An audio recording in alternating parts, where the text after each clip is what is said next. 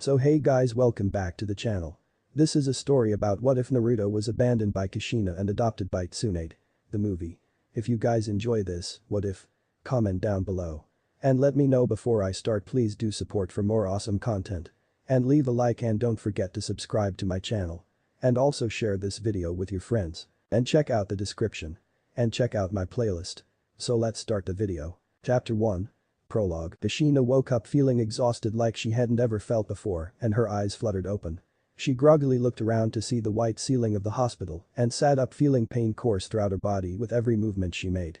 Then the memories of the night came rushing back to her as she remembered all that she had lost last night. She remembered how her husband sacrificed himself to seal that demon and save the village.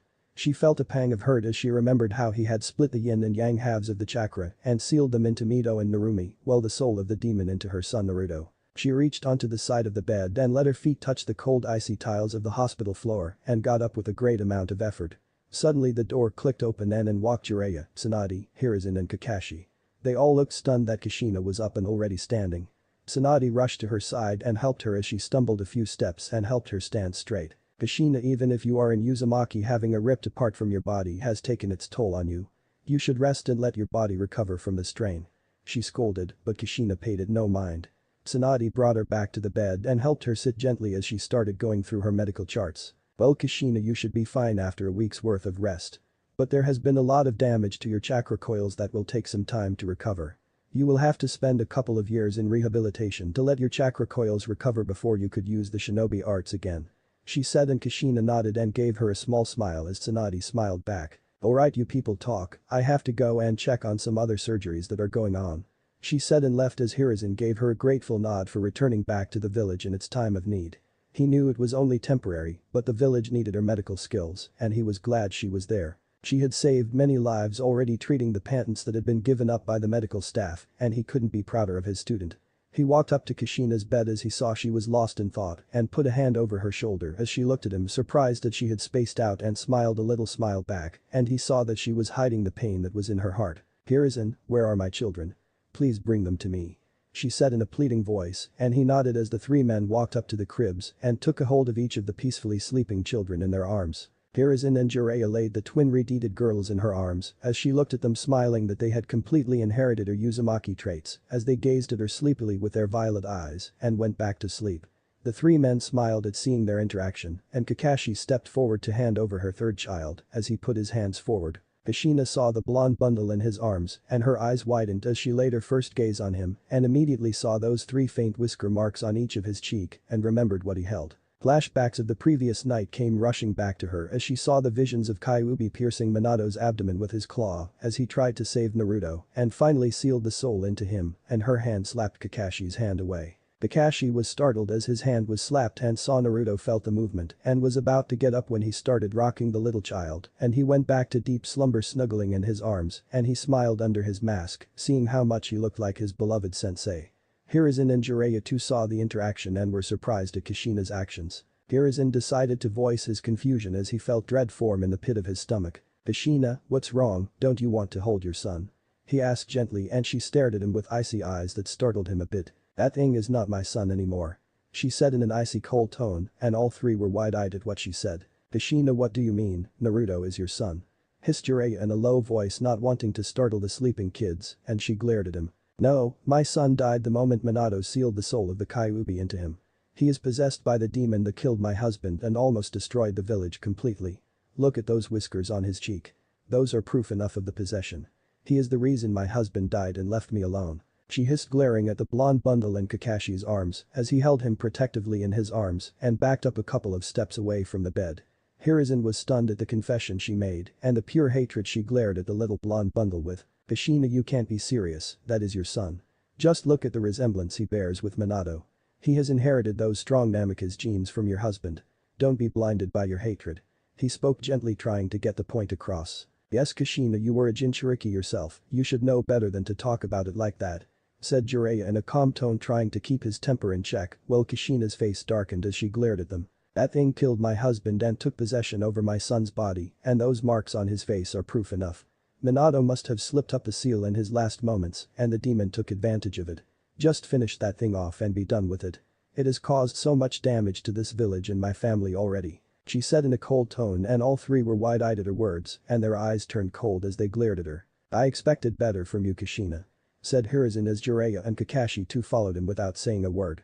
They walked out of the room and sat down on the bench in the hallway, all of them in deep thought. Tsunade was walking down the hallways as she saw the three sitting there with thoughtful expressions on their faces and saw the little blonde bundle in Kakashi's arms as he stirred awake and was getting a bit uncomfortable.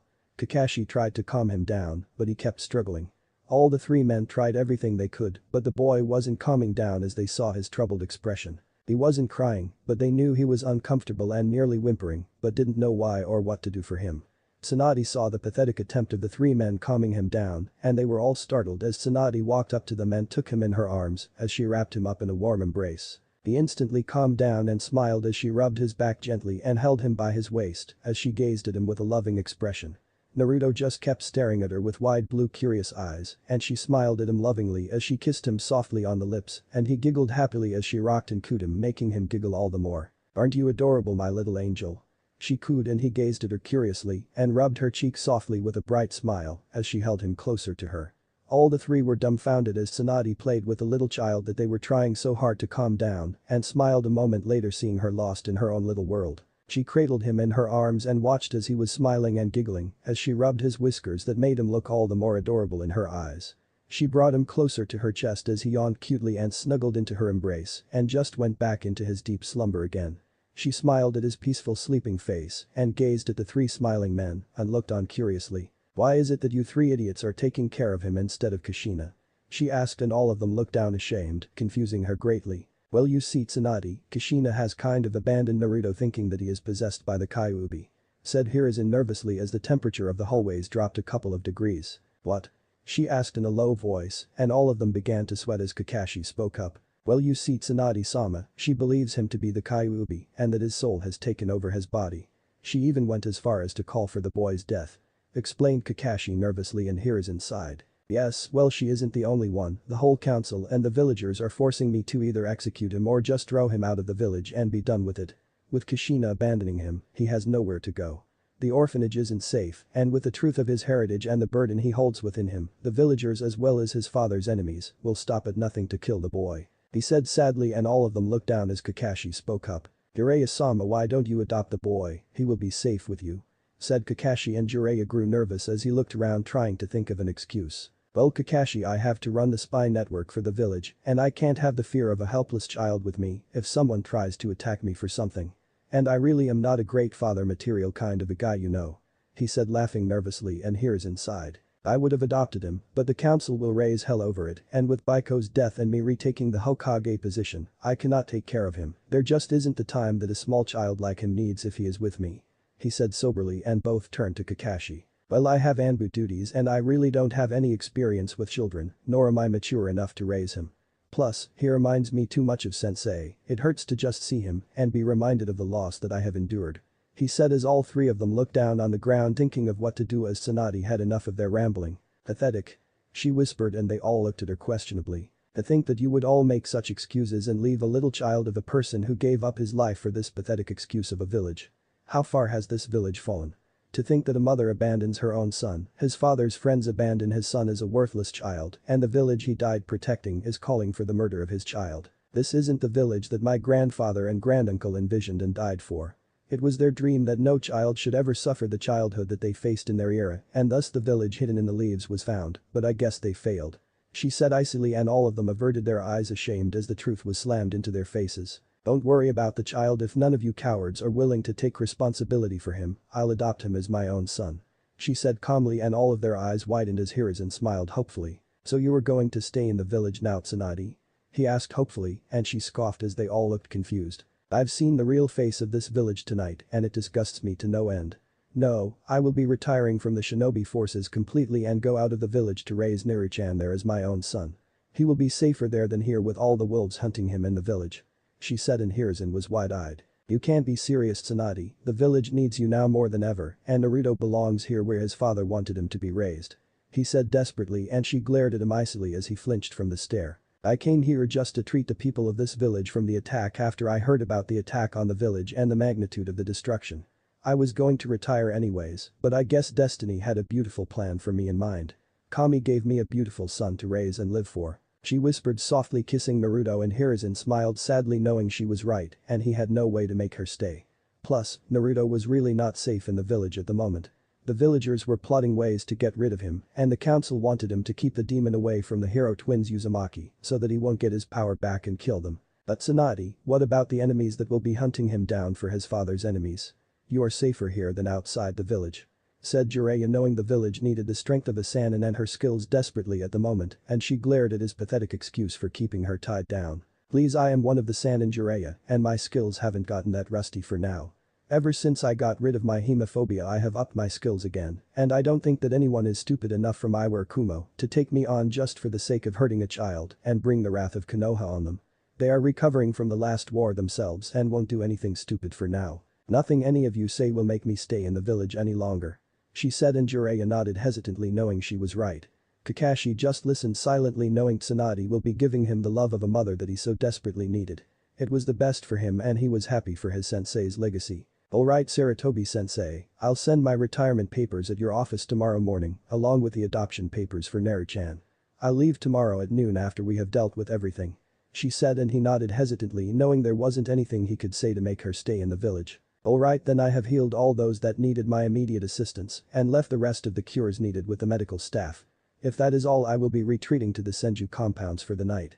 Me and Naru-chan need a bit of sleep, she said, getting up, and they watched her leave with ashamed faces, knowing that the truth she spoke of their cowardice would sting them for quite some time. Senju compounds. Tsunade walked through the large Senju compounds to the house of the clan head and saw that this abandoned part of the village was mostly unscathed, with the barrier seals of her grandmother still holding up strong even after all these years. She walked through the gate of the house and onto the rock steps on the grounds of the huge garden towards the old royal two-story house that was still as elegant and beautiful as it was in its old days. She opened the door as the barrier didn't stop her recognizing her blood and chakra signature, and she walked in towards the master bedroom and put down Naruto on the huge bed as she went into the bathroom to get changed into her sleepwear and came out in a white robe tied around her and her hair flowing freely as she sat on the bed and took up Naruto in her arms and sat down as she heard the door open and knew Shizune must have come home. Shizune slid open the door and dropped a small bag in her hand in shock as she saw Tsunade there holding a little child in her arms, gazing at him lovingly.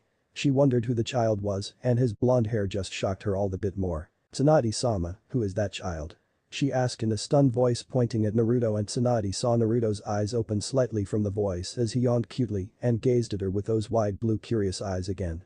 Shizune came beside her and sat down as she watched the adorable child that wasn't even paying attention to her and just staring at Tsunade curiously. Tsunade kissed his lips softly and he smiled and giggled happily as she cooed him, and suddenly Naruto tugged on her robe slightly. She thought that he must be hungry since the last food he was given at the hospital was 6 hours ago. She gently opened her robe as Naruto latched himself on her nipple and she held him close to her as she held a ram hand seal and Naruto started feeding himself happily. Shizune watched in disbelief as she saw her master feeding the little child on her own, but didn't understand how that was even possible for her to do. How? She stuttered out, and Tsunade smiled at her little apprentice. This is a medicine that I wanted to introduce to the nurses at the hospital for children who lost their mothers unexpectedly and needed to be fed. The council shot down the proposal seeing that it took a lot of training and time, and they thought of it as a waste of time for potential combat medics during war. Well, I guess it does have its uses now. The user sends the medical chakra, activating our mammary glands forcefully and stimulates them to create the milk for the child. I am the only one for now who can use it with the amount of control it needs, or it could lead to breast cancer in any inexperienced females attempting it, she said as Shizune nodded with a smile and was amazed at the skill of her master as she watched the little blonde boy feed himself. She saw the glow of happiness on Tsunade's face and smiled at the two. She hadn't seen that smile on her face in so many years. This was what she needed the most, she mused. Who is Tsunade-sama? She asked, and Tsunade changed the position for little Naruto as he latched onto her other nipple and gazed at Shizune with a smile. I have adopted him, Shizune, and his name is Naruto. Kushina has abandoned him, he is actually Minato's son and has the soul of the Kyuubi sealed into him. The whole village, his mother included, has abandoned him and is calling for his death. I'll take him away from this village and leave the village tomorrow. I will send my retirement papers tomorrow morning along with his adoption papers and we'll leave tomorrow at noon, she said, and Shizune was wide-eyed that they would do such a thing and watched as Naruto stopped, and Tsunade smiled as she tied her robe again. She undid her and watched as Naruto was staring at her curiously and then saw him looking at Shizune for the first time. Shizune gasped as she saw his wide beautiful cerulean eyes staring at her curiously and hesitantly took him in her arms as she saw him staring at her. She just resisted the urge to yell kawaii and glomp him to death at his adorable face. She watched as he gazed back at Tsunade and opened his arms to her, urging her to hold him, and she took him from her and cradled him in her arms as he snuggled into her embrace happily. Shizune was surprised that he had such an attachment to her in such a short amount of time. He really likes Tsunade-sama. She whispered as she saw Naruto feeling sleepy and going in and out of sleep, and Tsunade nodded. Yes, after all he is my son. She spoke in a soft and happy voice, making Shizune smile as she walked out of the room towards her own, letting them have their rest. Tsunade lay down with her head on the pillow facing sideways as she gazed into the sleepy eyes of the little blonde beside her. "Do you like me as your mother, Naru-chan?" She whispered softly and he rubbed her cheek with his tiny hand and she kept her own on his hand as she brought him close and he snuggled into the crook of her neck happily and she smiled. It was almost as if he understood her words. She mused. She closed her own eyes and went to sleep with a big smile after all those years. "Good night, Naru-chan," she whispered as sleep claimed them both and they slept peacefully into the night. The next morning, Tsunade woke up with a yawn as she felt something snuggle into her neck and a small breath on her neck as she gazed down at the little blonde bundle cuddled up against her and smiled. She slowly sat up with him in her arms as he too yawned cutely and gazed at her with those curious cerulean orbs. She was transfixed by his eyes and his little smile, and she was surprised that he hadn't cried once since last night when those three idiots were scaring her little cute baby. She saw him and fed him as he tugged on her robe again, and she rubbed his back gently waiting for him to burp and then freshened up herself and little Naruto as she sat in the warm water of the bathtub with Naruto in her arms, who was giggling and playing with the water.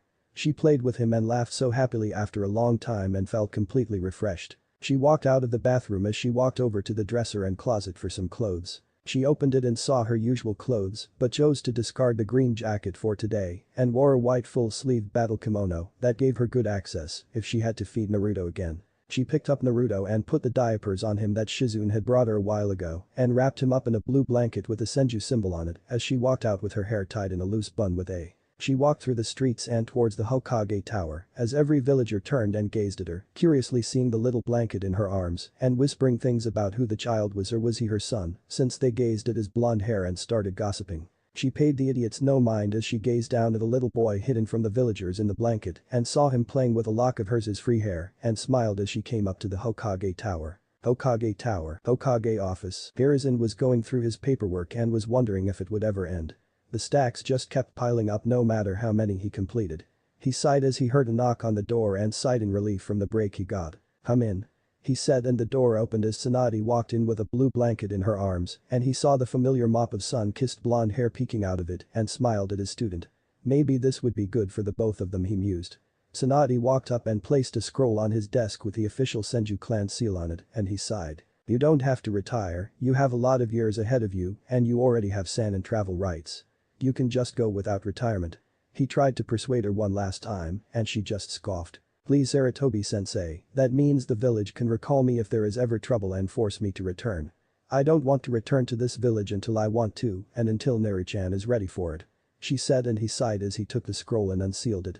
It was worth a try, he mused as he stamped the scroll, handing it to her secretary and knew the council would raise hell over it. He took out the papers for adoption and kept them in front of her as Tsunade took a seat and picked up the brush, signing it as Hiruzen took them back and stamped them with his official seal and handed them to his secretary too. "Sarutobi-sensei, this adoption is official, right? I mean Kushina is still his real mother," she said uncertainty as Hiruzen cut her off with a wave. "I had the paperwork done with her last night after you left and she has evicted Naruto from the Uzumaki clan and has cut all her ties with him.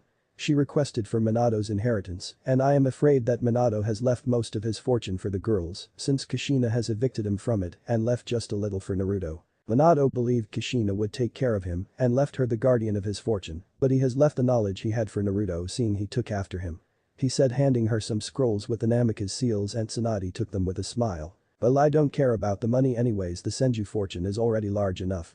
And I'm sure Naru-chan will appreciate these much more than money anyways," she said, and Hiruzen nodded with a smile. "I suggest you keep the name Naruto Senju for now and do not associate with the Namikaze name for the time being until the animosity dies down a bit, alright?" he said, and she nodded with a smile as she gazed down at the little child in her arms. "So how do you like your new name, Naru-chan? Naruto Senju has a nice ring to it, right?" she asked cooing, and he giggled happily making the adult smile, and Tsunade sat there playing with him. So Tsunade, where will you go now? Asked Hiruzen, and Tsunade answered him while playing with Naruto not looking at him. There is an old Senju compound unused from the Warring States era. Grandpa used to take me there when I was a child, and it is quite a big house with lots of open spaces and the protection of my grandmother and granduncle's seals. So it should be the safest place for Naruchan for now. There is a small village nearby for supplies and is unknown to almost everyone now, she said, and Hiruzen nodded sadly. So when will you return to the village? He asked, and she frowned. I don't know, sensei, maybe when the village has recovered enough from their hate and Naruchan has grown up enough. If the villagers would still hold their hatred on him, then I don't know if I would really ever return if Naruchan doesn't want to. She said, and he nodded, hoping that the villagers came around in time. So I guess this is goodbye for now, sensei. She said, standing up, and he nodded himself, getting up and walking her to the door.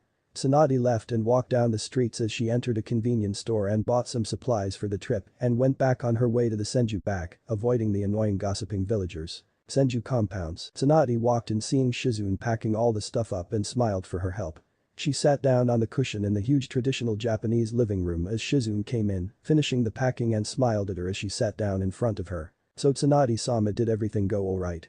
She asked the both of them to pour some tea, and Tsunade took the glass gratefully and sipped it, keeping it down on the table. Yes, Shizune, everything went fine, and from today onwards our little Naruchan is Naruto Senju to the world, and my son being the official clan heir to the Senju clan.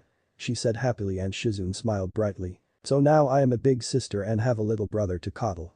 She chirped happily, and Tsunade smiled and nodded as Shizune took the little boy in her arms. Now I am your big sister, Naruchan, you like me, don't you? Isn't your big sister the best? She asked cooing, and he giggled, giving her a confirmation as she coddled him happily and played with him.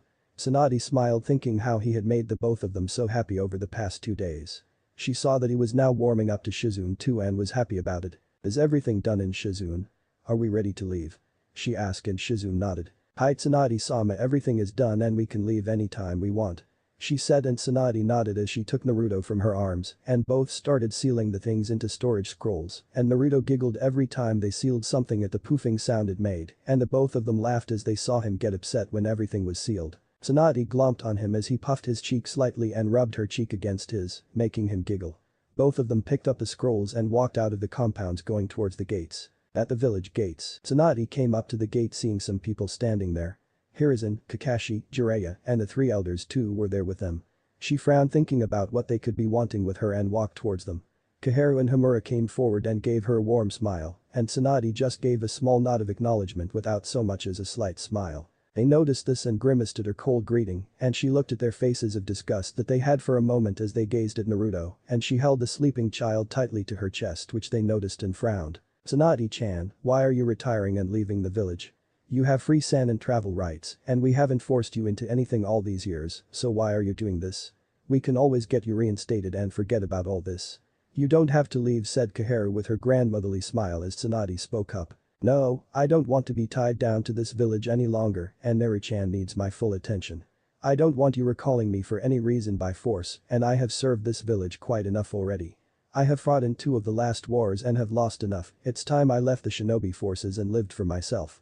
She said, and Homura spoke up. But Tsunade-chan is the village your ancestors built. The village needs the strength of a Sannin and the last Senju in the village at this time.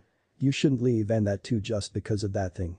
He said venomously, whispering the last part as Tsunade narrowed her eyes at the old coot. You better hold your tongue, you old goat. That thing, as you called it, is my son and the heir to the Senju clan and the son of Minato Namikaze. She said coldly, and Homura flinched and glared back as Danzo spoke up. You should state, Tsunade, what would your grandfather and granduncle think of you leaving the village behind? He asked in his stoic voice, trying to guilt-trip her. Glared at the old warhawk. They would be ashamed of what this village has become, especially what some of their students have fallen to. She said as Danzo frowned, understanding her insinuation. He thought it to be a waste that the last Senju and a Sannin were leaving, and that too for a useless Jinchuriki with no chakra.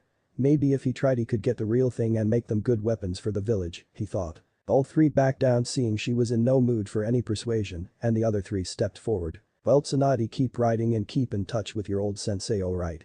Said Hiruzen, and she nodded with a small smile.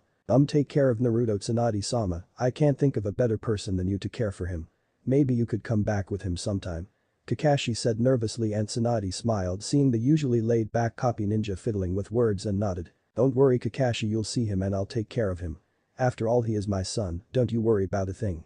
She said and Kakashi nodded with a nice smile. Well Tsunade Haim don't you worry I'll be seeing you soon, after all I can't be too long gone without seeing my godson. And Minato did name him after my book's character. He said proudly and she smiled. Yeah the only book you wrote that was worth anything. She said and Jiraiya looked offended. Hey I'll have you know my books are a hit. Even Kakashi and Sensei have turned to my ways of exquisite literature. I'll let you know. He said and she looked at the both of them incredulously, who were whistling innocently looking away, and Jiraiya continued. And after all, maybe you could show me a thing or two for my research. He said giggling perversely and a moment later he was embedded in the village wall crying and I'm tears as the other two sweat dropped. They all said their goodbyes, and Tsunade walked out towards the old Senju hidden compounds with Shizune and little Naruto in her arms with a smile. Chapter 2. The old hidden Senju compounds were back to life as this time they were being used for living peacefully, instead of the hideouts that they were previously used as. The huge compound fields were flowing with greenery that was grown by Hashirama Senju himself, along with a stream flowing through the middle of the grounds that was raised from an underground water source, the living and ongoing proof of Tobirama Senju's mastery over the water element. The old house standing there to the side of the compound was a traditional two-story Japanese house that held the elegance that all the great clan compounds like the Hyuga held and sitting on the porch of the house, looking at a small blonde boy, was Tsunade.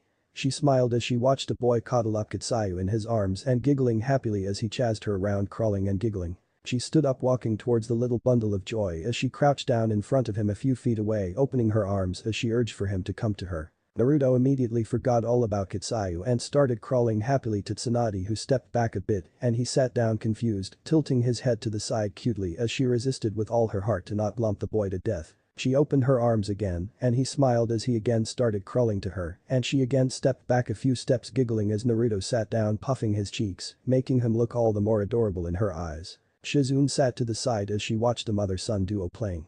She saw Tsunade teasing the boy and laughed as she saw him puffing his cheeks at her teasing. She saw that he never cried no matter how much she teased him and the most that Tsunade could get out of him was puffing his cheeks. Tsunade opened her arms again and saw as Naruto put his hands to the ground and stood up with shaking legs as he took a step towards her and her eyes widened. Shizune gasped as she got to her feet and her hands over her mouth as she saw Naruto take his first step. Tsunade's eyes watered as she saw him take his first step and she saw him take another and saw he was watching her sadly and was confused but urged for him to come to her. Come on Neru-chan just a bit more. Come to Ka-chan. She said through a sob and Naruto took 5 steps and stumbled as she grabbed her in his arms before he fell down and saw him gazing at her curiously. He put his little hand on her cheek and wiped a tear away and her eyes widened as she understood why he looked sad after his first step and embraced him tightly to her chest. Oh god Neru-chan you walk so much just because I cried. Oh my boy I love you so much. She whispered and he snuggled in her arms making her smile. She gazed into his eyes that always drew her to him as she kissed him on the nose as he scrunched his face a bit and she giggled. Oh you're Ka-chan's adorable little fox now aren't you Neru-chan, aren't you? She cooed and kissed him as he giggled and Shizune laughed as she too joined in tickling the little boy. Suddenly they heard a voice startling them. Hey it isn't fair for two ladies too. Said Jiraiya as he jumped up and saw a hail of kunai and senbon concentrated on where his crotch was a moment ago and turned ghastly white as he finished the sentence. Team up on my godson. Hey what's the big idea that could have been fatal to little Jiraiya? He yelled indignantly as Shizune lowered her launcher and Tsunade lowered her hands that were filled with senbon ready for another charge. Well you damn pervert if you would come like a normal guest then maybe you would get a little safer welcome and I would be glad if little Jiraiya disappeared maybe then the girls can bathe freely. She said and Naruto giggled clapping as Tsunade smiled at Jiraiya knowingly and he grumbled about disrespectful blondes and Shizune laughed. Even my own godson betrays me what has the world come to. He cried and I'm tears walking up to Tsunade as Naruto patted his head in reassurance, making him cry harder and Tsunade and Shizune to hold their sides in laughter. So what are you doing here, pervert? Asked Tsunade and Jiraiya acted mock-hurt clutching his chest. Oh you heard me can't a godfather come and give his godson an early birthday present? He asked and pulled out a small wrapped bundle and handed it to her as she saw a cap with a toad, looking like it would eat the one who wore it and some stuffed toys, most of them toads, and she glared at the man. You aren't going to get him to sign the toad contract before me, no matter how much you bait him. She said glaring and he whistled innocently. I have no idea what you're talking about. He said in an all too innocent voice as Naruto clutched a stuffed toad to himself happily and Jiraiya did a victory dance. He is already coming around to the ways of the great toad sage Jiraiya. He said doing a strange dance on a big samurai toad who croaked with a sweat drop feeling ashamed. Tsunade and Shizune stared at him blankly while Naruto clapped and giggled. Jiraiya picked up Naruto rubbing his cheek with his own as he cried happily. "Oh my, someone who appreciates true talent," he said happily as Shizune took Naruto from him and a moment later his head was bashed into the ground. "True talent, my ass, that was pathetic," she said, cracking her knuckles as Shizune and Naruto giggled as they saw Tsunade and Jiraiya arguing about who Naruto would summon in the future. "Let's go and have some hot chocolate. You like it, don't you, Naru-chan?" asked Shizune and Naruto nodded happily as she walked in, leaving the two arguing adults. A few minutes later she saw them both come in as Tsunade had a victorious smirk on her face with Jiraiya and a lump on his head, grumbling about violent women winning arguments through demon strength. "What did you say?"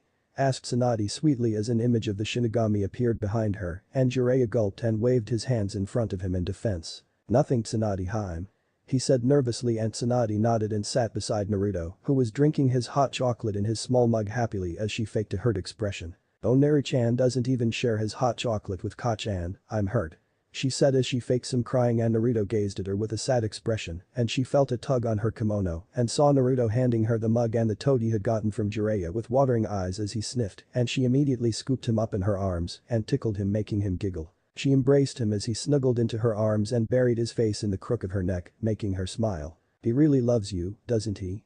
said Jiraiya in a serious and genuinely happy tone, and Shizune nodded with a smile. "Yes, Jiraiya-sama, Naruto never cries even if he is hurt. But when Tsunade-sama is sad or crying he would immediately start sniffing and his eyes water as he hugs her. He can't see Tsunade-sama sad, it is the only thing that brings him even close to crying," said Shizune, and he nodded as he watched Tsunade coo and tickle Naruto. "Yes, he is my little Naru-chan and loves me the most, don't you, Naru-chan?"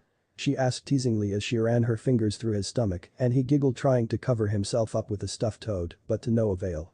Jiraiya smiled as he saw how great Mother Tsunade was. He hadn't even seen Kushina that close to the twins, and that was saying something since she always tried to be around them after her loss of Minato. "So perverted, why aren't you in Konoha?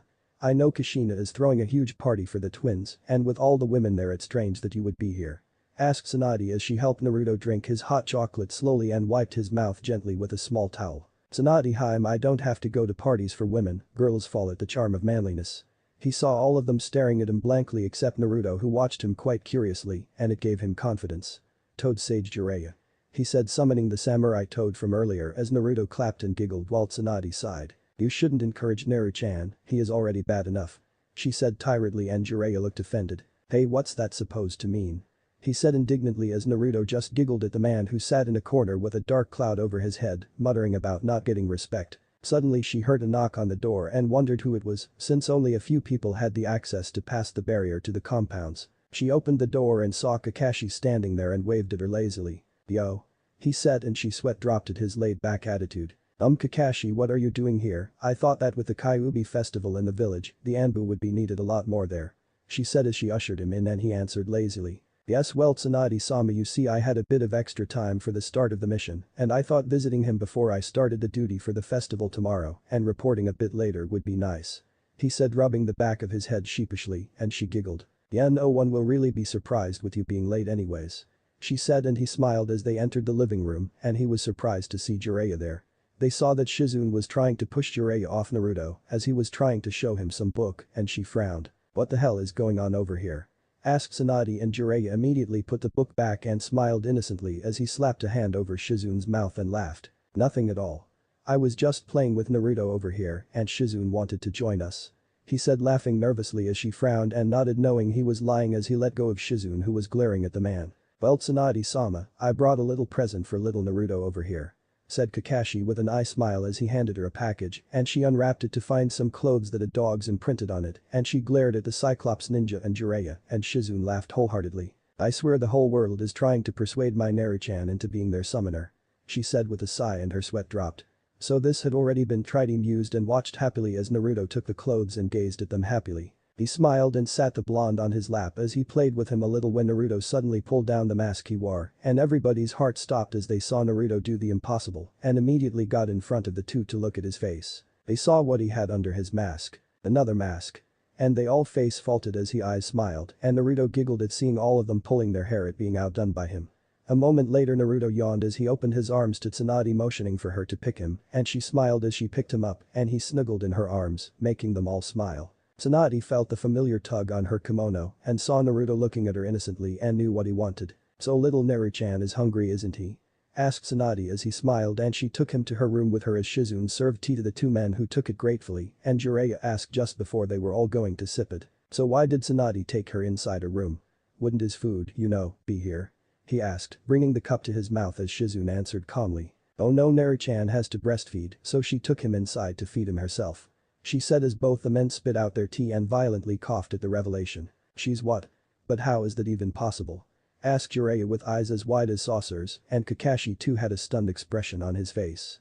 Shizune smiled at seeing their shock and answered. Tsunade-sama created a medical ninjutsu for nurses to feed young children who didn't have mothers at the hospital, but it wasn't ever implemented. But it gave her the perfect chance to feed Naruto with what a newborn child needs the most. She said, and they both nodded, dumbly thinking of the level that Tsunade had reached to create so many great medical techniques. Well, that kid has all the luck in the world to think he is doing the thing that almost every man in the elemental nations has dreamt of doing. Grumbled Jiraiya, and Kakashi nodded sagely while Shizune sighed, shaking her head. A moment later Jiraiya started giggling perversely and got up and started walking as Shizune spoke up. I hope you aren't going to peek at them, Jiraiya-sama. I think you remember the incident 4 years ago, and to think what she would do if she caught you peeking at her while she was feeding Naruto. She trailed off as Jiraiya stopped dead in his tracks, and Kakashi gulped, both imagining what she would do, and started laughing nervously. Well, you have gotten the wrong Shizune. I was just going to the bathroom. He said, laughing nervously, and sat back down sipping his tea as Shizune smiled and sipped her own cup as they sat in silence. As a few moments later, Tsunade came with a sleeping Naruto snuggled in her arms, and she sat down on the table smiling as she rubbed his whiskers, making him purr and snuggle into her more. So Tsunade-hime, Sarutobi-sensei sent this for Naruto's present, said Jiraiya, handing her a scroll as she took the scroll with a raised eyebrow and unsealed it as she saw a reverse summoning seal and threw it on the ground. A puff of smoke later stood Monkey King Enma as he looked at all of them and then grinned at seeing the little sleeping blonde in Tsunade's arms. So this is the boy Sarutobi told me about. Well, he certainly is Minato's son and will be a really strong shinobi in the future. I can see the potential just by his chakra signature alone. He said. Tsunade twitched as the temperature of the room dropped a couple of degrees and she handed Naruto to Shizune as she stood up and cracked her knuckles, making the three of them gulp. A few moments later Shizune gently cupped the ears of the sleeping child as the three men screamed in pain as Tsunade started beating them all and threw them outside the house. Don't try to force my little baby boy into your stupid summoning contracts. He is only 1 year old, for God's sakes. She shouted as she slammed the door, and the three stood up cracking their sore bones as Enma turned to the two of them. What did I do wrong to get beaten like that, and damn does she hit hard. He grumbled as the other two nodded and walked back to the village while Enma puffed into smoke and returned to the summoning realm. Hanahagakure no Sato. They returned to the village to attend the grand party that was thrown in the honor of the Hiro Uzumaki twins. Kushina had arranged a huge party along with the support of the whole council as she waited for Kakashi and Jiraiya to arrive. Hiruzen was already there, but they were the closest friends of Minato and she wanted them here. She saw them come into the party and walked up to them happily. Hey, where have you been?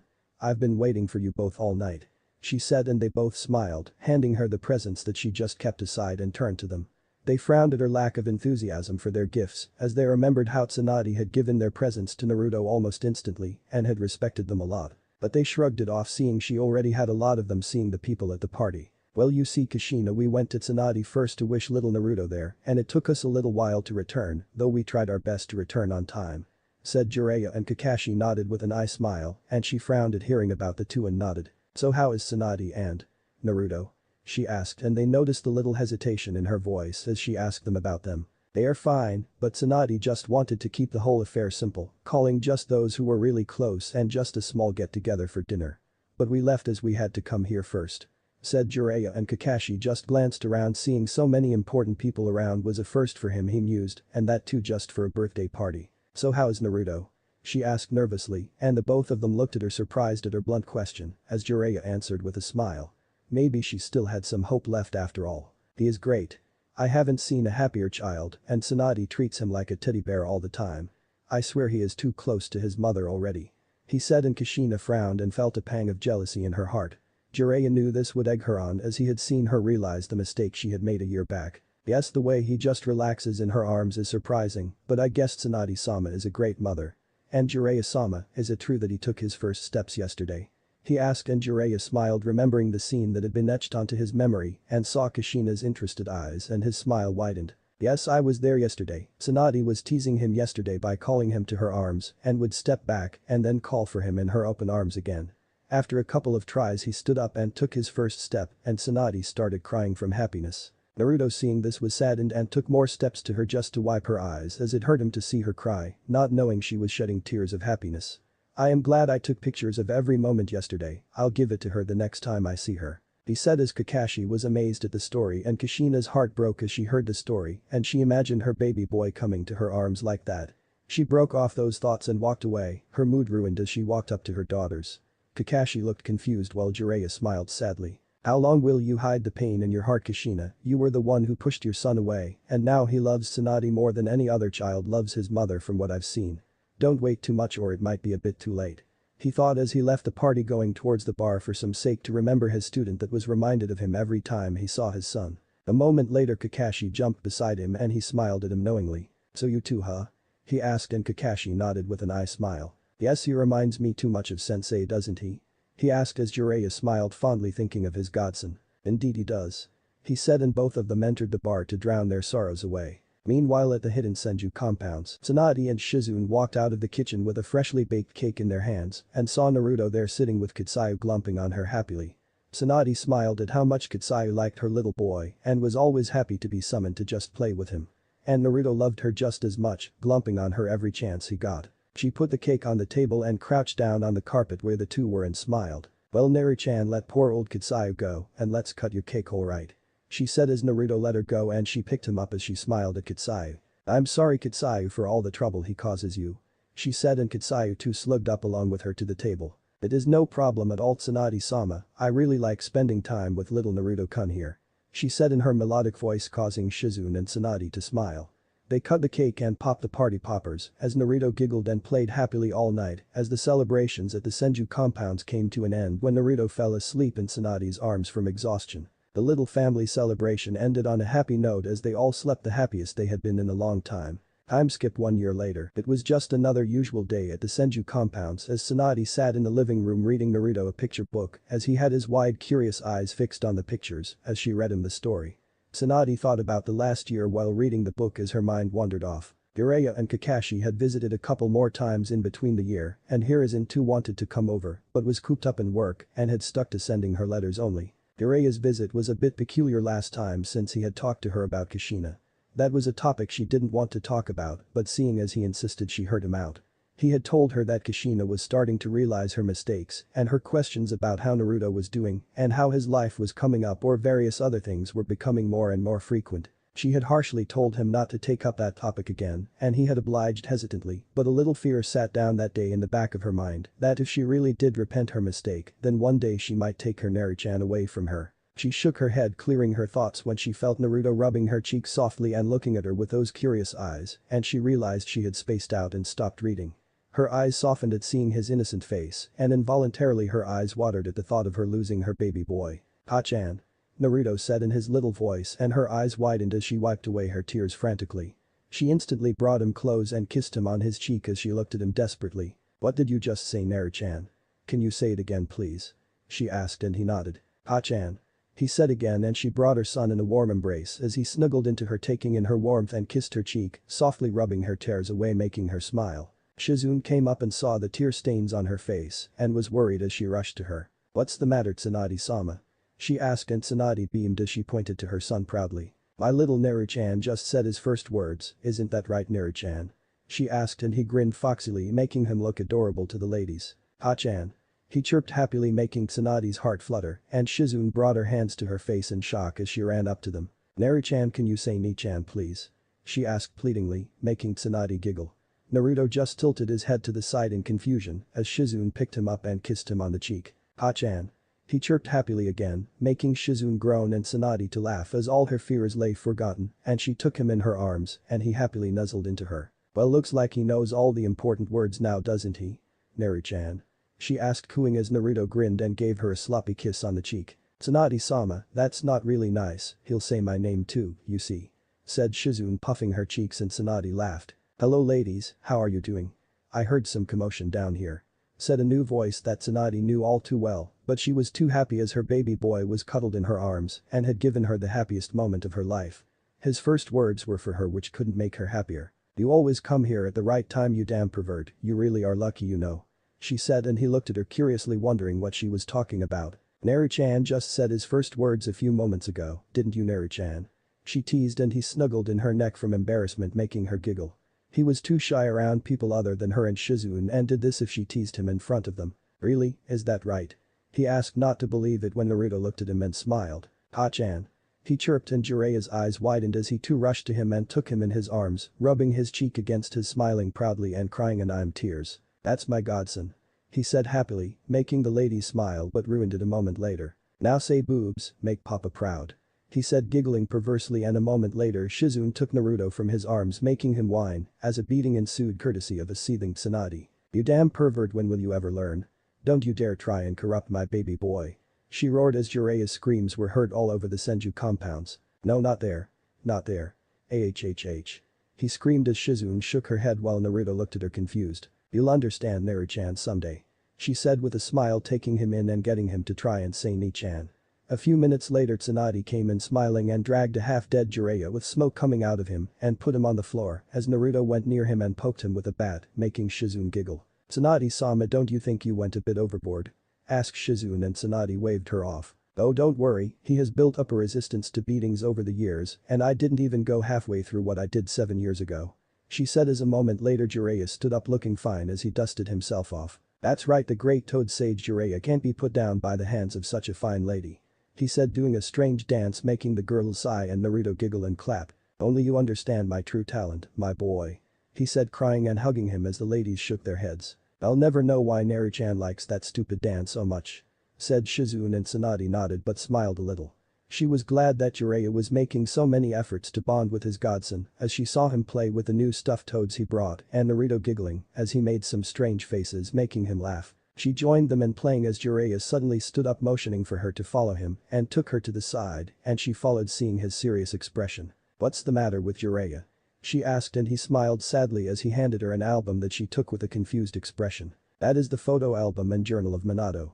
I brought it here from the Namikaze mansion after I asked you for a bit of Naruto's blood the last time I came here. He said, and realization dawned on her face as to why he had asked for a bit of Naruto's blood. But why have you brought it here, Jiraiya? She asked, and he smiled at her confused expression. Tsunade, Naruto's growing up and now he can speak too. He will grow as intelligent and powerful as his father was, of that I have no doubt. But he will start to ask you questions about his father sometime from now. With all the books you read to him, I have seen his confusion and sadness when he reads stuff about a child's father. When he asks, you will have something that belonged to his father to show him. He said, and she nodded and took the album and journal to the archives in the basement and kept them there and sealed the room again. Chapter 3. The sound of laughing and running was heard all over the Senju compounds as Shizune stood cooking up the lunch in the kitchen and smiled at the joyful noise ringing in the compounds.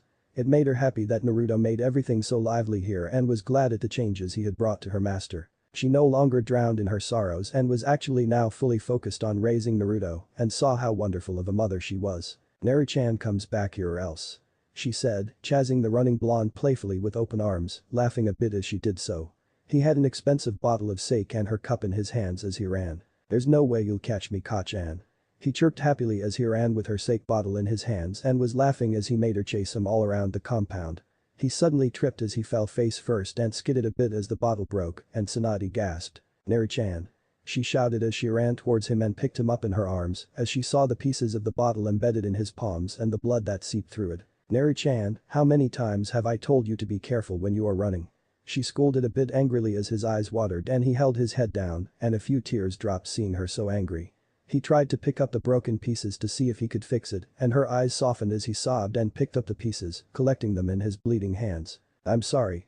He said timidly, thinking she was mad because he broke her bottle, and was startled as she scooped him up in her arms and held him close to her as she made him drop all the pieces he had in his hands and rubbed his back gently, and he cried in the crook of her neck, whispering apologies and sobs. She cooed at the little boy and soothed him, telling him it was all right. I wasn't angry because you broke the bottle of Naru-chan, I was angry because you hurt yourself. I worry about you too much, so be careful from now on, alright? She asked softly, and he nodded as she kissed his tears away gently and took his hands in hers softly as her hands were enveloped in green medical chakra and she started pulling out the pieces and healing his hands. Naruto winced from the pain and she kissed his head as she kept healing him gently and held him close to her. Shh, it's alright, it won't even feel a little painful in a few moments, alright?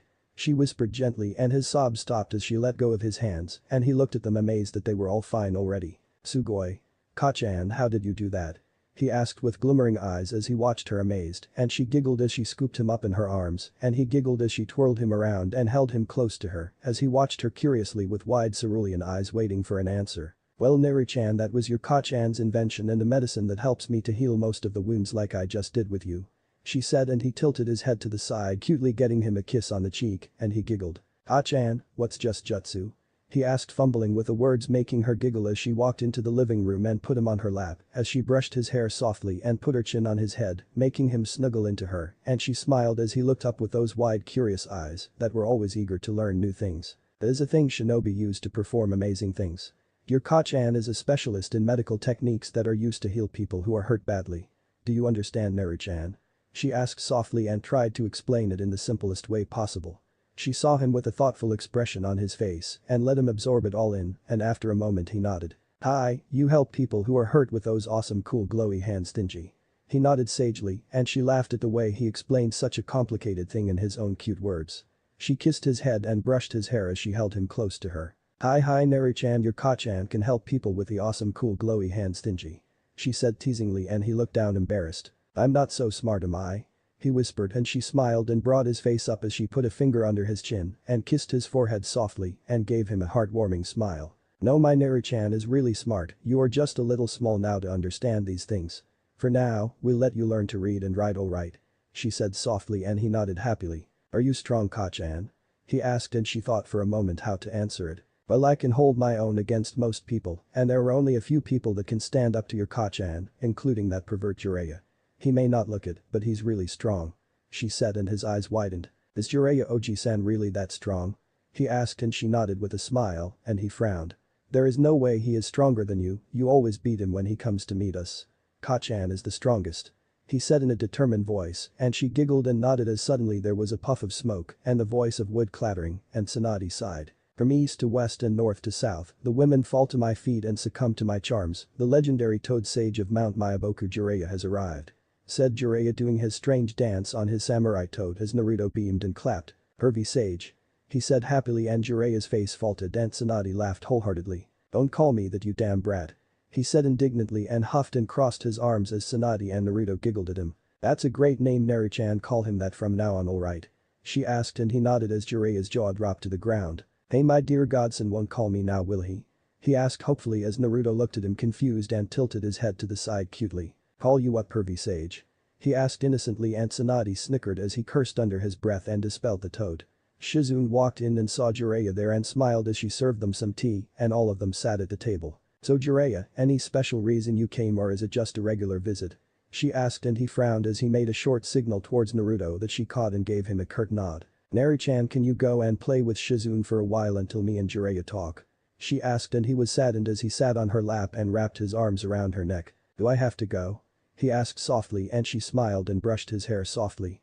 He never liked it whenever she sent him away to talk to Jiraiya personally, but these things were just not for him. She brought his face in front of her cupping it in her hands as she gave him a smile. Please Neri-chan, we'll be done shortly. This is something for us adults and it would make you bored so you go and play with Shizune and we'll be with you shortly alright? She asked softly and he nodded and kissed her on the cheek as Shizune took him by his hand to the clan grounds. Jiraiya smiled as he saw the interaction between the two and couldn't be happier. So what is Jiraiya? She asked and he snapped his attention back to her and turned serious. Tsunade, I'll be straight, Kushina has asked me if you could maybe come back to the village so she could meet Naruto. He said bluntly and Tsunade immediately stiffened and her face turned emotionless. And why would I want to do that?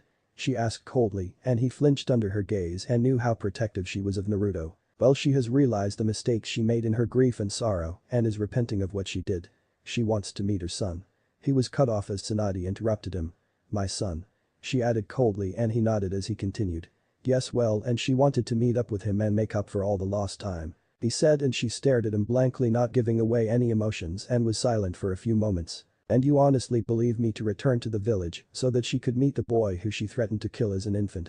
You believe I would risk Neri-chan's safety and let him see the villagers' glares just because she feels repentance? What will I do when Neri-chan asks me the reasons for what happened all those years ago? Will he be able to understand and stand the burden he holds? She asked in an icy tone and he grimaced knowing every point she made was right. But Tsunade is reasonable, she is his moth. He gulped as she leaked her killing intent and continued. She wants to make amends and her guilt is genuine and he will have to return and face the village someday, even Sarutobi-sensei believes you should let him meet her. Don't worry, you will be escorted by Anbu and he won't even see the villagers, I guarantee you. He said in a desperate tone to persuade her to return and she just stared at him icily. No. She said coldly and cut him off before he could protest. I don't care whatever you or that old monkey thinks. I won't let Naruto near Kushina or that village until I see it fit or if I ever see it fit. I don't care if she feels guilt or whatever the hell she feels, you all are selfish, no one thinks of what effect it might have on my little boy.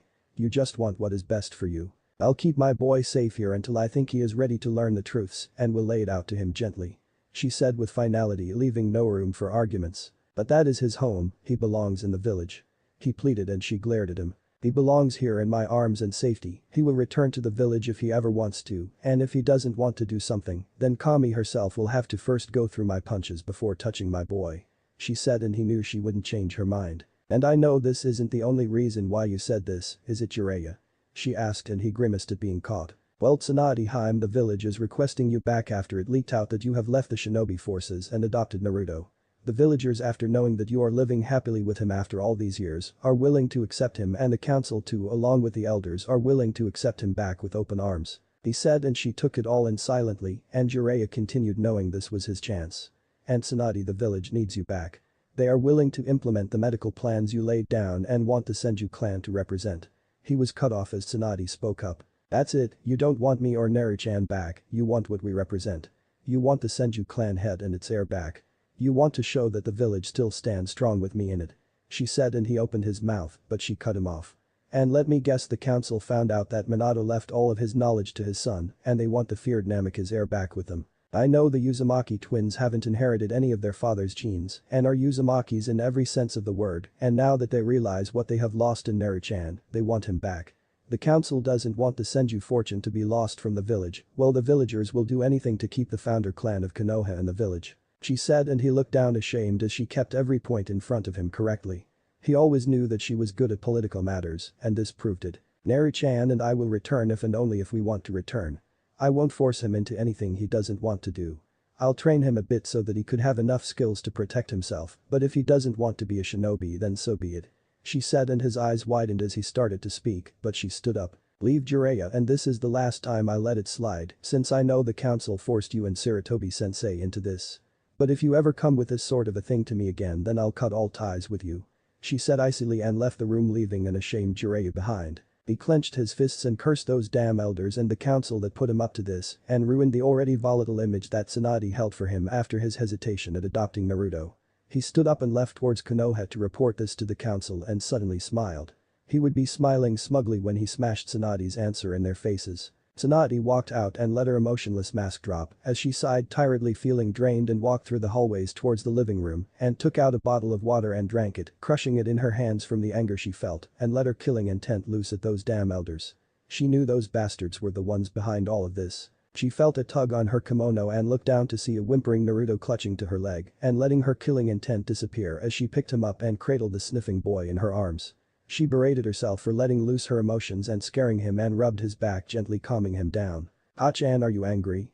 he asked softly and she smiled and kissed the top of his head as she sat on the porch of the house with him cuddled up on her lap. "No, Naruto, I was angry, but you took it all away. You always give your Ka-chan a lot of strength, you know that?" she asked and he looked at her with wide curious eyes and smiled happily. "Really?"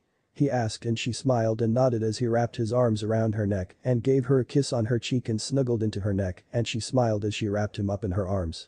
She would never let anyone do anything to him as long as she had her eyes on him, she promised, and would save his innocence for as long as she could. "So Naruto, let's begin your writing practice now, alright?" she asked and he nodded as she picked him up and walked into the traditional Japanese living room and sat on the cushion, pulling out the calligraphy kit that her grandmother used to use and rubbed the stone on the calligraphy set's ink equipment to create some fresh ink. "Alright Naruto, I explained this to you last time, right? Now show me how to properly rub this stone to create ink," she said to the boy on her lap, who nodded and picked up the stone and started rubbing it carefully the way she showed him and she smiled. "That's very good, now let's start your calligraphy practice then," she said and he nodded as he picked up the brush and put his tongue out and had a frown of concentration on his face, with his tongue sticking out a bit as he drew the same kanji carefully that she drew. She was starting him with the writing skills and combining it with the calligraphy art just as her grandmother did when she was younger. She saw his strokes were a lot sloppy, but there was improvement. They went at it for a couple of hours before Naruto started getting tired and rubbed his eyes as they showed he was tired and she pulled him back, pressing her closer to him and wrapped him up in her arms. "So is Naruto tired?" she asked softly as she put her cheek against his after kissing it and he nodded making her smile. "Well, you did very well today, Naruto, and I am proud of you," she said and he grinned foxily and turned around in her arms and snuggled into her embrace as he yawned and put his head on her shoulder and she held him close to her rubbing his back softly as his eyes dropped from exhaustion. A few minutes later he fell asleep and she picked him up and went to her room tucking him in her bed and kissed his forehead and went out. She was surprised at the rate he was improving and knew he was taking after his Uzumaki heritage in the calligraphy arts and may even want to pursue sealing one day. She walked out and saw Shizune coming in with bags in her hands and smiled. She wondered where she was all this time and now she knew she was out shopping. "How did the writing practice go, Tsunade-sama?" she asked as they walked into the kitchen and she smiled. "He is improving at a really good rate, my grandmother's trick still comes in handy even after all these years. He's learning how to write and getting calligraphy practice at the same time. Mito-bachan used to do this with me to help if I ever decided to pursue sealing, but it was never my field of expertise.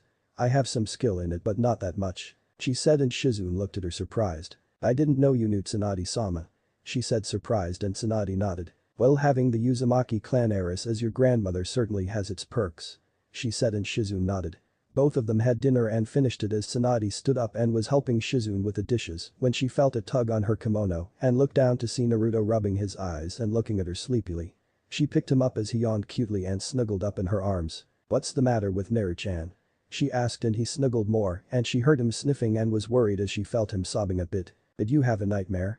she asked softly and he nodded a little as she rubbed his back and calmed him down. "There was a big fox with so many tails and he was running and destroying everything, Ka-chan," he said softly and she stiffened as she held him tighter to herself. She glanced at Shizune who wasn't paying attention to her and walked into her room and sat on the bed with Naruto in her arms. "The big fox you say, did he say something to you?"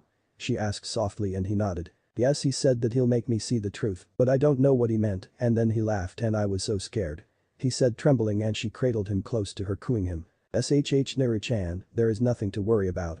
I am here for you," she said softly and he fell asleep crying as she put him to bed and lifted his shirt up softly gazing at his stomach. She saw that the seal was perfectly fine and sighed in relief. She had read Minato's notes on the seal and knew there was no way that the fox would be able to make contact with him unless he accessed his mindscape. It was just the process of the seal strengthening itself over time that must have let some memories of the fox seep through. That meant that Naruto's chakra coils were now beginning to develop and she smiled.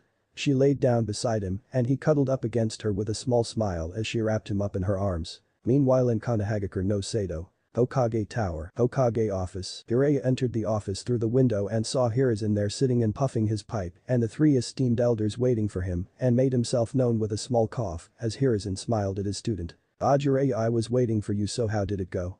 he asked and noticed Jiraiya's flinch and sighed. "She burned me off, sensei, didn't even listen to one reason and deducted everything from the elders and council's plan to Kushina's plea to meet Naruto. She said that if Naruto didn't want to become a shinobi or return to the village then she wouldn't let anyone force him into anything. And this is the last time I have done this for you. She has threatened me with another attempt and she would cut off all ties with me." He spat the last sentence venomously at the three Kutsu who flinched and looked down. "This is bad, Hiruzen, the Senju clan belongs to the village. Do something," said Danzo and Hiruzen stared at him blankly. "And pray tell, what do you want me to do? She isn't a part of the shinobi forces anymore and is an honored retired Sannin. She is the clan head of the Senju, the most powerful clan of the Hidden Leaf. If she wants, then she could go to the daimyo himself and he would definitely help her with the amount of prestige the Senju clan still holds. You all should have thought of that before ostracizing and glaring at her son," he said icily and the three flinched as Koharu protested. "But the child is the Namikaze clan heir along with the Senju, he belongs in the village. He needs to form bonds in the village and the whole village is now willing to accept him seeing as he is living peacefully with the slug princess herself and see that he couldn't be the demon and want the both of them back," she said and the other two nodded while Hiruzen shook his head. He still didn't understand how they got a sniff of Minato's knowledge being passed on to Naruto, but he was regretting the leak now. "There is nothing I could do now, the matter is out of my hands. This is the last time I have listened to the suggestion of the council on this matter. He will return with Tsunade if and when he wants to, your forcing is only making matters worse." he said as Hamura and Kaharu started to protest, but he put his hand up silencing them. I've heard and said enough, this matter is closed, you've heard her decision, now leave. He said, and they glared and stood up walking out. Danzo was seething on the inside. That damn monkey had let too much freedom be enjoyed by Tsunade, and now he didn't have the chance to manipulate the boy to his way and use his influence and power to his gain.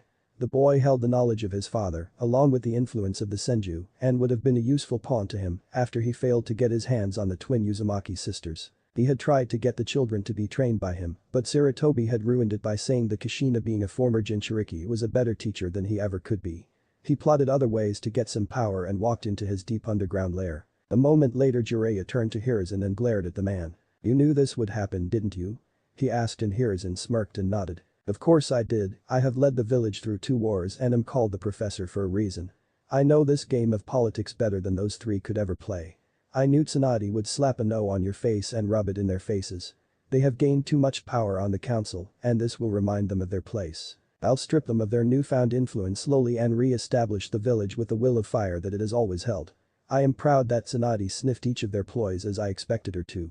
He said, and Jiraiya smiled slightly at his sensei. So that was his plan, he wanted to build the same amount of power he held before Hiri took the position to call Tsunade back in a safe village. Suddenly there was a knock on the door and both looked at each other perplexed as to who it could be at such a late hour in the night. Come in, said Hiruzen, and then walked Kushina with a smile, and their smiles dropped and Jiraiya groaned inwardly seeing her happy face that was about to be destroyed. I am glad I found you here, I came to ask Hiruzen about you Tebing.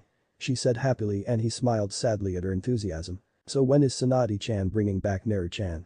She chirped happily and both the men averted their eyes and her smile dropped at seeing their reactions. What's wrong? She asked, and Jiraiya took a deep breath and spoke up. Kushina, things aren't the way you are imagining them to be. He said sadly, and she frowned a bit confused. What do you mean? She asked, not understanding the problem, and he sighed. Well, Kushina, Tsunade has refused to return to the village or let you meet Naruto until she believes the time is right. He said, and Kushina's eyes widened in shock. What, but I am his mouth. She was interrupted as Hiruzen interjected. Was his mother.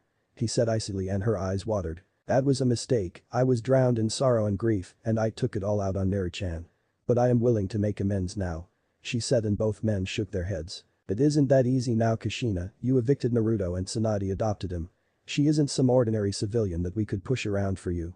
She is the head of the Senju clan and Naruto is the current heir of her clan now. He is under her protection and we couldn't touch a hair on him without her permission or the whole fire capital will be rumbled. There is a reason the Senjus are so respected in the land of fire. Said Hiruzen. She glared furiously at the man. She is trying to use her influence to keep me away from him. I am the clan head of the Uzumaki clan too, you know. She knows that Naruto will come to me and is purposely trying to keep me away from him. She said, and Hiruzen sighed knowing her stubbornness, but she needed to face the facts. And she has every right to do so. He is her son whether you want to admit it or not, and she loves him blindly at that. I cannot do anything in the matter since she doesn't belong to the shinobi forces and isn't under my command, neither does she come under the civilian council seeing her prestigious clan status. We cannot interfere in clan affairs anyways, and as for you being the Uzumaki clan head and challenge her. You could do so, but I am pretty sure we both know who the feudal lord will side against. He said calmly, and a tear rolled down her eye. Kushina just waits, that is all you can do. Give her time and let her see that Naruto needs to meet you, and she will do it. She doesn't hold any hatred for you personally, but she is really protective of Naruto and is afraid to hurt him. At least you have come to realize your mistakes and want to repent. You'll get your chance, don't worry. He said calmly in an attempt to calm her down. But I want to meet him, his childhood is slipping away from my fingers. What would Minato say that I abandoned our only son because of my stupidity? How will I face Jiraiya? I hate myself for abandoning my own son to hide from my pain, and now I can't even meet him. She said as she cried in her hands, and he hugged her with one arm and consoled the crying woman. Hiruzen smiled sadly knowing the decision lied with Tsunade. He also wanted her to come back and have Naruto live here, but knew this wasn't the time for her or Naruto to return, and they could only wait and watch what the future held in store for them. Chapter 4. Tsunade sat on the porch of the riverside in the compounds as she heard the splashing of water and the giggling by her little blonde bundle. Come on Kichi, let's go and beat the pervy sage. Come on pervy sage, let's see who reaches the shore near Kachan first. Shouted Naruto as he sat on a toad that was as tall as Tsunade's shoulders. She smiled as she saw the cheerful bundle of joy riding the orange toad happily. Whatever you say Naruto, we ain't gonna be beaten by the likes of that pervert. Said Gamakichi as Tsunade and Shizune giggled. Hey, show me some respect you damn brats. I'll show you both, let's go Gamma, we'll beat these brats and show them what the legendary Toad Sage Jiraiya can do. He said indignantly, and Gamma, his personal samurai toad, croaked in agreement as they both rode their rides and rushed from their sides of the shore towards Tsunade. Both raced at full speeds as Naruto laughed happily. Let's go Kichi. Don't you dare slow down. He said as his blonde hair flowed in the wind with the water splashing his face as both of them raced to the shores. Both were nearly at the same speed and were converging on the shore at full speed. Jiraiya made Gamma slow down at the last moment for a safe stop, but Naruto urged Kichi to go on as they reached the shore, and Kichi stopped abruptly as Naruto flew forwards laughing. "Ha-chan." He shouted happily as Tsunade stood up and caught the flying little boy in her arms and twirled him around, making her kimono a bit wet as he giggled along with Tsunade. "I won, see, I told you, pervy sage," he said laughing as Tsunade held him in her arms and Jiraiya glared at the little blonde. "Hey, you cheated, I don't have Tsunade to catch me if I stop that abruptly. The last time I tried your trick she punched me in the face." He shouted as Naruto laughed and gave him a victory sign. "That's too bad, pervy sage, because I have an awesome Kachan and shinobi always use everything they can, and Kachan is my secret weapon," he said proudly, and Tsunade giggled at the enthusiastic blonde in her arms and kissed his cheek. "Well, you always have to do something so reckless, don't you, Naru-chan?" she asked, and he grinned foxily, making Tsunade's mock anger melt away. "I knew you'd catch me, Kachan, that's why the pervy sage will never beat me," he said, and she smiled as she put him down, and he high-fived Kichi as both laughed at Jiraiya, who was grumbling about over smart blondes that were too smart for their own good. "Yo Naruto, where's my candy, we won after all. Now it's time to pay up," he said, and Naruto smiled and pulled out some snacks from his pocket and handed them to the happy toad, who saluted him and puffed out in smoke. Suddenly Tsunade wrapped his head up in a towel and ruffled his head to dry him off. "Alright, let's go inside and get you changed, it's time to study a bit. You had your fun with Jiraiya now. Come on, let's go," she said, picking him up, and he snuggled in her arms as Jiraiya and Shizune followed the two blondes back into the house. Naruto changed off his clothes and came into the traditional room that they used for his calligraphy practice, and Tsunade put him on her lap and he picked up the brush and started drawing the kanji. Jiraiya sat there amazed at the skill the blonde was showing with the elegance he had in his strokes. Granted, they weren't perfect, but the skill was noticeable, and that too from such a small child was astonishing. Jiraiya sat there for an hour, occasionally eating the snacks that Shizune brought him, and watched the little blonde go at calligraphy. As the hour finished, Tsunade let the boy run off to get something to eat as she poured herself some tea and turned to Jiraiya. "Wow, his skill in calligraphy is amazing for his age. How long have you been teaching him?" he asked, and she smiled proudly for her son. "Well, he has been at it for 2 years, I started teaching him how to write and coupled it with the calligraphy arts. He is better at writing with a brush than he is with a pen," she said with a giggle, and Jiraiya saw the ingenious way of starting a child at the art of calligraphy and smiled. "Wow, that's ingenious, that saves you so much time if he decides to learn," he said, and she nodded with a smile. "So when are you going to start training him?" Kushina started training her daughter a couple of months ago, and most of the clan children start at this age too, he said, and she smiled and nodded. "Yes, tomorrow after his birthday is celebrated I'll tell him about the start of his training. He has been pestering me for the past month and I have been telling him to wait. I wanted to keep it as a surprise for his birthday," she said, and Jiraiya nodded, smiling. He wanted to see who his godson was more like. From what he had observed with the Uzumaki twins, they were completely like Kushina, headstrong and learning more by doing it. But it was their tempers that were the cause of their break in the flow of training. She had been training them from the past couple of months, and when he had visited her a couple of weeks ago, they were still having trouble unlocking their chakras due to their hyperactive natures and lack of patience at the amount of concentration it took, and he had helped her for a couple of days and had finally gotten them to unlock their chakra. Kushina hadn't started them on any of the basics of calligraphy yet and was starting with her basics of taijutsu with them first. "So what styles of taijutsu are you going to teach him?" he asked, and she thought about it for a moment and then answered. "Well, Minato left him his own personal style, and the Senju style of taijutsu that I use will be really effective if he has enough strength. Since his body is so fragile for now, but he is pretty quick and agile, I'll start him in Minato's style first, then when he is ready I'll start him in my clan style," she said, and he nodded. Both were quite fearsome styles, and he had seen both of them in action firsthand. While the Senju style of taijutsu was all about strength and was a lot more defensive with a few powerful blows to completely decapitate the opponent, Minato's own style, the hummingbird style of taijutsu, was all about speed, agility and precision. It was fearsome since it depended on the body's speed and agility and quick and precise blows, and was completely offensive as opposed to the Senju style. If the boy learned both of them, then he would be almost unbeatable at hand-to-hand combat. But to learn both, his body had to be trained to the ground, but still it would take him a lot of time.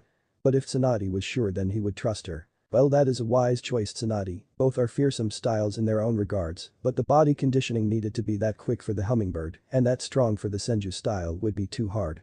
Are you sure he'll be able to do it? He asked and she just smiled and waved her hand dismissing his doubts. I've thought about that already, don't you worry.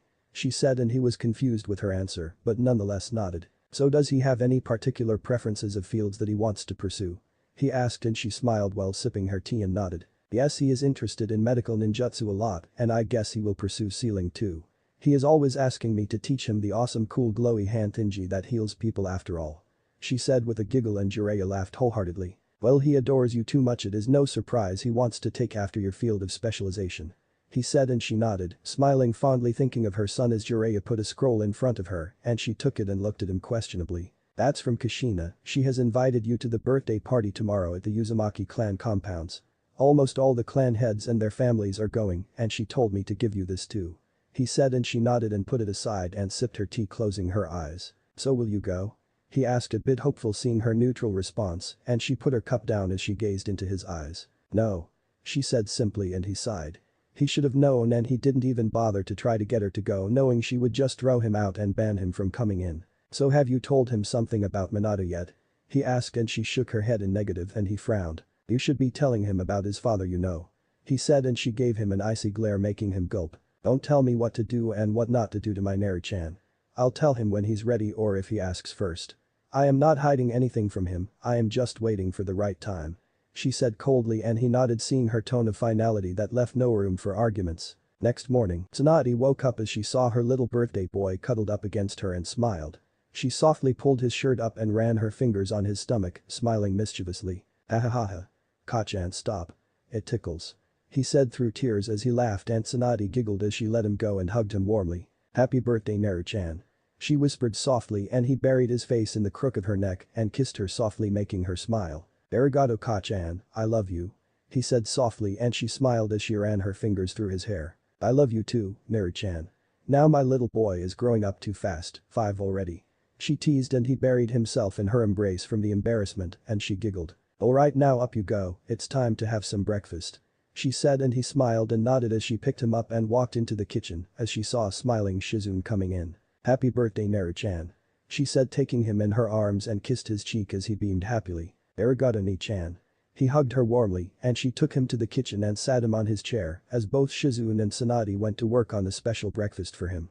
She started on the rice and put on the soup as she fried some pork cutlets and poured the soup in a bowl over the rice and served the steaming hot freshly fried pork cutlets on top and added a bit of mayonnaise on top. She would never understand his peculiar combination making skills, but she had to admit it tasted pretty damn good.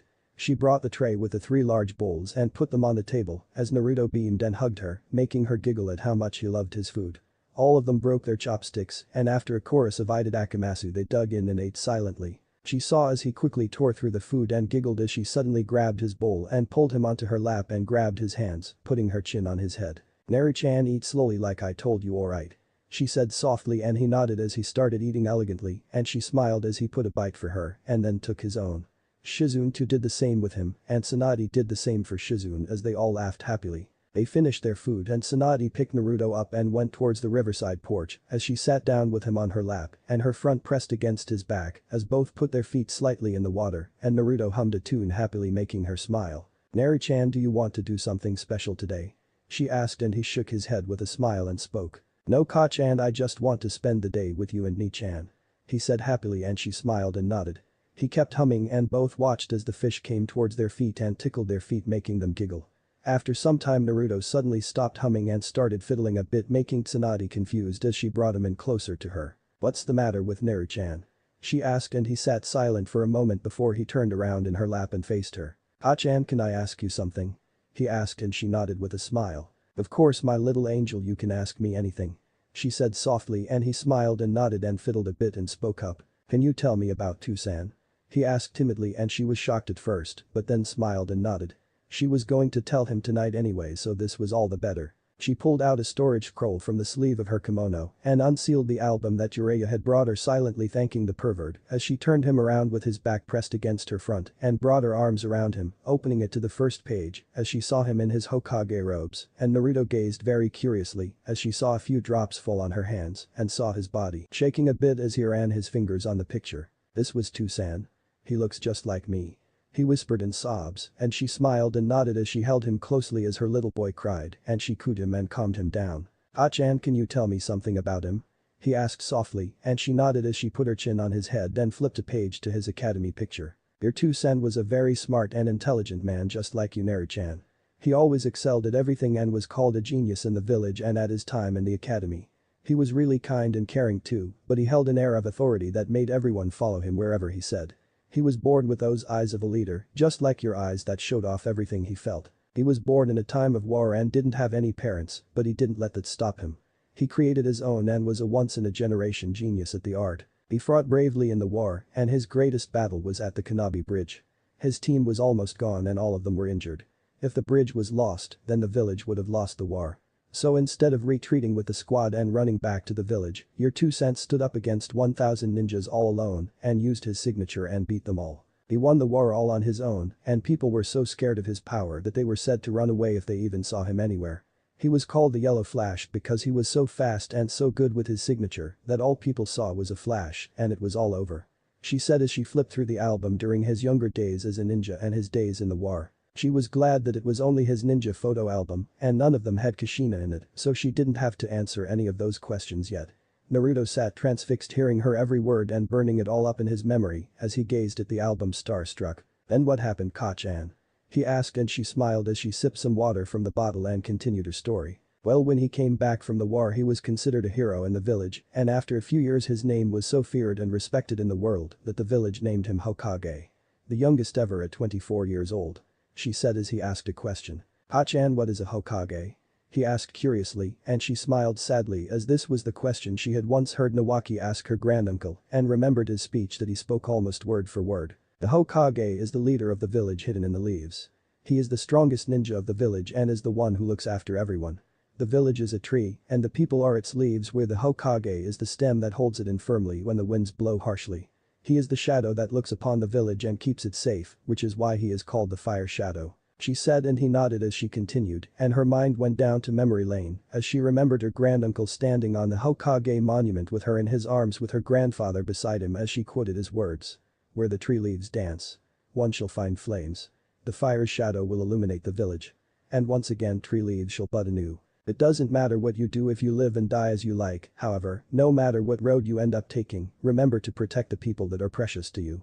That is what it means to be Hokage," she quoted, and Naruto turned around in her arms with a determined look in his eyes that made her capture his gaze. "Then I'll become Hokage too, just like you, Dan, and one day I'll surpass them all, even Tsunade.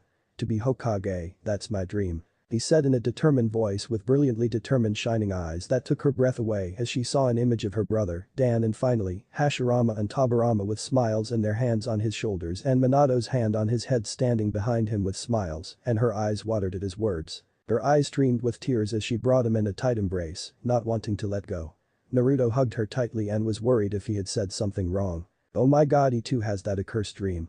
I can't lose him, not him too, he is the only one left for me. He is my lifeline, what should I do?" she thought as she felt a hand on her shoulder and saw Hiruzen standing there with a grandfatherly smile on his face and gave her a nod of confidence, and she wiped her tears away and smiled as she gazed at the worried eyes of her son. Hiruzen had heard everything she said and couldn't be prouder of her words. She was nurturing him well, and he too had inherited the will of fire of his ancestors. This was the perfect advice on a birthday, he mused, and was proud to have raised such a brilliant student. "Just one more time, I'll believe in him and help him forge his path to wherever he wants to. I promised myself I'd help him in whatever he wanted to do, and if he wants to follow this dream, then I'll help him achieve it. This time I'll watch him go through it," she thought as she removed the necklace from her neck and put it over him, as Naruto looked at it curiously and wondered why she had given her pretty necklace to him. She saw his curious eyes and smiled. "That Naruto-chan is my grandfather and the first Hokage's necklace. Only those that will actually become Hokage wear it. It is a Senju family heirloom and my most precious possession besides you.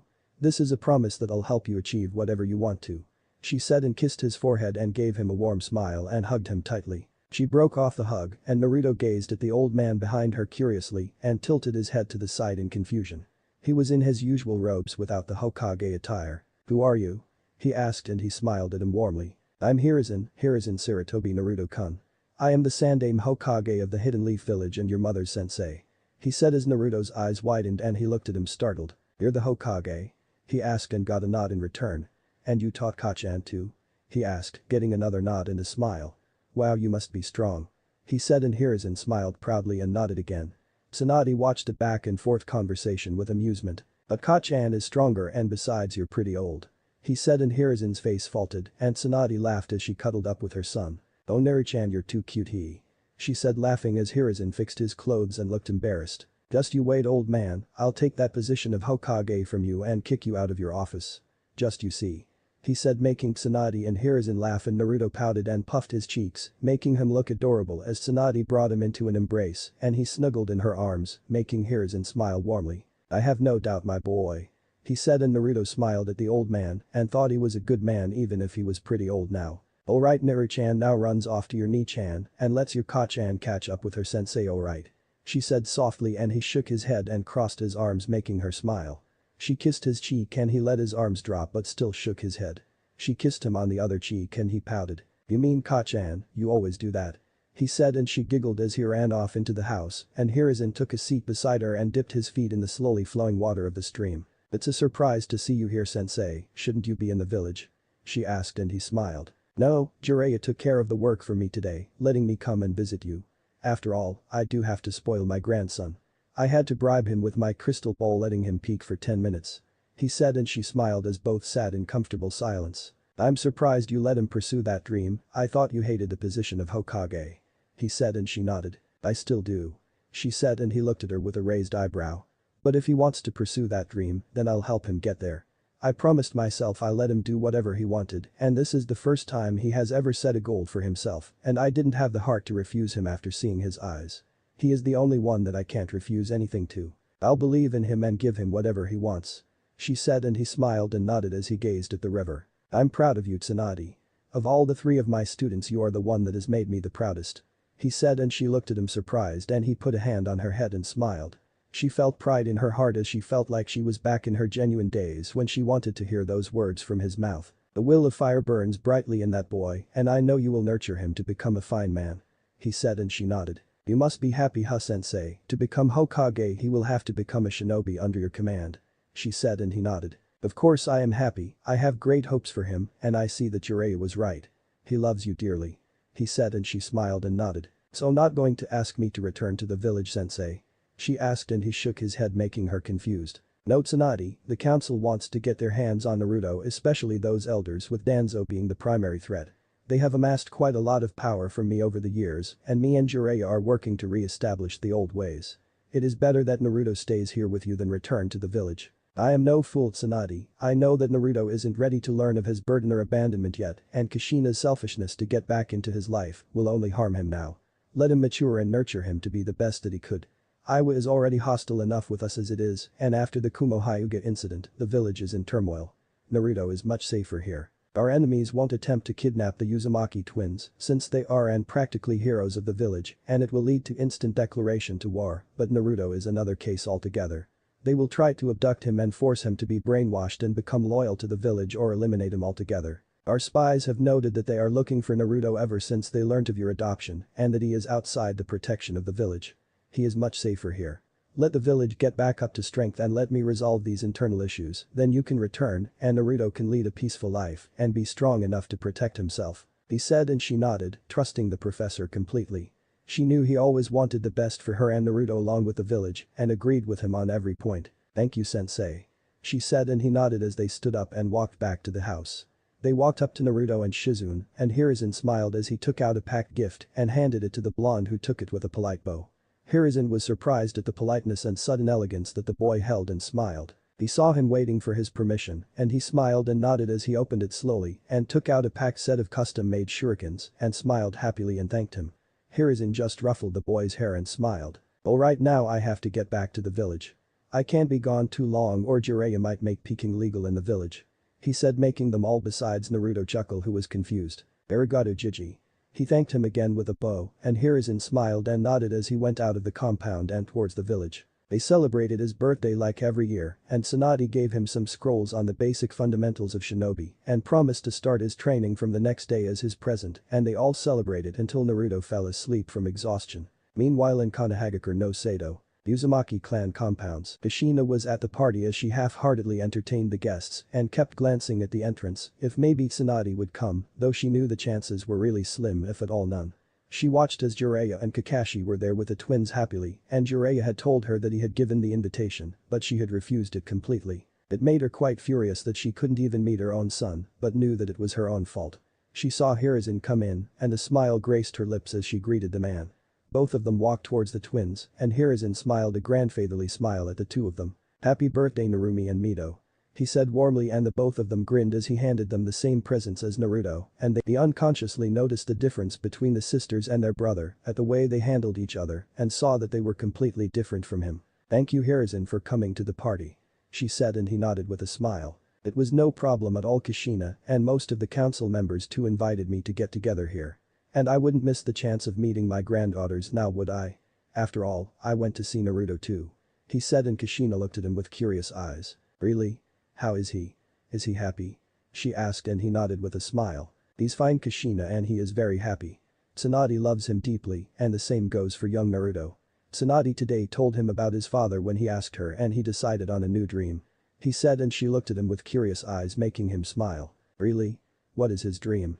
she asked, and he smiled fondly, remembering the moment he saw earlier. After Tsunade told him about his father, he was so starstruck with the stories that he set a new goal for himself. Apparently he wishes to surpass all the Hokages, even his father, and wants to become Hokage, he said, and her heart ached. Her little boy shared her dream that she held in her heart and felt a pang of jealousy at hearing how happy he was with Tsunade. Hiruzen saw the flicker of emotions through her face and smiled sadly. "So then will she be coming back to the village for Naruto to join the academy then?" she asked, and he sighed and shook his head, making her more confused. "No, she will most probably return by the time of their graduation time, and I'll let him take the graduation exam, then seeing as he would be trained by her personally all these years," he said, and her eyes widened. She wasn't going to bring him to her all those years. She immediately turned furious as she glared at the man. "How could she keep him away from me all these years, and why are you showing her favoritism by letting Naruto take the exams at the time he pleases?" she asked, and he matched her glare with his own, making her flinch. "Kushina, I am not showing any favoritism. You can hold your daughters out too and can have them take the exams directly at any time they please. This has been a rule ever since the reign of the Nidaime, that students who have acquired the necessary skills can take the exams at any time they please so as to not hold back their developments. Kakashi and Itachi are two prime examples who graduated early with their skill. Please Kushina, don't take out your anger and frustrations on everyone and wait for the time to come. You do regret your mistakes and that is what matters," he said calmly, and she nodded, smiling sadly knowing he was right and she had to just wait for the right time to come. "I know Hiruzen, it's just I want to hold my baby boy in my arms. I haven't even seen him in the past 5 years and have no idea how he is or if he is even happy. I just have your and Jiraiya's and to some extent Kakashi's word on the matter and I feel like I am missing him too much," she said, clenching her fists and biting her trembling lip as he put a hand on her shoulder and smiled. "I understand Kushina, and I'll get Jiraiya to get you some pictures of the boy and then you could see how happy he is. Tsunade even has some videos of him from his birthdays from the security cameras of her house that I could arrange for you. I'm sure Tsunade won't mind. And I assure you Kushina is one of the happiest kids I have seen and Tsunade cares and loves him deeply," he said calmly, and she smiled a little and nodded as they went through the party, and the night ended in both the compounds on a happy note for the time being. Chapter 5. It was early morning and Tsunade was sleeping peacefully as she felt a light tap on her cheek. She opened her eyes and saw her little sunshine wide awake and gazing at her curiously. He instantly buried his face in her neck and kissed her softly, making her smile as she wrapped her arms around him and rubbed his back. "So Neri-chan is excited about his training now, isn't he?" she asked softly, and he nodded in her neck, making her smile. She sat up and put him on her lap as she brushed his hair softly and he played with her blonde locks. "So Ka-chan, what will you teach me today?" he asked, and she smiled as she kept brushing his hair softly. "Well, we are going to try and unlock your chakra Neri-chan," she said, and he nodded, beaming happily. "That's the thing that you used to do awesome with, isn't it Ka-chan?" he asked, and she giggled and nodded at the cheerful boy. "Hi, but today I'll tell you what chakra is and how to unlock and use it a bit," She said, and he nodded as she picked him up and went towards the kitchen, and all of them had breakfast, and Tsunade took him to the clan grounds under a tree and made him sit down cross-legged and sat beside him. Shizune sat a bit far away watching Naruto take his first steps into the skill set of the shinobi arts. Alright Naru-chan, now I'll explain to you the detailed theory of chakra, listen to everything carefully and ask me whatever you don't understand, alright? She asked, and he nodded, giving her his full attention. Chakra is the primary source of energy used by shinobi to enhance their skills. It consists of two halves. She said, opening two fingers, and he nodded. The first is spiritual energy that consists of our yin chakra, which means the power of the mind and of one's essence. It is developed through amassing knowledge over the years and can be increased through studying, concentrating and meditating over the years, and builds up with experience. She said and paused to see if he understood everything and got a nod in return and continued, closing her second finger. The second is physical energy, or the yang chakra, that means the power of one's body and of the physical essence. It is developed through intense training of the body and can be increased with the increase in one's stamina and other physical traits. She said, letting him take it all in, and waited for a question, but got just a nod, making her smile. When these two energies are molded together, the chakra is formed. They can be used separately too, but the skill and control required to use even one of them separately is beyond what most shinobi can use. She said, and he nodded, taking everything in. She told him to reiterate everything, and he worded everything word for word, surprising her, and then she got to the part of unlocking his chakra. Alright, now we will try and unlock your chakra, Naru-chan. She said, and he grinned foxily in excitement, making her smile. Alright, now relax your body and close your eyes. Keep your focus on yourself and nothing else, and try to find a warm pull near your tummy, alright? She said, and he nodded as she said, and sat like that for half an hour meditating but didn't find it. He opened his eyes and looked down as Tsunade patted his head. It's alright Naru-chan, rarely anyone gets their chakra unlocked on their first try it again, alright? She said, and he nodded, and she sat back as Shizune sat beside her. She knew it would take him some time, maybe a week or so before he unlocked it. So Tsunade-sama, how is he doing? Asked Shizune, and she smiled. He is doing great. He remembered the basics of chakra word for word after I explained it only once. He'll unlock it soon enough, the boy's smart just like his mother. She said proudly, and Shizune smiled and nodded as they sat for an hour and were surprised to see a little boy stay so focused for such a long time. Naruto's breathing became light as his mind went blank, and he started searching for the pull in the dark recesses of his mind and suddenly saw a blue light and instantly made a pull on it. Tsunade and Shizune were smiling and making small talk as suddenly a burst of purple chakra came out from Naruto's body, making their hair stand on their necks. The ground around Naruto cracked and the chakra swirled wildly around him as both women's eyes widened at the density and amount of chakra the boy held and how it flowed, just wild and completely untamed. Naruto kept it up for 10 seconds after the chakra dissipated and he opened his eyes. He felt so powerful during the last moments and knew he had done it. He could feel the presence of his mother and sister and pinpoint where they were exactly. He guessed it came with the chakra and thought it was cool. He grinned at the stunned expressions of his mother and sister and tried to stand up and walk to his mother. He stood up with shaky legs and took a couple of steps as his legs wobbled and his vision blurred a bit as he started falling face first, and Tsunade caught him in her arms before he fell and picked him up as he wrapped his arms around her neck and buried his face in her neck and chuckled tiredly. "I did, Ka-chan," he whispered in a tired voice, and she smiled and brushed his hair softly. "Yes, you did, my little angel, I'm proud of you," she whispered, rubbing his back gently as he snuggled in her arms. "I feel so sleepy, Ka-chan," he said softly, and she hugged him closer and kissed his head softly. "You did great, Naru-chan. I'm proud of you. Now sleep, you are tired with all the chakra you pushed out. You'll be better after a nap and some food, alright?" she said softly, and he nodded and closed his eyes as his breathing became soft and he gave into exhaustion. Tsunade rubbed his back gently and his sleep deepened as he breathed on her neck, softly making her sure he was in a deep sleep, and she went into the living room and laid him down on the couch with his head on her lap, and Shizune put a blanket over him. She kept running her fingers through his hair and he snuggled into her stomach, making her giggle as she rubbed his whiskers, making him purr and smile. She was broken out of her musings as Shizune spoke up. "They unlocked it on his first day, Tsunade-sama," she said in a calm voice, and Tsunade smiled and nodded, smiling at the sleeping face of her son. "Yes, he did, he is showing signs of his skill already. It took me a week before I unlocked it," she said, and Shizune nodded. "It took her 10 days herself, but to do it on his first was something else. And did you feel the density of his chakra? I haven't felt such potent chakra before." He cracked the ground and the color of his chakra was purple instead of the usual light blue that we see, she said, and Tsunade nodded, remembering the power that he unleashed, almost taking her breath away. "I haven't felt such a potent chakra in years." she said as her mind went back some years and Shizune looked at her curiously waiting for her to explain further. The last time I felt such a potent chakra was when I used to train with my grandfather and granduncle. They both had the most potent chakra I've ever felt, but today, Neri-chan's was almost as dense as my grandfather's and he hasn't even had any control over it yet. She said fondly and Shizune's eyes widened as she understood what she meant. You don't mean? She said in disbelief and Tsunade nodded. He has strong Senju genes in him. My clan was known for its potent chakra that gave us one skill that was stronger than all the others, and if mastered, it became unstoppable when coupled with the various other skills we had, which was why we are known as the clan of 1,000 skills. I don't know what he has awakened in him, but he will be something else alright. My chakra was potent enough in the use of medical chakra that gave me advanced healing skills. Maybe I can pass on all of my knowledge to him. He really is my son. She said fondly and Shizune sat there stunned. But how is it possible that Tsunade-sama is in Uzumaki? She said and Tsunade cut her off. Yes, and Uzumakis are cousins of Senju that use their skills only in and mainly, not using their dense chakras for specialization in other fields, and it lay dormant in them. Maybe Neri-chan's activated the dormant potency with my feeding him all these years. That's the only possible explanation. She said and Shizune nodded, not finding words, and the point she made was the only possible explanation in her opinion. So what do you think he will awaken then? Shizune and Tsunade smiled as she cradled her son in her lap. I don't know, but whatever he will, it will be strong seeing the density of chakra he has.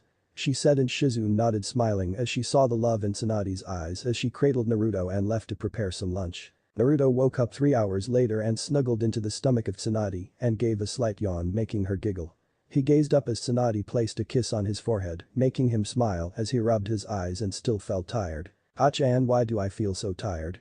he asked and she smiled at his innocent question. "Well, Neri-chan, that was the first time you unleash your chakra and being the reckless little angel you are, you went overboard and pushed out a lot of it," she said softly and he grinned foxily, making her smile at the boy. "So how did it feel to use your chakra for the first time?"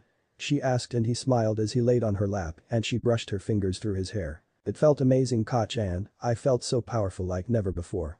Like I could do anything and I could even sense where you and Ni-chan were even with my eyes closed clearly," he said and Tsunade's eyes widened. "What did you say to Neri-chan, you could sense where me and Shizune were? Can you tell me what you felt?" she asked curiously and he thought for a moment and nodded. I could sense where you and Ni-chan were exactly. It was almost like some small beacons with different lights. Yours was brighter and bigger than Ni-chan's, and both had different colors, but I could only sense it when I had my chakra activated, I couldn't right now," he said and Tsunade smiled ear to ear and hugged him tightly. "Oh, my little Neri-chan is a sensor," she squealed, hugging him tightly and he snuggled into her embrace and kissed her neck softly. "Ah-chan, what's a sensor?" he asked innocently after a moment and she smiled. "A sensor is an ability that few people possess by birth. It is a very useful ability since a sensor could sense the presence of other shinobi even if they are hiding. Experienced and high-level ninja create their own sensory techniques through various means, but they still aren't anywhere near as powerful as a natural sensory ability," she explained and he nodded. "Wow, is it really that great?" he asked and she nodded with a smile. "Sensors are rare and very useful in the shinobi world and are really difficult to get an unexpected ambush since the sensor will already sense their presence when they are only trying to get close. It is a really rare and powerful ability and we'll develop it and train you in it properly, alright?" she asked and he nodded happily with a smile at having such a cool ability. She picked up the miso soup and rice on the tray that was beside her and put it on her side as Naruto tried holding the chopsticks but his hands were shaking heavily and he dropped them. Tsunade smiled and grabbed his hands and stopped him from trying it as he looked at her confused. "I'll feed you, Neri-chan, your body is still adjusting to the newly unlocked chakra. So you try and do as little as possible until tomorrow, alright?" she asked and he nodded as she fed her little boy and as he finished he yawned cutely and Tsunade picked him up and walked into her room as she tucked him in and kissed his forehead and moved out as she started studying the scroll for Minato's Taijutsu style. She had been studying it for a year now to help Naruto learn that style.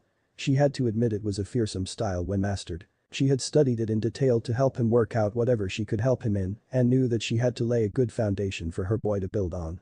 Shizune saw her studying and smiled as she saw the determination on her face to teach Naruto. Ever since Naruto had come into her life she hadn't even thought about gambling and drinking and it made her feel pride for her master. "So Tsunade-sama, what are you going to teach him tomorrow?" she asked and Tsunade smiled as she put the scroll down. "Well, I'll be starting him up in Minato's Taijutsu style and let him get used to it. Then I guess some simple chakra control exercises and his usual calligraphy lessons, along with the start of the basics, should suffice for now. This won't put too much pressure on him and will help him grow as well." So I guess from morning till noon we'll go through Taijutsu, then a couple of hours for chakra control and the basics of chakra theory, and after lunch a couple of hours for. That was the basic schedule I have in my mind, and then from evening till dinner time he could play and relax a little. She said, and Shizune nodded. That was a pretty nice schedule in her opinion and would help him grow immensely with one-on-one training with Asan, and she mused. They sat making small talk before Tsunade decided to call it a night and went to bed with her little blonde sunshine as he cuddled up against his mother. Next morning, Tsunade woke up to the rays of the sunshine falling on her face as she gazed at the little boy cuddled up beside her and smiled. She brought him close to her and he snuggled up against her as she laid a kiss on his head, and he snuggled in further, making her giggle. She started laying kisses all over him and he giggled and tried to get her off. "Ah-chan, stop it, you're tickling me," he said in between chuckles, and she smiled as he yawned and hugged her close and closed his eyes. "I'm on time to get up, Naru-chan," she said softly, brushing his hair, and he whined and kept a hold on her. "MHMM, 5 more minutes," he said with a yawn, and she giggled and held him close to her, letting him have his rest. He woke up after 10 minutes and was gazing at her with curious eyes as she smiled at the boy. "So what are we going to do today, Ka-chan?" he asked, and she smiled, already expecting the question. "Today we are going to start you on some new things, but I'll tell you once we started," she said, and he pouted. He gazed at her with innocent wide eyes and looked at her pleadingly. "Please, you love me, don't you, Ka-chan? You can tell me," he said, rubbing her cheek softly, making her resolve melt away, and she smiled and shook her head. "You are getting too smart, mister, but this time you won't be getting me with that look. Now let's go," she said, and picked him up on her shoulder with one arm as he flapped his leg and punched her back, trying to get off, and she laughed. "Let me go, Ka-chan, I'll get back to you for this," he said, struggling half-heartedly, and she giggled. "Oh, you're 100 years too early to get me, mister." She giggled, and Shizune laughed as she saw the two coming into the dining room that way. All of them had breakfast and finished eating it in comfortable silence. "Alright, Naru-chan, let's go outside and get you started with the first part of your schedule, alright?" she said, and he nodded, pulling her with him, happily running, making her giggle and follow the enthusiastic blonde outside. She led him to a small clearing and stood in front of him as he looked at her with those wide, curious eyes, making her smile at the little blonde. "Alright, Naru-chan, today we'll be starting you with the first main branch of the shinobi arts, Taijutsu, or hand-to-hand combat. Most people learn a single Taijutsu style that contains both defensive and offensive katas, but we are going to go with a different approach in your case," she said, and he tilted his head to the side cutely. "Why is that, Ka-chan?" he asked innocently, and she smiled. "Well, you see, Naru-chan, the Taijutsu style your Ka-chan uses is a defensive style with very little offensive strikes, but I have customized it to my own needs with my own techniques. So to not make you too forced on those if you don't manage to make it and learn my techniques, we will start you with your father's style, that is completely offensive, and then let you master my style and see if you can learn the technique your Ka-chan uses to overcome its limitations," she said, and Naruto nodded happily, way too excited at the prospect of learning the two styles of his parents. "Ah-chan, you said that you use a technique to perfect your style. What is that technique?" he asked innocently, and she smiled at his attentiveness. "That's very sharp of you, Naru-chan, but I will show you when I deem you are ready for it and maybe even teach it to you. You will be the first one ever to learn this technique other than me," she said, and he looked at her with glimmering eyes. "Just wait, Ka-chan, you'll be teaching me that special technique in no time," he said, and she giggled. "I have no doubt, Naru-chan, about Naru-chan," she said with a genuine smile, showing the faith she had in the boy, and he grinned foxily. "Alright, Naru-chan, here is the scroll for the Taijutsu style. Now we will go through the first 2 katas for today. That should give you enough to cover the basics of the style for today. I'll help you fix your mistakes and make corrections to your stances, so now go on," she said, and he nodded while unrolling the scroll and tried to copy the katas in the scroll, making many mistakes that Tsunade was constantly pointing out and fixing for him. At noon, Naruto was huffing and puffing from the strain the katas were putting on him as he plopped down, and his muscles ached from the newfound exhaustion that they had. He had to admit his Tsunade must have been a speed freak to go through and master the katas of such a style. Tsunade smiled as she saw the plop-down blonde bundle in front of her. She walked up and sat beside him, putting his head on her lap as she rubbed his head, and his breathing calmed down. "And here I thought you were going to master it all in one day," she said playfully, and he glared at her tiredly. "Hey, it's not my fault that Tsunade was a speed freak. Just you see, I'll master it," he said heatedly, and she giggled and kissed his forehead, gently giving him a heartwarming smile. "I have no doubt that you'll surpass me and your father one day. I believe in you completely," she said warmly, and his eyes widened as he looked at her with watering eyes. "Really?" he whispered, and she nodded with a smile as he threw himself in her arms, making her giggle, and cried. "Naru-chan, strong boys don't cry," she whispered, rubbing his back, and he sniffed as he kissed her neck softly. "I love you, Ka-chan," he said, making her heart warm and a wide smile spread on her face. "I know my little sunshine and I love you the most," she said softly and he smiled. "No, I love you the most," he said and she giggled. "The mostest, Naru-chan?" she asked in a giggle. "Hi," he said, making her chuckle. "Alright then I love you the mostest too. You're too cute my little angel," she said with a giggle as he snuggled in her arms. "I'm not cute, I'm dangerous," he said puffing his cheeks and she laughed as she got a mischievous tint in her eyes. "Dangerous huh?" she asked slyly and he gulped as she took a position like a pouncing tiger and pounced on him. "Roar," she said as she started tickling him and he laughed trying to get her away, but to no avail. "Ah-chan stop. It tickles alright I'm cute please stop," he pleaded in giggles as she stopped and picked him up in her arms as he snuggled in her embrace. Shizune watched it all from afar and was smiling at the two playing blondes. "Alright Naru-chan, now we are going to learn how to control your chakra. You remember how you pulled it out yesterday right?" she asked and he nodded. "Hi, but it makes me feel fuzzy," he said and she giggled making him pout. "Naru-chan you unlocked your chakra yesterday but don't know how to control it. You pulled almost all of it out yesterday at once and released it into the air which made you feel fuzzy," she teased and he puffed his cheeks. "Hey, that's not funny," he said and she laughed as he huffed and sat down turning his head the other way and crossed his arms. She got behind him and put him on her lap as she put her head on his shoulder and saw his eyes were closed and was angry. "Alright I'm sorry Naru-chan you can forgive your Ka-chan can't you?" she asked gently and he snorted and looked away. She got an idea as she sniffed and put her face in her hands faking crying. As soon as heard it and saw her his face saddened and he hugged her. "I'm sorry don't cry," he whispered kissing her cheek as his own eyes watered and he sniffed and she smiled and grinned mischievously and his eyes widened at being outdone. "See you are 100 years too early to outdo me mister," she said and he huffed but didn't say anything instead blushing in embarrassment making her giggle. "Alright so let's move on.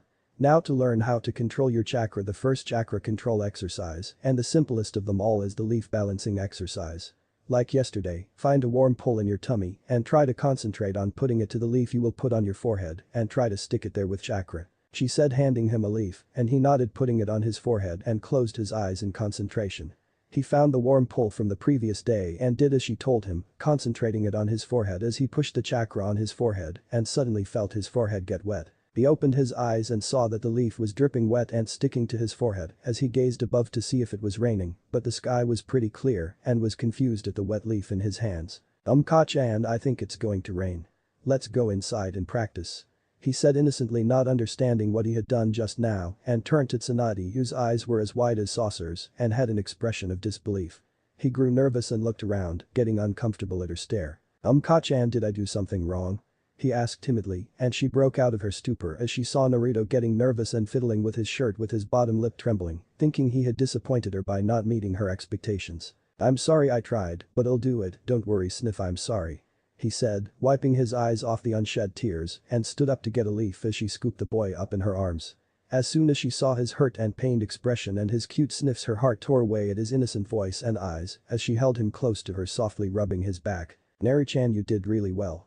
I was so surprised at how good you did that I was shocked and I'm so proud of you," she said softly as he sniffed in her neck and she felt her neck getting wet. "Really I did good, you're not upset or disappointed?" he asked shyly with a sniff and she cupped his face in her hands and kissed his tears away softly giving him a gentle smile. "My little Naru-chan can never disappoint because you never cease to amaze me," she said softly and he smiled kissing her neck and snuggled in her arms and she held her little boy in her arms happily. "Yes you did really well, now let's go and start your calligraphy practice alright," she said and he tilted his head to the side cutely. "But what about chakra control Ka-chan?" he asked and she smiled ruffling his hair making him giggle. "We'll get to that tomorrow, there is something I will have to change for it to be more effective for you and then we'll start. So go and get started with your calligraphy arts and I'll join you in a moment alright," she asked softly and he smiled and nodded as he ran off and she walked into the house and took a glass of water and drank it halfway in a gulp and sat down on the dining table, staring at the water intently. Shizune came in and saw her master sitting there staring at the glass of water lost in thought and sat in front of her. "Tsunade-sama what's the matter?" she asked and Tsunade looked up surprised that she had spaced out and smiled fondly. "Looks like Naru-chan really is my son," she said in a far-off voice making Shizune confused as Taunton too looked at her confused and oinked in confusion. "What do you mean Tsunade-sama of course I know he is your son," she asked and Tsunade shook her head with a face-splitting smile, making her all the more curious. "No, I mean he is closely related to the Senju blood somehow and has awakened the dormant Senju special ability today that I told you about. I have figured out what he has awakened and I couldn't be prouder. She said, and now Shizune was dying of curiosity and the suspense that had built up. What has he awakened? What is his dormant ability? Tell me, Tsunade-sama. She asked pleadingly, and Tsunade's smile didn't falter as she giggled at her tone and the reaction she knew would come. Our little bundle of sunshine is more closely related to my grand uncle than we could ever imagine. He has inherited the special skill of one of the two most powerful senjus in history. She said, and Shizune's eyes widened and her jaw dropped to the ground. Why you don't mean? She stuttered, and Tsunade nodded with a grin. He has inherited Tobirama Senju's absolute control over the water element. The same thing that my grand uncle once told me had happened in his childhood to show his strong affinity to the water element happened today. She said, and Shizune's eyes were glued to her as she watched her with an amused smirk and how she hung on to her every word. Belief exercise never worked for my grand uncle. She said, making her confused. Why is that, Tsunade-sama? She asked, and Tsunade smiled as she remembered her grand uncle and the times she had spent with him. Because of Shizune, his affinity to water was so high that as soon as he concentrated his potent chakra to the leaf, instead of floating on his forehead, it would become dripping wet. And the exact same thing happened today with Naru-chan. She said, and her eyes widened as she came to realize. That's great, Tsunade-sama. He'll be really strong one day. She said happily, and Tsunade nodded but had a worried face, making her confused as suddenly she stared at Shizune intently, making her nervous. Shizune, we will keep this to ourselves, don't even tell Jiraiya about this for the time being. I don't want him treating Naru-chan differently or forcing him to master his ability and pressuring him too much, and the less people know, the better it is, as it would create a huge target on him, since many have tried to gain such mastery over their element but have failed since it can only be inherited genetically. My feeding my little boy and his distant relation to the Senju clan has made it good and given him an ace in the hole against any dangers. She said, and Shizune nodded, agreeing completely with her. So how will this change his training, Tsunade-sama? She asked, and Tsunade thought for a few moments and answered. Well, not much for now, but we'll have to change the leaf exercise somehow to suit him better, and I'll start going through my grand uncle's scrolls that he left in the Senju archives for anyone in our clan who may have inherited this ability in the future. We will have to get his control up to par. He will have an easier time at elemental manipulation of water than anyone else, but he still will need the control over his chakra to use it effectively, plus his affinity will aid him better in medical ninjutsu, and I'll get his chakra control on par with me one day. She said, determined fully, and Shizune nodded happily, offering her help in any way she could. She really wanted to pass on her skills to her son. She mused happily and wished that her little brother would learn all her skills and carry on her legacy with him. Chapter 6. Shizune went through the dishes in the sink, washing and wiping them up before placing them neatly on the shelves. She hummed happily, enjoying the calm and quiet house while going through her chores. She loved how the past years had been so stagnant and stable in their lives ever since her master had adopted Naruto into her life. Now no longer did she gamble or drink her sorrows and fortunes away. Instead, her whole attention was on raising and training her baby boy so that he was able to protect himself as soon as possible when she wasn't there to shield him from the dangers lurking outside the safe walls within their estates. Naru-chan. She heard Tsunade's voice ringing through the house. Her gaze turned back when sounds of footsteps became louder and louder before Tsunade appeared through the entrance with a small frown marrying her face. Shizune. She mumbled, half questioning and half stating the fact as if she wasn't too keen on finding her here. What's the matter, Lady Tsunade? She asked, clearly seeing the worry and concern etched all over her face.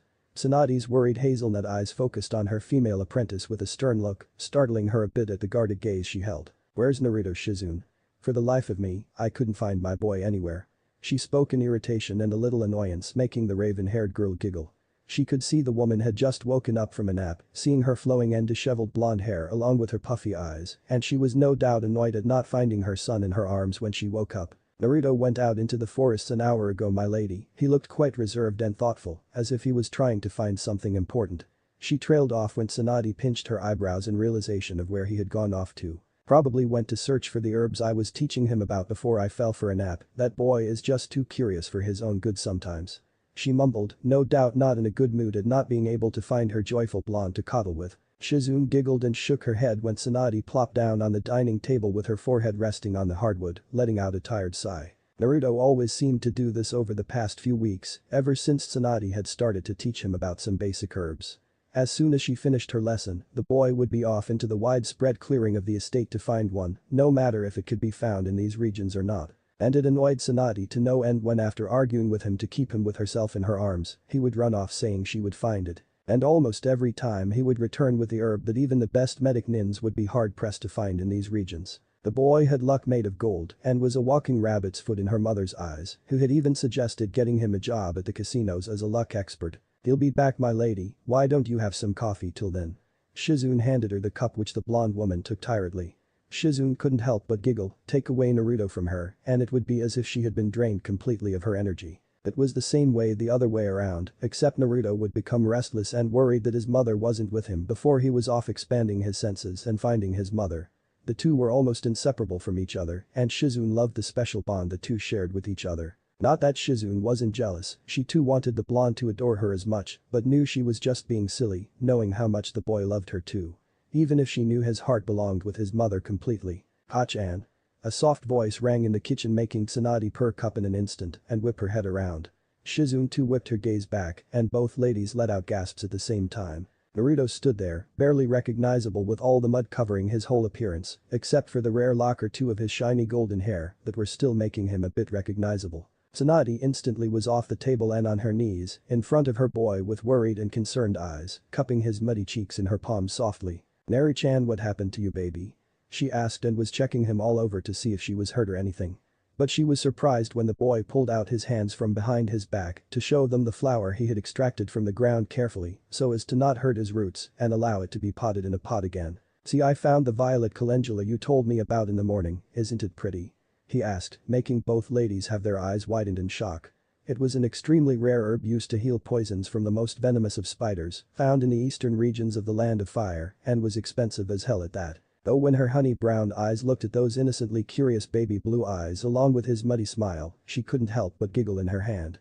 Shizune too was stifling her giggles in her sleeve, making him quite confused, which he showed by tilting his head cutely to the side. "Did I find the wrong one?" he asked in a small voice, making their laugh cease, only to see his nervous eyes staring down at the floor. Both realized he was thinking they were laughing at him to make fun of his failure, and smiled at the innocent boy lovingly. Tsunade caught his chin in her fingers and started wiping his face to bring out the fair skin and whiskers that were hiding underneath all the mud before planting a soft kiss on them, making him smile. "You never cease to surprise me, Nari-chan. You found the right one yet again. I swear you'll take my title of the Queen of Elixirs pretty soon and become a Prince of Elixirs. Yourself," she said bashfully, making the blonde smile a joyful smile, and his eyes sparkled in excitement. "Really?" he asked happily, and she nodded with a smile, working on cleaning off his face with her kimono sleeves. Her expensive kimono lay ruined, but she couldn't care less about the article of clothing, his smiles and ticklish giggles were all worth it in her eyes. "Now you have to take a bath to clean up," was all she could say before the boy slipped out of her fingers expertly, and her eyes widened when he ran out with a joyful laugh. Shizune giggled, already knowing what would happen now, for it had become quite a common occurrence in the estate. "Naruto, no, don't you dare." Tsunade shouted and gave chase to the boy as their laughs and shouts rang in the halls. Shizune wiped her hands clean off the towel and ran out behind her blonde master to witness the moment she loved so much. Her hands now slipped a camera on her way out unknown to the two of them. She wasn't letting this moment go like this without capturing it for life. "Naruto." Tsunade exclaimed, her arms outstretched to catch the boy who ducked under her grasp at the last point with a laugh, and she growled. "Ahaha, you won't catch me, Ka-chan," he shouted proudly, making her smile knowingly how she always let him do what he wanted, even if she could have caught the boy in a moment had she wanted to. But his happiness was precious to her, and she was saving his innocence with her shadow completely hidden from the world outside. Naruto looked back when he jumped out the porch and towards the lake to see his mother hot on his trails and ran quickly. He bit his thumb and smeared the little drop of blood on his palm, making her eyes widen, and now she was going to catch him quickly. Ainu. Seru. Tori. Hitsuji. Ninja art, summoning jutsu. His voice rang in the clearing when he jumped into the air and flipped mid-air to land his palm first on the ground before letting out a short burst of chakra to throw him up and complete his acrobatic flip. Hanji covered a circle on the ground where he had touched the ground, and a puff of smoke revealed quite a confused and orange human-sized toad looking around for his summoner. "Boy Kichi. Let's go." He heard a shout only to see his little favorite blonde going towards the lake, and he grinned, jumping off with a dust cloud in his wake straight in front of the blonde who hopped on his back, and the toad let out another mighty jump straight to the center of the lake. "Cannonball." Both shouted with laughter, and Tsunade stopped near the shore to cover her eyes with her sleeves. Splash. Naruto came out of the rippling water of the lake and shook his head clean off the water with the toad under him doing the same. Both laughed seeing the half-drenched Tsunade standing there, glaring at them angrily. "Naruto," she whispered in a low voice, but the blonde heard it clearly and his laughing stopped. Slap slap slap. "Boy. That hurts." the orange toad exclaimed, rubbing his head where the blonde boy was slapping it harshly. "Run, you idiot," Naruto hissed, making the toad raise an eyebrow. But his eyes widened when he saw Tsunade take a step on the water and he turned around with a nod. "On it, bro," the toad exclaimed and started swimming away from the angry mother who was running on the water after them. But it was all for naught when Gamakichi crashed into something as soon as he turned around and both shrunk comically to see Tsunade standing there intimidatingly with her hands on her hips. They knew what was coming next. "How many times have I told you to? No cannonballs, they can hurt you. The next time I see that pervert who made you sign the contract and teach you summoning so soon without my permission, I swear he'll beg for death when I'm done with him."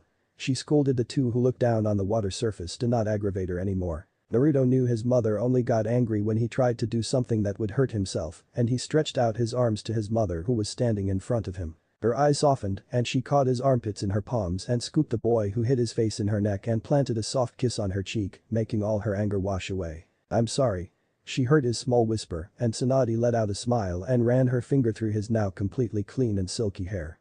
She knew he always manipulated her like that with his adorable cuteness, but she couldn't help but fall for it every time. "I'm worried about you, Naruto, why do you always have to do it each time?" she asked softly, making him curl up in her embrace all the more. "'Cause it's fun to see you chase me and then you hug me," he said as if it was a world-known fact, making her laugh wholeheartedly. "Is that right?" she asked playfully and giggled when he let out a cute hi. In her neck. Her fist bonked the toad's head gently making him rub his head childishly. "And you should at least not play along." She scolded the toad who nodded mumbling about unfair and scary mothers destroying their fun plans. "What did you say?" she asked with narrowed eyes and growled when the toad dispelled itself with a laugh. Shizune put down her camera having exhausted her new reel just now, but she caught each moment perfectly. Oh, she had a new section for her scrapbook now when she got them developed. Tsunade walked in with Naruto still in her arms to get changed out from their drenched clothes. She walked into her bedroom and put him down as he rummaged through his drawer to pick out dry clothes for himself and Tsunade walked behind the dressing plank kept in the corner and started to put on her new kimono. "Naruto, how do you always find the herbs you're looking for?" she asked to slip out of her clothes while Naruto changed in the bathroom. "Oh no." His muffled voice from the bathroom came, making her smile at his innocent answer. She knew he was lucky, but the last couple of herbs had been one of the rare ones that even seasoned medics had problems searching for. But he could find them as if he had already marked in his mind where they were to be found and came back with the one she would have taught him about to start making an elixir out of them. But this was too lucky to be a simple coincidence now. "I can tell where I could most probably find the plant I'm looking for most of the time and then I go there and look for it until I found one," he answered, making her hum in thought while she tied her obi to the kimono. "He can tell where he'll probably find them." Interesting answer, but it really is a great sense for a medic to have along with his lucky guesses. She mused coming out, tying her now dry hair in a simple loose bun, and saw Naruto coming out in a small red t-shirt and black pants with the Senju clan symbol donned on his right bicep sleeve. He was going to be a ladies' man for sure when he grew up, but she would be putting them out with a stick if they turned out to be her son's innocents. She was the arm wrappings on his left forearm in the form of an arm warmer outstretched with a fingerless glove stitched to its end, completely white, making it look more like an accessory to the boy's clothes. "Naruto, you don't have to wear it in the estate, you know," she admonished him and he nodded with a smile. "But I like it," he said happily, making her giggle and nod. She raised an eyebrow when Shizune knocked and came into their room with the plant from earlier now resting in a pot safely. "Lady Tsunade, I potted this plant, should I keep it with the other?" she asked and Tsunade nodded with a smile.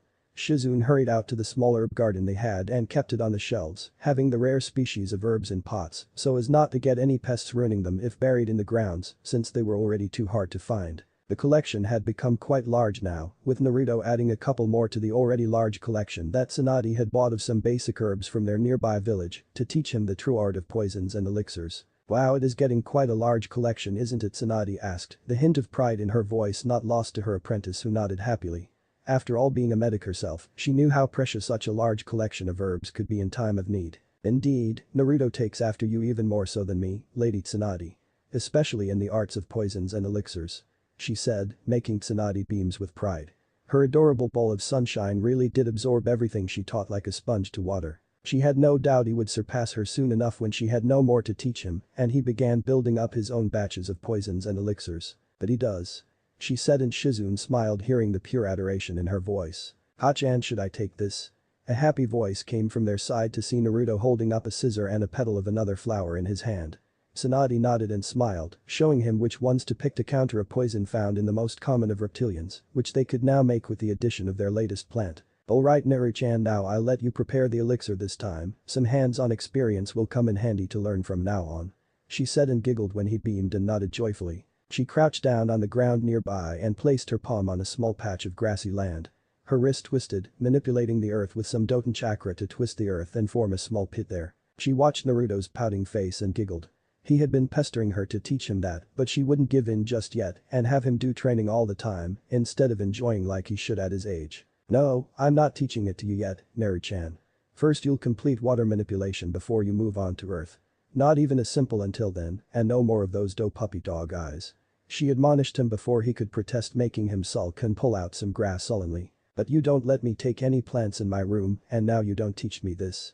He whispered sadly, making her heart tear away at the innocence and sadness laced in his voice. She knew he was sad when she had stopped him from taking any plants in his room like he wanted to in the past few weeks. The boy loved them like his own pets, but she couldn't have him turn the house into a forest, which could have been harmful mind you, with all the various oxidants the plants released at night, which she was sure he would turn the house into with all the plants he was always scouring out that he loved. Her heart tore away seeing his shimmering eyes, and she had half a mind to let him grow a damn tree in her bedroom rather than see him cry like that. Naru-chan. She called out, making him look at her with a soft sniffle that made him look all the more adorable in her eyes. I'll teach you how to heal cuts and scrapes with the basic stages of my mystical palm, if you listen to me alright. She asked and giggled when he blurred into her chest and squeezed her for dear life. You're the best, Ka-chan. He exclaimed happily, and she let out a small laugh, kissing his head gently and smiled when he turned back to his lesson. She watched him put all the petals and roots in the pit as she told him to in the concrete hard pit. She snapped her fingers under the petals of the violet calendula to spark them alight gently with a precision only an experienced medic like her could have. She put out the small fire in her fingers as soon as they turned to pick ash before she ruined the process and precious herb as well. Her eyes turned up to her baby boy to instruct him on the next step when she saw his shimmering wide doe-looking puppy dog eyes looking at her pleadingly with a small sniffle. She slapped her hand on her forehead and sighed tiredly. There was only one thing that the boy found more interesting than the little Doton manipulation she did for the pit. And that was the little Katen manipulation exercise she used for her elixirs. But she couldn't have him light the house on fire if she started teaching him how he would practice it even in his room until he had mastered it. But she had to give him something, else he would be saddened even more with all the chakra control exercises she had been putting him through the past year. Alright Naru-chan, if you complete the water walking exercise this week, I'll let you have a small Suiton ninjutsu along with my mystical palm jutsu's first stage, deal? She asked and laughed when the boy brightened up and his tears lay forgotten. The boy was too curious for her own good was what she told herself like always. She watched how her son manipulated the water around his hand straight out of the vapors in the air and turned them into a small glob of water hovering above his palms. She watched mystified as he played with it as if it was a toy, not knowing he was manipulating the element to a degree most would give their arms for, as if it was a plaything to him. Is this enough, Ka-chan? He asked, breaking her out of her thoughts, and she nodded. Most medics taught to make elixirs in sterilized porcelain bowls, but she was teaching him this way so he could be ready to make anything anywhere if the situation called for it and not be bounded by the lack of equipment found in hospitals like some of the lesser accomplished but respected and non-field medics out there. The blonde boy put the small glob in the pit and Tsunade handed him a small cylindrical stone she had manipulated out of the ground out his eye shot so as to not arouse any more of his curiosity and smiled seeing him knead the thick and pinkish blue elixir to its final stages. She held out a test tube and watched with pride as he manipulated the liquid of the thick elixir expertly with his palms and didn't even waste a drop of it before pouring it down in the glassed vessel. She put a cork over it and smiled in pride. And that my baby is your finalized elixir for most of the mid-reptilian poisons found in the eastern parts of the Land of Fire. She said waving the test tube and watching his fascinated face with that adorable smile on his face. She kept the tube in her sleeve to store it in her cryogenic storage in her basement for reservation for future use where she would put it later on and walked into the house for dinner as Shizune had called them in and pulled the boy's head in her stomach as they walked in. I'm proud of you baby, you're growing so much in such little time. She whispered, making him smile at making his mother proud. But Tsunade wasn't mincing words. It took years of research and hard studying before medics even started on preparation of elixirs, but the boy crammed them up as if they were bread and butter to him and she couldn't be prouder of his growth. Most medics never even delved into these sciences and just learned to extract the poisons from their patients and try and stabilize their patients with medical chakra until his immune system kicked in which led to many fatal casualties in their field. If only everyone took their fields as seriously as herself, Shizune and her baby boy, so many lives could be saved. Ah-chan, what are we going to do tomorrow? Came the soft voice of her boy, who was looking up at her spaced out face innocently, and she ruffled his hair, getting some cute giggles from the boy. I'll start you up on the conversion of your normal chakra towards the medical one. It's great that you have such a strong water affinity. It is the best thing a medic could possibly dream of, since it makes many advanced branches of our fields open up to you instantly, without the need of putting up with numerous months of mastering the element before you move to the real thing. She spoke to him in a wise tone, making him nod and smile. Then maybe we can start working with you on real people in the nearby village's small clinic. You could learn hands-on with real patients as well as help the villagers at the same time. Me and Shizune could take the serious cases too, since it has been quite some time and we need to keep ourselves sharp too. She told him and watched him perk up at the mention of going out. She knew keeping him to herself wasn't the best thing, but she wanted to keep him as safe as possible from any and all dangers. But she was realizing he needed to see a little of the outside world too, if he had to grow out of his childlike innocence and shell he had around him. Not that she wanted him to anyways, but it had to be done, and some social interaction with others was necessary too. They sat and had dinner in comfortable silence, that is, until there was a puff of smoke by their side, along with sounds of clanking wooden sandals. Both ladies sighed tiredly, but Naruto perked up with a smile. Ladies, hold your horses, because the manly charm of the gallant Toad Sage Jiraiya has arrived. Came the boastful exclamation of the Toad Sage, who waved his hair proudly and did a kabuki pose. Naruto clapped happily at his performance that he liked very much, and each time the man prepared a new dance form just for him. Hervey Sage. The blonde boy exclaimed, making the man face fault from the embarrassed samurai Toad underneath him, while the ladies in the room chuckled loudly at his expense. Don't call me that, you damn brat. He scolded him half-heartedly while the boy just grinned his foxy grin. Tsunade told him to keep that nickname for his godfather, and the man cried in tears at the lack of respect they had for him. Men kissed his toes for the classic literature he wrote, but his own family members had no respect for him, he cried out comically. Naruto hopped onto Tsunade's lap and snuggled in her arms with a yawn, making her smile. He had the most energy of them all, but would always curl up in her arms to fall asleep. Jiraiya watched on in jealousy as the boy was snuggled in her chest and drooled at the thought of him being there. How lucky the boy really was to enjoy those Melanie jugs, he mused. Shizune glared at the man in disgust before a plate met his face, and he fell down back from his chair and twitched on the ground. You damned pervert, get your thoughts about my boy out of the gutter before I sock you halfway through the elemental nations. Tsunade fired in her usual way, and Shizune giggled as the man mumbled something with a dazed look, clearly out of his senses. She tucked him into his bed, planting a kiss on his head, and smiled at his soundly sleeping face that looked so cute. She wanted to sleep with him herself, but the pervert must have come for something important, that much she knew. She took her chair back and saw his face now completely serious and without any signs of joy in them, and her own face mirrored his. Many people are looking for the boy now. Especially Kumo and Iwa, now that their forces are back up to strength. Kumo wants the Uzumaki blood in their midst, now that someone is out of the eyes of the village, and Iwa wants the Yondame's heir to themselves or be eliminated altogether before he rises up to the strengths of his father. He said, making her heart drop. She had half a mind to drop his outings straight out for his safety, but her eyes narrowed before steeling themselves. Be careful, and especially don't take him outside for now. The most dangerous thing is that some people, dangerous people, are banding together for some cause, and Naruto along with the twins is on their list that they are gathering information on. I don't know what for, but I do know they are looking quite intently on Naruto, which means. He warned her and she nodded, understanding his point completely. They are looking for his tenant. She surmised, making Shizune's eyes widen in horror.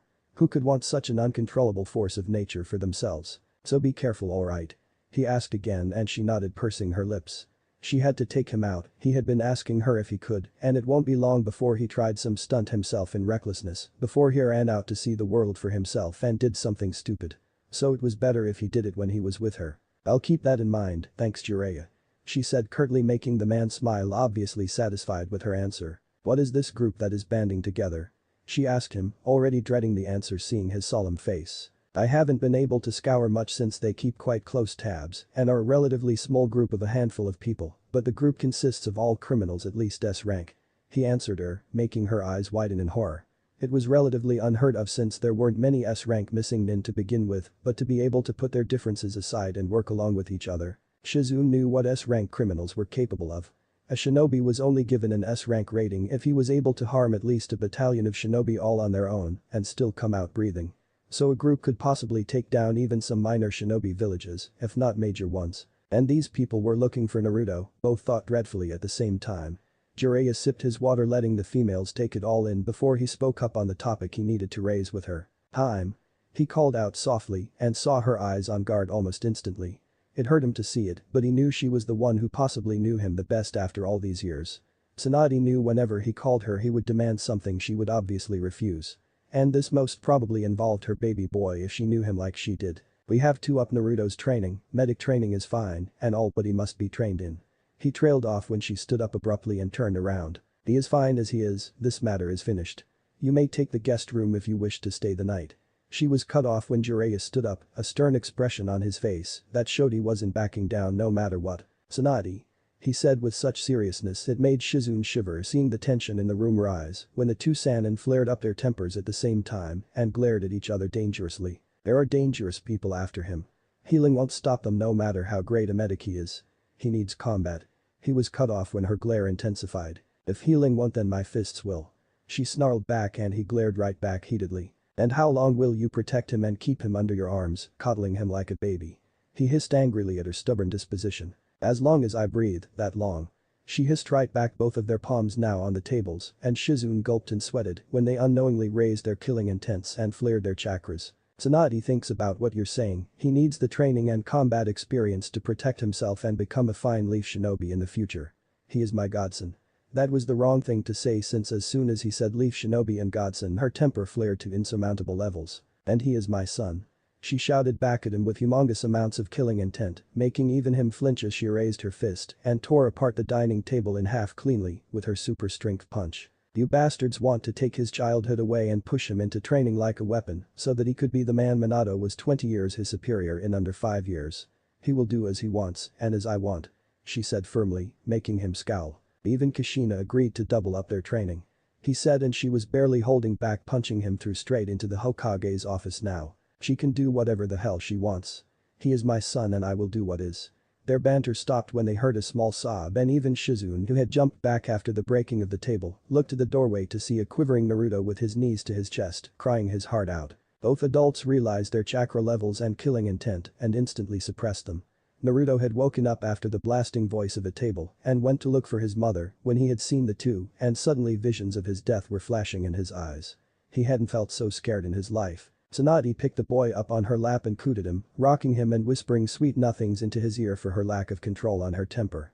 The pure killing intent of a Sannin would scare any child no matter who he was. "I'm sorry, I'm so sorry," she whispered, kissing his face with little butterfly kisses to calm the hysterically crying boy down. Jiraiya himself felt ashamed to let loose his killing intent so easily and scaring his own godson at that. "Tsunade, I'm..." He tried to apologize when he saw her shimmering eyes with unshed tears and the pure fury behind them. "Leave," she whispered coldly, making words dry down in his throat. The Toad Sage said nothing and walked out, disappearing in a smokeless shunshin. Tsunade hugged the boy who had fallen unconscious from the pure fear he must have felt and rubbed his head softly. No matter what he said, she knew he was right.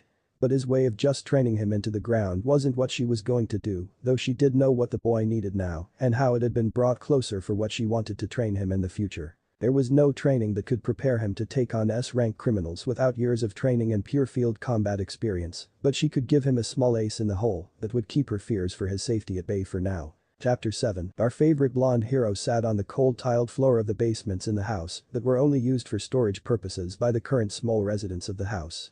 But today it had a different purpose to fulfill for the family. A much more important one. "Ah-chan, ha-ha-ha. It tickles," Naruto said and giggles, feeling his mother's hands working their way all over his body. Tsunade dipped her index and middle finger in ink before going back to her half-naked boy and started scribbling strange kanji all over his body. Her face showed one of immense concentration as she began scribbling the seal on someone's body for the second time in her life. The first time had been for Shizune, but the girl was never able to truly embrace the thing it was meant for. Tsunade walked up front and scribbled her way up his shoulders and onto his cheeks, before finally scribbling a small rhombus over his forehead as the final connecting point of the slick pattern of kanji all over the boy. "Alright Naru-chan, I'm done, now stay absolutely still, okay?" she asked and got a nervous nod from the boy who still had no idea what she was doing to him, but he trusted her with his life. She ruffled his hair playfully to ease up his nerves and got a slight giggle out of him. "This won't even feel like anything and will be over before you know it. Just that you'll feel weak and most probably feel sleepy after I'm done, so nothing to worry about, Kay?" she asked him in her gentle motherly voice and instantly got a happy nod from the blonde. Alright, let's go. She whispered to herself and clapped her palms together. Naruto watched on in amazement when she started going through hand seals, slowly and carefully. He knew how fast she could do them, he couldn't even see her hands in a blur the last time she showed him her full speed, but she wanted to do it right and make sure it was done absolutely perfectly in the end. Naruto sat there for 10 minutes, watching her go through hundreds of hand seals, her eyebrows furrowed in concentration, with her reserves draining considerably by the moment. A bead of sweat rolled down her forehead before she stopped on her 176th hand seal. Her hazelnut eyes snapped open, and her palm glowed a bright purple with the kanji for yin now emblazoned over it. She placed it on the center of the boy's forehead, straight over the diamond-shaped mark, and Naruto felt something funny all over his body. It was like a surge of chakra before it started going all through his body into the small mark on his forehead. His eyes widened when all the kanji except the diamond mark disappeared, and he felt his chakra reserves getting drained like water getting sapped into a dry sponge. Ah-chan, my chakra. I'm so sleepy. He trailed off sleepily before his eyes rolled back and he started falling forward, face first to the ground. Tsunade caught him in her arms and scooped the boy up in a warm embrace. Her eyes still concentrated on the mark that was glowing brightly on his forehead. She felt nervous since it shouldn't have taken that long to stabilize when it suddenly glowed brilliantly and vanished from his skin altogether, making her sigh in relief. Perfect, thank Kami. She whispered to herself and brushed his golden locks, kissing his head to take him up to his room. He would probably be out like a light till at least tomorrow morning from severe chakra exhaustion before she would start to fill up his reserves slowly with her own and feed him something to recover quickly. She walked past the living room and came across Shizune who raised an eyebrow seeing the sleeping boy in her arms. It was still early morning, so it was quite surprising that the usually energetic and giggling blonde was still sleeping. Tsunade walked past her and tucked the boy into his bed, planting a kiss on his head like usual, and turned her eyes to a confused Shizune staring at her and the boy, and then at her again in pure confusion, with a hint of concern shining in her eyes for baby brother. He's fine, Shizune, nothing to worry about. He'll just sleep throughout the day. She said, making her face show more of her concern for her little brother. Nothing to worry about.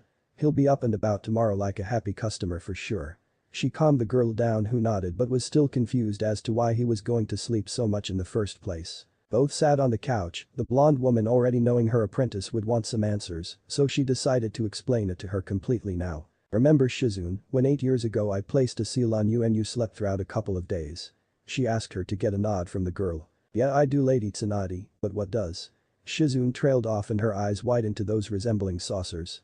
Realization dawned on her and she turned as pale as a sheet, realizing the consequences of what her master had done. You placed the yin seal on him? She asked her incredulously and got a simple nod from the Senju clan head who closed her eyes, as if it was a run-of-the-mill action on her part. Have you gone insane? He's only 6 years old. Shizune couldn't help but shout at her master. Tsunade though raised an eyebrow at her apprentice, who breathed a deep breath realizing who she was talking to in the first place. But Tsunade let it slide knowing how much she cared for her boy and why she was shouting in the first place. Yes, I placed it on him, Shizune. She said, and as the raven-haired girl was about to protest to have it removed when she raised her hand to stop her rant from even beginning. I know what I'm doing, Shizune, I have given it a lot of thought over the past week. She said in her serious and steel's voice, making the girl purse her lips curtly. Clearly, she wasn't happy with the way her master had rushed things so much. Tsunade-sama, this was reckless. Even if he can amass the required amount of chakra with his large reserves, they are still quite small, and his coils aren't developed to the point he would need to control the surge his seal would provide him. Not to mention his control is nowhere near the level required to handle the seal's power, should he ever be able to release it, and that is a big if since I myself wasn't able to get it to life after years of work I put into it. Shizune said curtly, making Tsunade sit silently and hear the aggravated girl out and let her vent out her frustrations before she answered her queries. I won't be teaching him how to release it just yet, Shizune. She spoke calmly, getting a nod from the girl. It was the only thing she had heard until now that made sense anyways. Then why did you place it now, Tsunade-sama? She trailed off seeing her crestfallen expression on Tsunade's face and her heart melted at seeing the vulnerable side of her master coming out now. Because I'm scared of Shizune. She said honestly, placing her face in her palms to control herself, and Shizune sat by her side to give her a reassuring hug. Now she understood why she had done it, the talk with Urei a week earlier must have triggered her decision. I can't lose him, Shizune, he's everything I have. And now the world is after my baby's life. She whispered with a choked sob, making the raven girl sigh and nod sadly. Though she was surprised when Tsunade looked at her with determined eyes. So I have placed a small trigger over the basic yin seal that serves two purposes now. She said, making her apprentice raise an eyebrow. Now this was news to her, the yin seal hadn't been experimented on since Mito Uzumaki's reign and creation of it until Tsunade had tinkered with it to the point she wore today. She was quite curious with this development, knowing almost all the seal's functions anyways. Firstly, for now it will drain his chakra reserves on its own, leaving only the barest minimum to trigger the functioning of the seal. She explained, making the girl nod. It was a needed step to jumpstart the powerful seal in the first place, with a huge burst of chakra coming from its bearer or the one who places it. Tsunade must have used the boy since she would have liked to keep an eye on his condition herself to see if she did anything wrong and fix it before it becomes fatal. It was only logical. Secondly, whenever he is completely drained of chakra or has received a fatal wound that is threatening his life, the seal would be triggered all on its own. She said, making Shizune's eyes turn wider than ever at the implications. Tsunade decided to cut her musings short before she had another burst of frustrations. But it is only a one-time thing. I reserved my own chunk of medical chakra in it as a small reservoir so that even if someone made a direct hit to his heart, the seal has enough juice in it to make him recover completely. But it will only work once. She explained, and now Shizune realized why she had done what she had done. It was a guaranteed fail-safe for the boy's safety and not her innate desire to make her skills be passed on to her son that had made her rush up things so much. She couldn't help but smile proudly at the concern the woman held for her baby boy. It was unlike anything she had ever seen before. But a small question still played on her mind now that the deed had been done by Tsunade. Do you think he'll be able to master it? Shizune asked, making Tsunade tilt her head in innocent confusion. Shizune sighed, these mother and son sometimes had the same expressions on their faces. The yin seal I mean, not even I could get it to work. Will he be able to? She trailed off at seeing the grinning face of Tsunade. Oh, he'll master it alright. Tsunade said with all the confidence of the world shining through her eyes. Shizune couldn't understand how she was so damn confident when Tsunade stood up. It was time for a warm cup of sake today. She needed it. Shizune too didn't stop her now. He is my son after all. She whispered to herself before squinting her eyes when she downed the cup in one go. Shizune couldn't help but laugh when the queen of liquor coughed violently, feeling the new sensation of alcohol burning her throat after a pretty long time. Odd cough, I'm so out of shape. Tsunade said, much to the amusement of Shizune, who was snickering happily seeing Tsunade pat her chest after downing another cup down. Her eyes widened in horror when Tsunade took the cork out with her mouth and started downing the whole bottle in one go. Tsunade-sama. Shizune shrieked, but the damage had already been done. She held the bottle upside down, but not even a drop fell from it, making her sigh. She glared at the Sannin, whose cheeks were now a faint pink as the alcohol began to take effect. Alright Shizune hick, I'll go and sleep with my baby. You get something heavy for him to eat hick when he wakes up. A little for me too. She said the last part as an afterthought while Shizune watched her go into Naruto's room with a sigh. Some things just never changed, her master's little childish antics being one of them. But even still, her care for her son's safety was unparalleled, that much no one could argue. And this is some fine sake. A third voice said from behind Shizune, making her stiffen before doing the only thing she could. She shrieked and launched a barrage at the voice. She sighed in relief at seeing the mane of hair now covering Konoha's legendary Toad Sage for protection from her attack, who was chugging down the contents of the new bottle quite happily without a care in the world. Shizune couldn't help but wonder if she and Naruto were the only normal ones left around here now. How long have you been here, Jiraiya-sama? She asked tiredly, to gauge what all he had heard. The man leaned on the wall with his back and wiped off his face with a smile that was quite too serious for Shizune's liking. Long enough. He answered cryptically, making her sigh yet again at his unclear reply. She didn't even bother to ask how come they hadn't felt his presence. After all, the man was a master at espionage and held a spy network greater than Konoha's own at his personal disposal. Jiraiya was happy that Tsunade was taking his words and warnings to heart and not lacking in the boy's safety. But it still wasn't enough in his eyes, he had to do something. What do you think of Jiraiya-sama? He heard Shizune's voice and broke off from his thoughts with a warm smile, shaking his head. Shizune couldn't help but be nervous. The man was rarely serious, if ever, and it was scaring her to be honest. Oh, nothing for a fine beauty like you to worry about, Shizune. He said with a lecherous grin, making the girl face palm and leave while shaking her head, muttering something akin to hopeless perverts. Boy. He yelped indignantly hearing her remarks, but she had already left, making him sweat drop. He chugged down another gulp of sake and racked his brain to do something to make the boy have an ace up his sleeve, while keeping his mother seemingly oblivious to all his efforts. A moment later he let out a mischievous giggle before disappearing in a smokeless shunshin.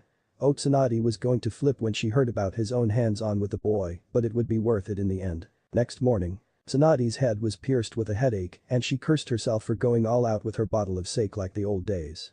But she needed to let all her fears rest and have a little sleep with her baby after a week's worth of restless nights. She held a half-ram hand seal, her medical chakra coursing throughout her body. Her liver's metabolism increased exponentially for a few moments with its extra dose of chakra, and all the side effects of alcohol were drained out in a matter of seconds. Her honey-brown eyes blinked innocently, staring into the curious wide baby blues that were staring at her intently, while a small hand had her cheek cupped. Her face lit up with a small smile, leaning down into the small hand with a fond smile. "Ah-chan, you smell funny," he whispered, making her giggle and pull him close to her in a hug. He must have smelled the strong essence of liquor on her. "How are you feeling?" she asked, instantly her mind regaining its bearings to let all her worries wash over, her maternal instincts kicking in automatically. "Tired?" he whispered in a raspy voice, snuggling in her neck with a cute yawn. She could feel his shaky arms, most probably from chakra exhaustion.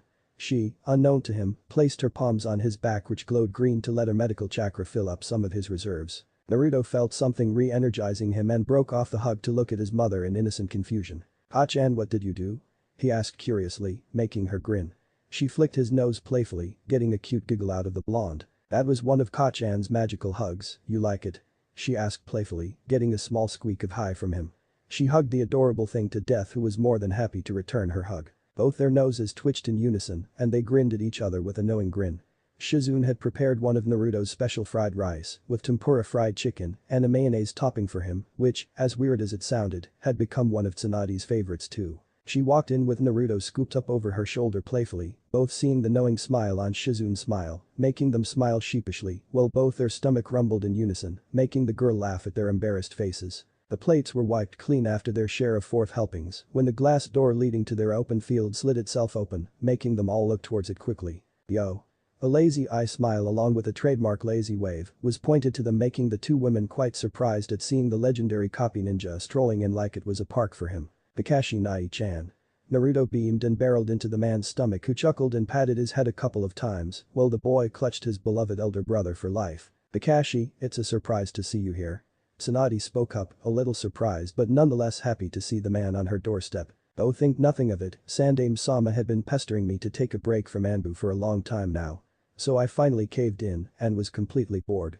Then I thought," he said, adding a mysterious air in his voice, quite enjoying the mystified and adoring look he got from the blonde. "What better way to spend it than with my favorite little blonde ball of sunshine, nah?" he asked, giving the boy one of his traditional eye smiles when the two bumped fists. Tsunade just couldn't help but smile. The boy looked up to the silver-haired man as his elder brother and a seemingly life-sized role model, straight after his father and herself. Even more so than his favorite pervy sage, the man was too cool in the blonde's eyes. "Did you get me something?"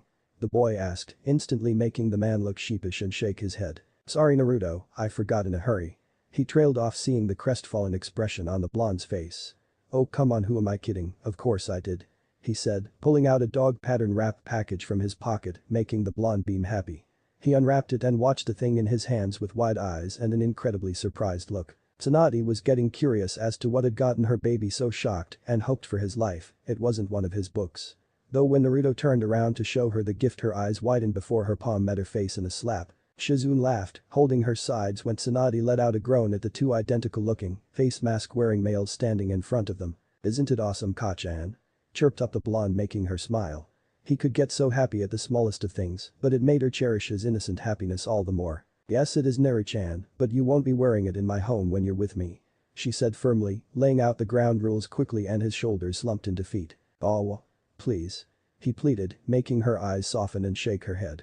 "Not this time, he won't get her this time with those doe eyes. No young man, I won't have you hiding your face when you're with me in the house," she said and sighed seeing his puppy dog eyes now shimmering, making her walls of emotions crumble down quickly. "But you can wear it when outside," she said, making the boy perk up and nod happily. He could live with that. "Nai-chan, will you teach me something?" he asked quickly, making the nod instantly. He had no qualms with that, plus it served as a little time off from his stressful life back in the village. "Kakashi, just something simple alright." Tsunade spoke up in a stern tone, making him nod obediently as if he was a child and she was the teacher. The last time Tsunade had given free rein to her pervert of a teammate, her boy had been filling up the house with little toads, all the while giggling and running away from her. Needless to say, she was going to be a little cautious this time. "Of course Tsunade-sama, nothing much. Just a couple of little harmless chakra control exercises," he said, making the woman nod. Chakra control exercises were quite simple and harmless, she could live with that. Plus, the boy enjoyed his time with the lone-eyed ninja quite a lot, so she had seemingly no qualms with it. "Alright Naru-chan, go and have fun with Kakashi," was all she could say before the blonde boy in question had pulled the boy out by his hand. "Naru-chan be back by evening," she called out, getting a hi in return.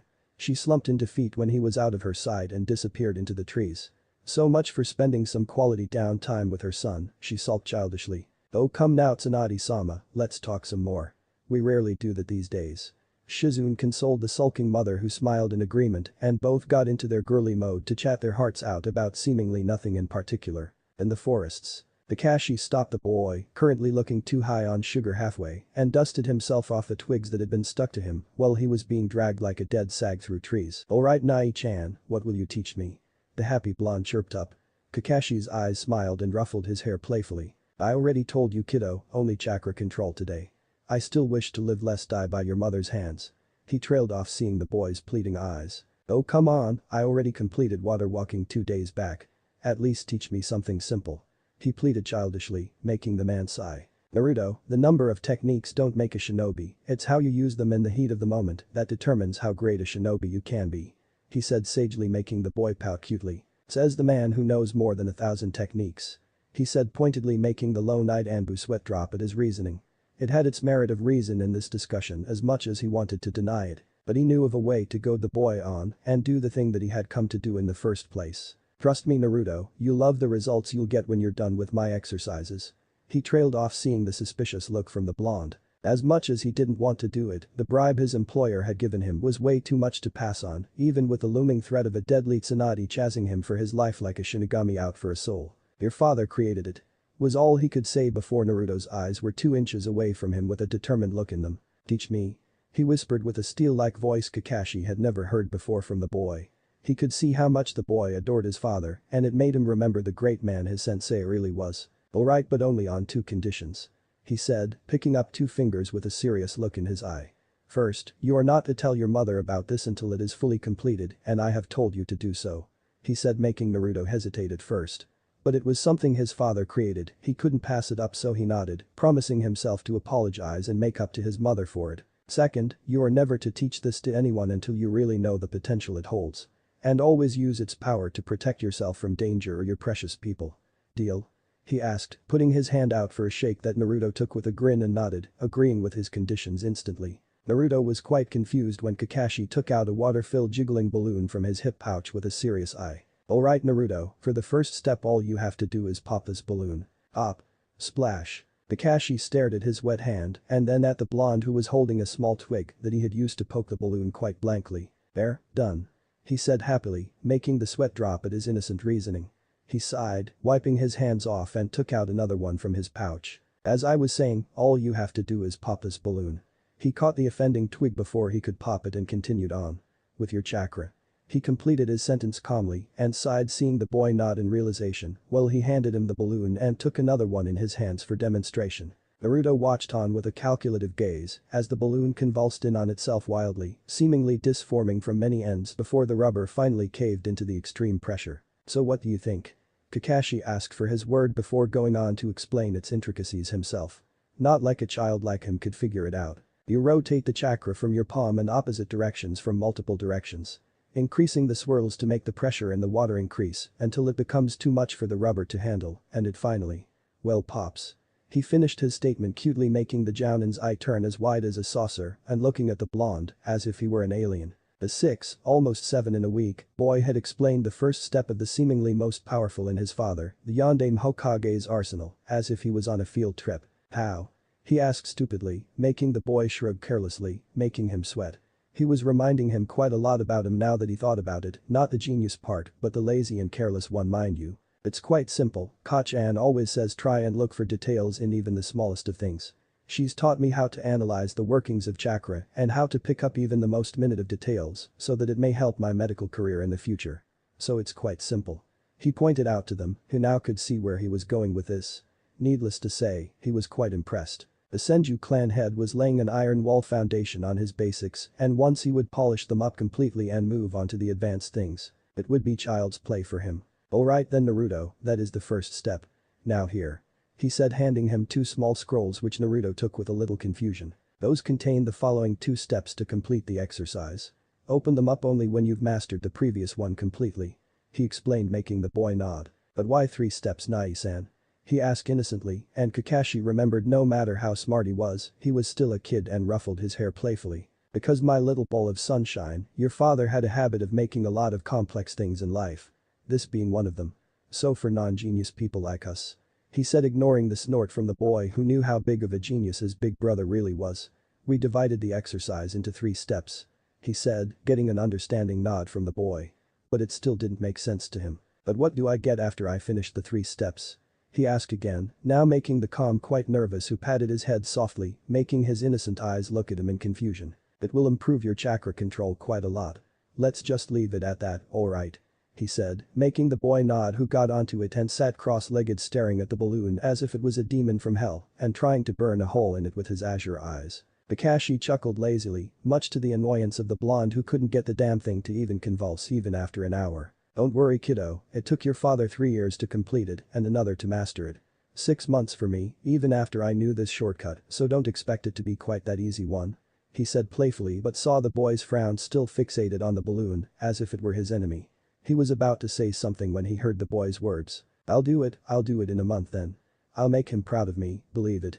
He whispered the last part to himself, but Kakashi could hear it all too well in the silent clearing. He couldn't help but see an image of his father's proud visage standing behind him with crossed arms, those steel-like azure eyes both father and son possessed, watching his boy in obvious pride, shining in those firm eyes. You already have, kiddo, you just don't know it yet. Chapter 8. Thank you so much.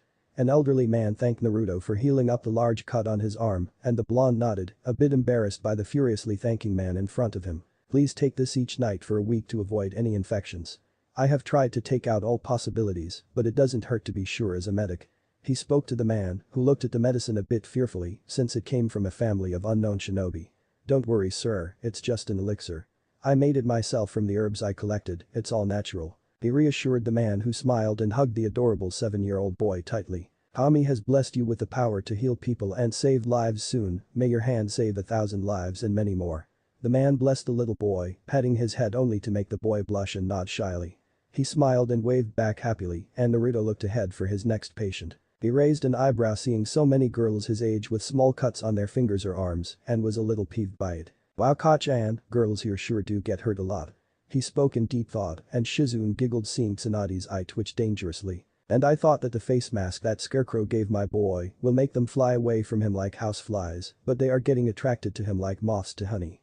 I swear, those sluts are going to hound my boy once he grows up if this is anything to go by, and that Kakashi is so dead the next time I see him. She thought, glowering at the little girls who were giggling happily at seeing the magical medic boy that had come to help their village every day for a month now. Naruto patched up a small cut on a girl's finger with bandages, it didn't even need a healing technique for it.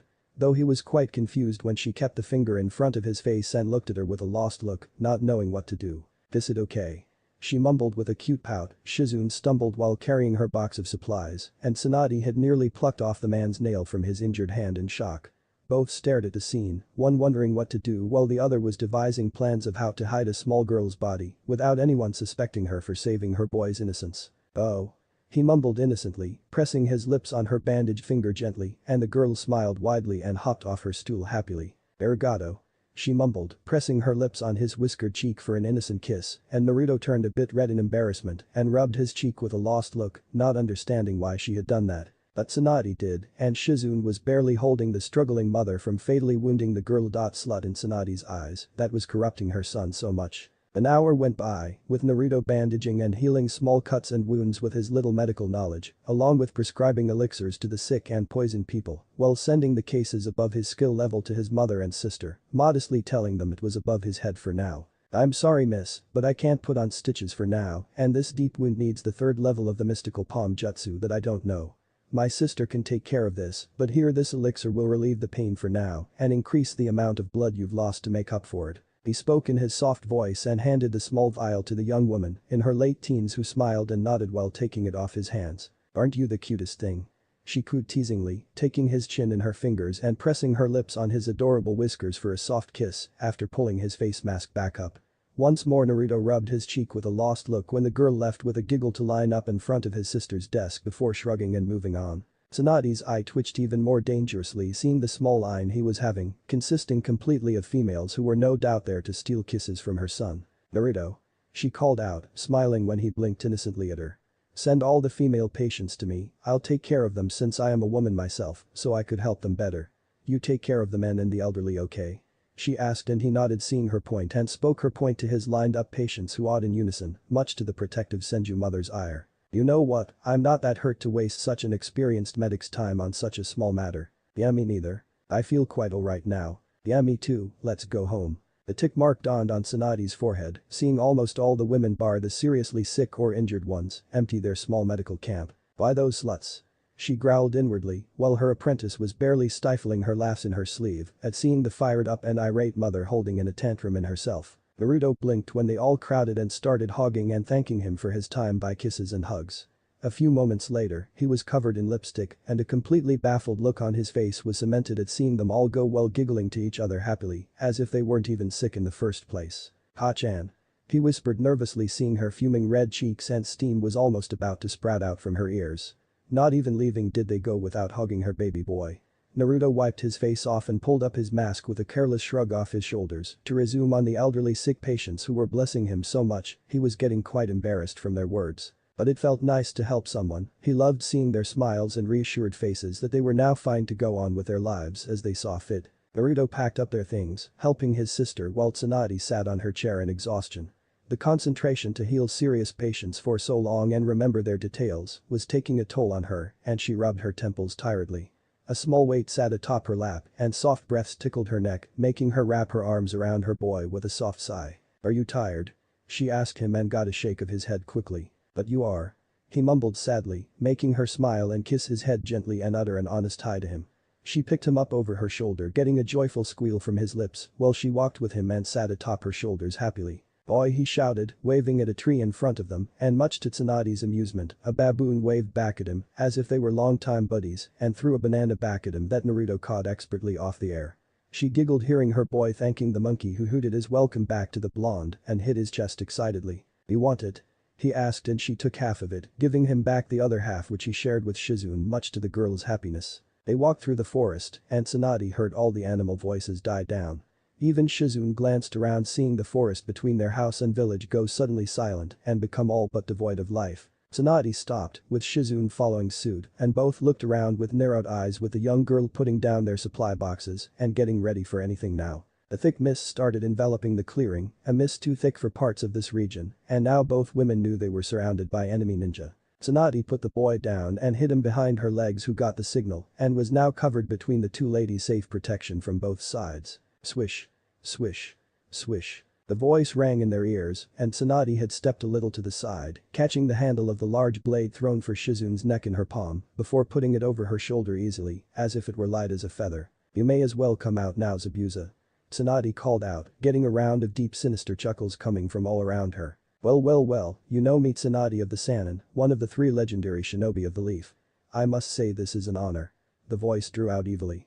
The clearing was washed all over with killing intent, Naruto shivered but gulped down his fright still quivering but in his senses. He had felt a much thicker one than this from his mother and pervy sage before too, so he could take this one a little. Who is he?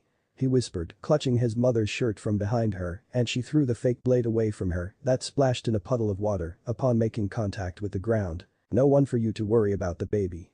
Just stay back and let Ka-chan and Ni-chan take care of this, okay? She asked him in a whisper and got a nod from said boy who knew this was no time to argue. What do you want from Mamachi? Money, supplies, my healing skills. Name it. She called out, looking around to sense the master of the silent killing out, but to no avail. Oh. Sorry to disappoint you, my lady, but I'm here for something far more precious than such puny items. He drew out the 2 women on guard who knew what he was talking about and protected Naruto from any and all harm. Yondame's legacy. He whispered and both women stiffened in surprise before putting themselves on guard. Give me the boy and I'll let you 2 walk away. He drawled out with a chuckle making Tsunade growl at herself. You have some nerve to be threatening a Sannin's abuser. I never took you for an idiot in all my years. Weren't you supposed to be the head of Kiri's assassination unit? Tsunade asked to get him to give out his location and buy herself some time. That is why I can take you, Senju. This is my mist, my silence, my turf of kills. He boomed with a chuckle that made Naruto shiver and Shizune launched a hail off to cancel out the incoming hail for herself in midair. There's 2. Shizune whispered while Tsunade nodded at her assessment. No, there are 4 Ni-chan. Naruto whispered, and both ladies cursed themselves for forgetting they had a sensor amongst themselves right now. The large blade came to cleave Tsunade and Shizune necks clean off, and Zabuza grinned. His grin vanished when Tsunade caught his blade in her fingers, her legendary strength pushing him back like a rag doll. Such brute strength to stop my blade with your mere fingers. The rumors of your strengths weren't exaggerated, I see. His voice drew out and she said nothing but kept on her guard. Only her honed instincts and Naruto's sensory abilities were what were keeping them alive. Suddenly the mist all around them started shedding before Tsunade could let out a pulse of chakra, and both women looked down to see Naruto standing with his hands clapped together and his eyes closed in concentration. A small sheen of purple chakra coating his body and the mist vanished completely, leaving a baffled Zabuza, a masked hunter Nin and the demonic brothers hop out from their trees. The water he had gathered from the mist swirled all around Naruto before he let it go, and it splashed onto the ground harmlessly. That boy manipulated the water from thin air? Zabuza asked incredulously. Even Haku did not have such skill in his arsenal to control such purity of an element by himself through pure elemental manipulation. Naruto stepped behind Shizune who pulled him back behind her, and Tsunade smirked. Well, the hidden mist is certainly a fluke now. She taunted the man who growled loudly before smirking. Yes, that boy would fetch quite a sum before I sell him to Iware Kumo. His children will surely be quite valuable to him. He licked his lips, and Tsunade glowered at his greedy eyes murderously. You won't even touch my boy, you bastard. She growled out and he chuckled seeing how the odds were now stacked against her. 2 on 4 while they had a kid to protect as well. Back Shizune hacked out feeling the blunt edge of the sword make contact with her stomach before the demon brothers' gauntlets had knocked her out completely with a slam in midair. Haku rained down at her vitals to keep her knocked out until they fulfilled her task, and Tsunade's eyes widened in horror at seeing Shizune getting taken out in the blink of an eye like that. Shizune, she shouted in worry, only to turn back to see Zabuza's mirth-filled eyes while he brought his blade down towards her waist. She jumped back with a hop, taking Naruto with her, and couldn't help but let the gash she made on her stomach when she got on one knee while holding her stomach and coughed out blood. Eye style, demonic crystal mirrors, a voice called out while Tsunade glared at the dome of ice mirrors, now covering her angrily. Alright, that does it, no more holding back. These bastards are. Her thoughts died down, and her eyes snapped to her side to see Naruto's horrified eyes staring at Shizune's unmoving form and her deep gash with teary eyes. Why are you crying, boy? This is what shinobi are, we are tools of destruction wielded by our cage as they see fit. We kill and be killed on orders from our cages, the only difference is that in the mist, we aren't subtle about it like you people here. Zabuza chuckled and Tsunade started healing the gash on her stomach quickly. What? But why would you hurt Ni-chan? She only helps people. Naruto whispered in a trance, not understanding this man's words, who snorted seeing the innocent boy who hadn't seen the real face of the world right now. But he was more than willing to accommodate him. Tell me, boy, what do you dream of? He asked, while Tsunade growled and told Naruto to not answer anything or listen to his words even for a little bit. I want to be one someday. Naruto whispered honestly, and Zabuza chuckled maniacally. They are the biggest killers, they send their own kin to be slaughtered like cattle as they see fit. To use us like the tools we are and kill and steal, or do anything in the name of keeping the village and their nation safe. This is the truth of the shinobi village's system. Zabuza chuckled, enjoying the horrified eyes of the boy who soaked his words up and looked around him with terrified eyes. No, Hokage are good people, my father was he whispered in a pleading voice, not believing his words at all about his dreams, when the man cackled again. This was too amusing a moment to miss for him, to snatch an innocent boy's innocence. There was never a better thing in life for him. A killer, a mass murderer. How do you think he got the name Yellow Flash? Zabuza asked, and Tsunade still couldn't believe how cruel yet true his words were. She wanted to say he was lying, but his acidic words were indeed true, and she didn't want her son to join a shinobi village either if she had to say the truth out loud. Look at it from Iwa's side. To you he stood in front of 1,000 men bravely, right? He asked and got a tearful nod from the blonde. But look at it from their side, he killed 1,000 of their own. Fathers, brothers, families all destroyed. To them there was never a bigger villain than the Yellow Flash himself. They would slaughter you on sight just because you look like him. That's how deep the hate runs. He explained in a bloodthirsty voice while Haku was preparing his and Tsunade was preparing to release her seal if need be. Hatred isn't good, pervy sage told me that hate creates more hate and war creates more war. Forgiveness and mercy shall be the true salvation of a shinobi. He stopped when Zabuza snorted at his idiotic words. All ideologies, kid, I used to be that way too. Once he spoke, a hint of nostalgia in his voice, and Naruto let a tear drop from his eyes while he looked on at the blunt man pleadingly for answers to questions he had never asked before. Then what happened? He sobbed out, and Zabuza looked at him in the slightest bit of pity before grinning maniacally. Then my village told me to kill my comrades to become a true Kiri ninja. And it felt, oh Kami it felt, he whispered, enjoying his curious eyes before grinning. So good. He whispered and Naruto's eyes turned wide in horror when came towards him from all around. He tried to gather some water to make a wall, but he knew he didn't have the time or concentration right now to do so. Tsunade grunted, her form hovering over her son protectively, while a small trail of blood leaked down her smiling lips. "Ha-chan," he whispered in horror, realizing that she had taken all those weapons onto her back to protect him. All the flashes of his life's moments, each moment he spent with her flashed in front of his eyes that became dull blue for a moment. Duck duck. A small pulse of chakra ran throughout the forest as he saw his mother's smiling face, and the fear that he may lose her flashed across his heart. Duck duck. Another pulse ran through the forests, the greenery suddenly budding to life, as if life itself started responding to his whim around him. "You heard Kachan," he whispered in her ear, and Tsunade watched with wide eyes when he let all the chakra burst in his body and got soaked up by the ground below him. It can't be, she thought in disbelief, and thick tendrils of wood sprouted out all around the dome and started piercing the mirrors as if they were mere annoyances. "Stop hurting my mother," he screamed out forcefully, and the wooden spikes started bending to his will and wrapped up all around the four opponents they had held ever so tightly. "Naruto, stops the baby, it's enough. I'm fine." She tried to calm the extremely furious boy down, but he was having none of it.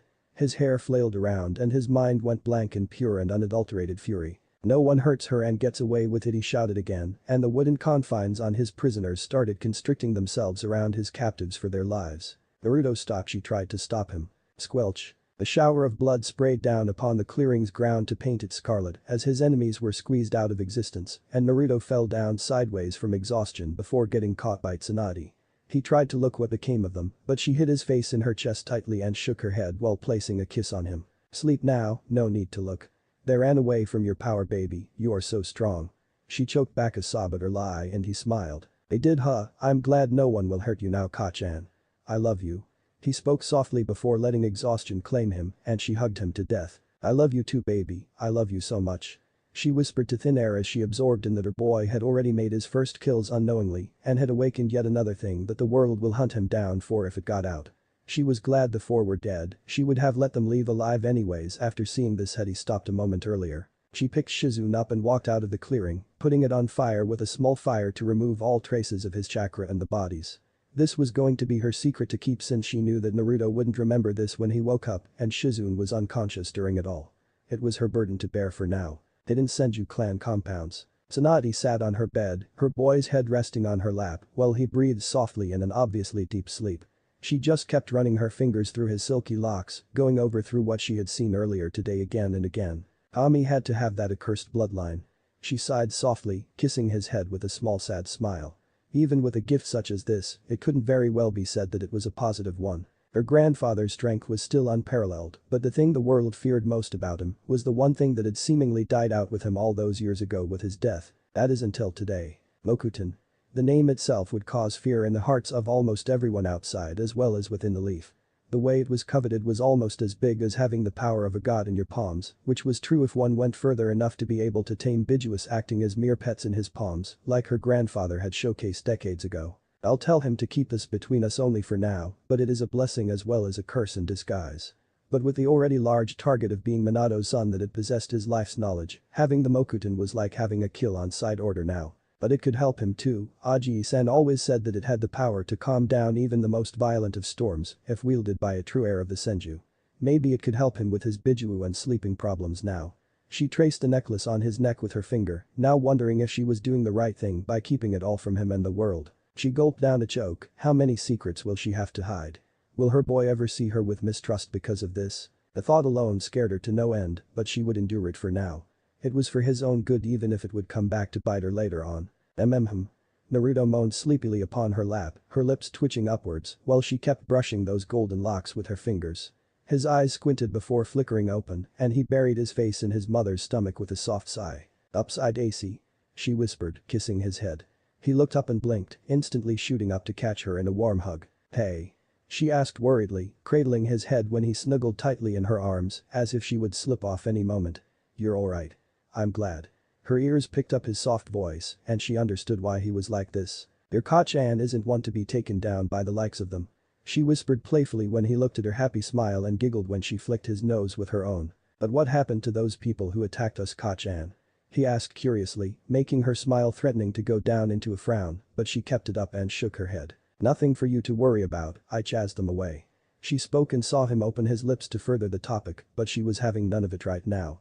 Don't you want to see Shizune now? She asked and his eyes widened upon remembering his sister, and he nodded furiously. Of course, where is she? He asked hurriedly and ran off when she told him she was in her room and sleeping. What happened out there? A new voice called from behind her when he was out of the room. She closed her eyes and sighed tiredly, rubbing her forehead that was now aching like hell. Nothing for you to worry about, Jiraiya. Some wannabe shinobis decided to take me on and grab Naruto while they were at it. I incinerated their bodies before taking off. She spoke and the man behind her said nothing, though he did narrow his eyes on her. He could see she wasn't telling the whole truth, but he nodded silently, deciding to let it be for now. After all, the threat had now come and passed. Tsunade took my advice just this once. He spoke seriously, and she said nothing to let the man speak his thoughts. Tell him everything about Kushina now. Each day he grows up, the more you complicate things for him. Secrets let out at the last moment will not be healthy for his young mind. Let him process these things now. You don't have to tell him everything, just a little bit about her and her relationship with him. He chimed in, and she clenched her fists and jaw tightly but said nothing. Tsunade. He kept a hand on her shoulder, seeing her rigid posture, which slumped a moment later with a tired sigh. You're right, Jiraiya. She spoke, making him shake his head. Be reasonable, Tsunade. Wait, I'm what? He asked incredulously, and she nodded to confirm he had heard her right. You're right, I'll tell him about it soon enough and let him make his own decisions. He is growing up now, 7 already. He can do what he wants. She trailed off uncertainty when he squeezed her shoulder, seeing where her thoughts were headed to. Tsunade, listen to me. He spoke firmly, crouching down in front of her to gaze directly into her eyes with his own. You're his mother. He spoke firmly, making her look down and nod hesitantly. Nothing you tell him will change that, I know that boy all too well now. He will jump off a cliff without a thought if you were to say it was the right thing without even a moment's thought. That is how much he adores you. The bond you two share goes further than anything that can be proven by blood, but telling him everything and coming clean is a smart way to keep things clear between you two. I don't want to see the boy trouble when you tell him at the last moment, and even then if do so he will love you more than anything else in the world, that is a fact. He spoke firmly and she let out a soft sigh, followed by a tired but serene smile to her old friend. When did you get so wise, you pervert? She asked in a playful manner, and he grinned cheekily. Oh, I am a sage, he boasted proudly, and she couldn't help but laugh at his antics. So now as payment for my truthful and wise advice, can I expect a payment of some sorts? He asked suggestively, wiggling his eyebrows, and she sighed. What do you want? She asked, letting him be just this once since he seemed so wise right now. Oh, you know. He giggled lecherously, putting his hands in front of him and making a squeezing motion while wiggling his eyebrows. Tsunade's eye twitched dangerously and a tick mark appeared over her head. Boom. Naruto was walking down the hallway back to his mother when his godfather suddenly flew straight through the wall, passing by a human-shaped hole in said wall, and fell down in a heap while smoke rose from his twitching form. He blinked and then blinked again before crouching down and putting his palms over the down form of a barely recognizable toad sage. I'm alright. He heard a groan and Naruto let his hands glow with a basic healing technique and sighed at the man. Why do you always do something like this, pervy sage? He asked tiredly, and the man grinned a painful smile when Naruto healed his little wounds thoroughly as best as he could. It's so worth it, you'll get it one day when you meet a feisty one yourself. The man mumbled, getting another soft sigh and shake of the head from his godson who healed him while plopping down on his butt. Only you, pervy sage, only you. He muttered and both had their little moment of alone time. As strange as it was. Chapter 9. Tsunade sat on her bed, her back being supported by its headboard with a troubled expression marrying her face. Her fingers ran through the sunshine blonde hair of her son who slept peacefully upon her lap without a care in the world. She had given him the day off today, well more like giving herself the day off to calm down her nerves that felt like they would explode any moment from the anxiety she was experiencing. The day was the day she came clean with him on the topics relating to Kushina. And it made her get scared all the more. Unconsciously she clutched him closer in her embrace like a lifeline. What if he didn't take it well? What if he asked her to let her see Kushina? What if Kushina somehow made her way into his heart? She pushed down those thoughts, shaking her head and looking down at the wide baby blue eyes staring up at her fondly. A graceful smile lit up her face when he sat up while fisting his eyes off their sleep with a little yawn. Enjoy your nap? She asked in a soft whisper and got a small sleepy nod from the boy who rested atop her shoulder with a little smile. Her hand cradled his hand on instinct like she always did for him and brushed his silky hair with her fingers. Naruto, Kachan has to tell you something, baby. She whispered, her stomach felt as if it were made of lead when he nodded innocently. I have been hiding some things from you, baby. she started, feeling even worse when she felt him perk up in her arms and merely squeezed him tightly for reassurance. Naruto could see it in her eyes she was troubled, her darting eyes were trying to look at anything but him. His small hand cupped her cheek, instantly her gaze locked onto his own wide eyes. "It's alright, I trust you." His innocent reply was laced with a firm smile that made her feel relief was over her, he could always see straight through her without even meaning to. This time was no different.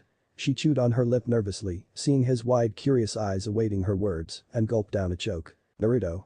Her heart ached for what she was about to say next, and she clenched her eyes shut for a moment. "I'm not your mother." She finally let the truth slip past her lips. Her eyes opened up, only to see innocent confusion and a lot of fear in those nervous orbs she adored so much. What? You shouldn't joke like that." He mumbled nervously with a small laugh, but saw her sad smile, and his laugh ceased. His hand fisted her kimono tightly like a lifeline. "Ah-chan, stop joking please." He pleaded in a soft voice, tears prickling in the corner of his eyes when he saw her same sad smile not even twitching in the slightest. "You're scaring me, please stop." He said in such a small voice, she would have missed it had it not been for their close proximity. The held back droplets now streamed down his cheeks freely and he looked at her with scared eyes. "Naruto, listen to me." She spoke, but he shook his head and hugged her for dear life. "No, you're my mother." He sobbed out, crying hysterically.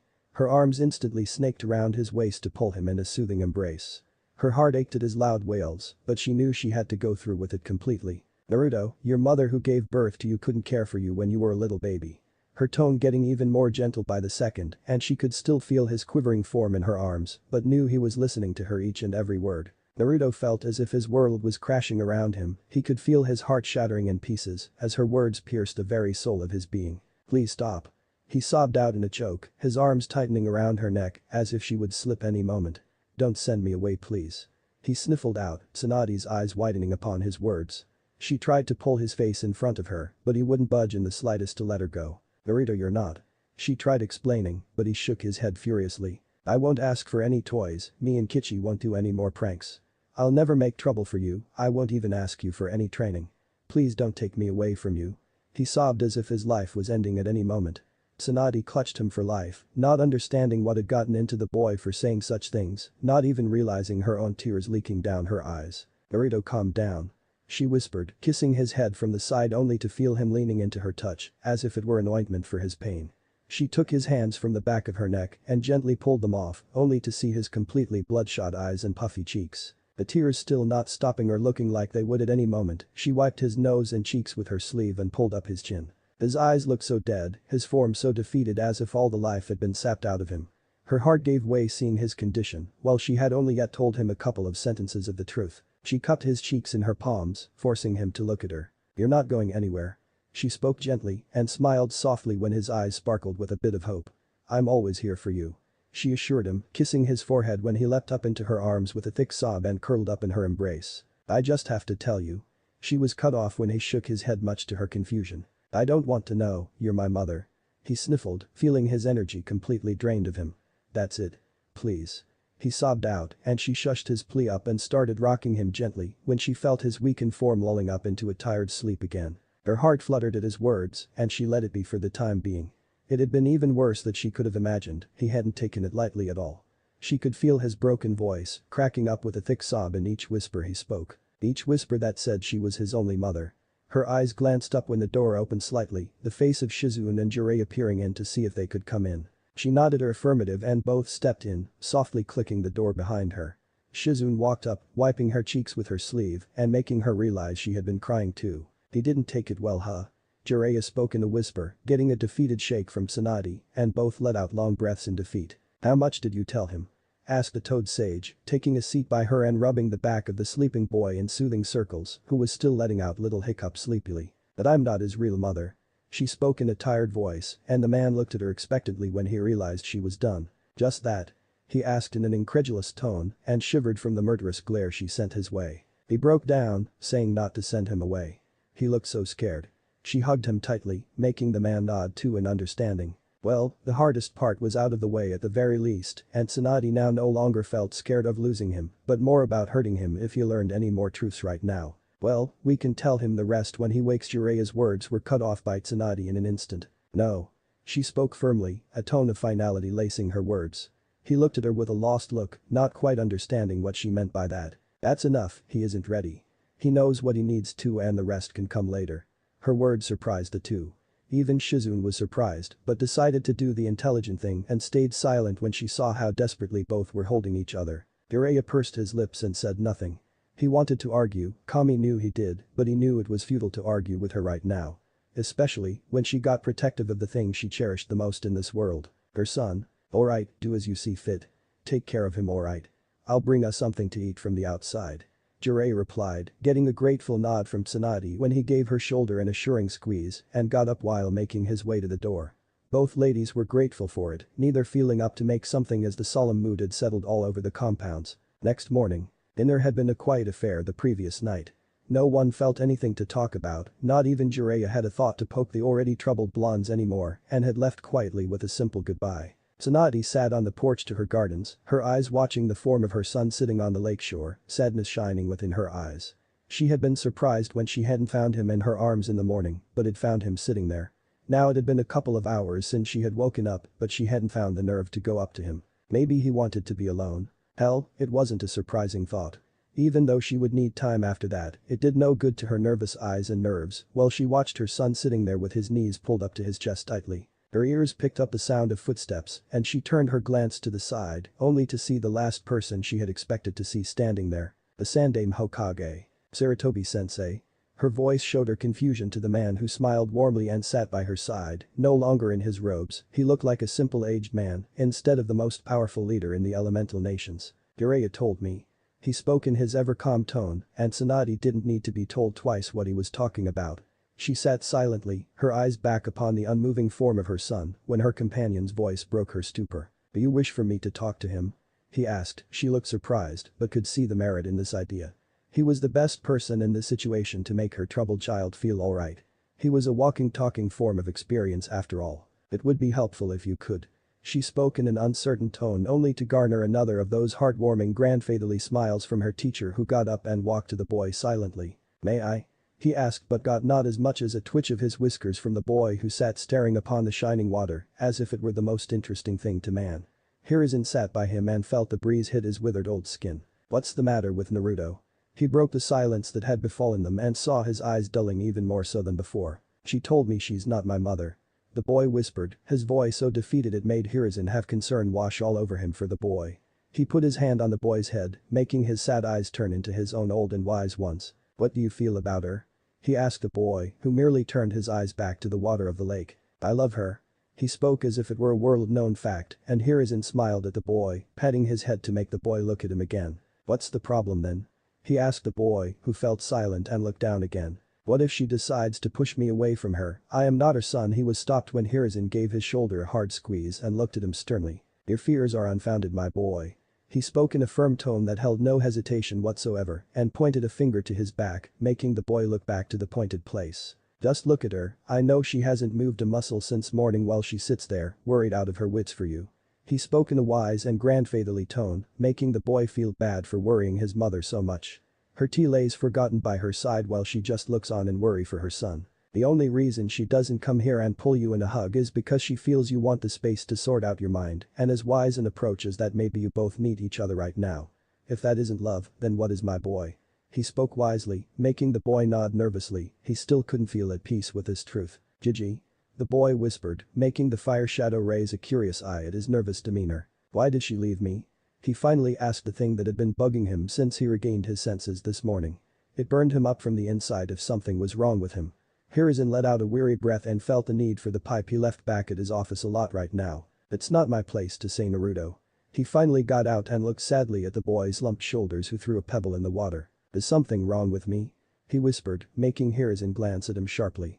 Had he figured it out, it wasn't surprising the boy was quite sharp for his age, and with Tsunade's fine nurturing, he wouldn't be surprised if he had. "There's a seal on my stomach, Kachan always checks on it whenever I have a nightmare." The boy whispered, lodging another little stone in the rippling water, not seeing Hiruzen's wide eyes and the pit of dread that was forming in his stomach. "The nightmare is always about a fox, a nine-tailed fox. I asked her if she knew anything about it, but she always changes the topic and gets nervous, so I looked in Tabarama Oji-san's library for it. It is the nine-tailed fox, the same one that Tsunade defeated all those years ago and has always been seen in the Land of Fire." The boy got out in a soft tone, not seeing Hirazen's wide eyes and completely baffled eyes. He figured out that much all on his own. He couldn't help but be shocked at the boy's keen insight. Though it wasn't quite as surprising seeing who his father was, and the man's power of keen deduction and insight was second to none. "Gigi, am I the nine-tailed fox?" he asked in a small voice, making Hirazen's eyes go even wider in shock. Now he clearly understood why the boy was so troubled when he saw him clutch his legs even more closer to him in agony, while tears threatened to spill from his eyes. "No, my adorable thing, you're my cute son. Nothing more, nothing less." A soft voice whispered in his ears when he was picked up from behind by a slender pair of arms. "I don't want to hurt you. Please tell me." He sobbed in her neck, and she cradled him as if he were made of glass with a soft giggle. She picked his nose within a pinch of her fingers and shook it playfully. The Nine Tails was said to be a walking mass of destruction, silly. Wherever he went, mountains were cleaved, a mere flick of his tails was enough to cause tsunamis. "If you were the demon himself, then I'd guess everyone would want one in their homes," she whispered, smiling when he clutched her neck and cried softly. She spoke sweet nothing into his whisper while hushing up the crying mess in her arms. Hiruzen couldn't help but smile from the side. Amazing, to think he was only troubled so as to not hurt his mother. "The bond you share with him is truly special, Tsunade." The elder man couldn't help but be happy when he heard the soft sniffled words of the boy who had started to calm down now. "I love you, Ka-chan."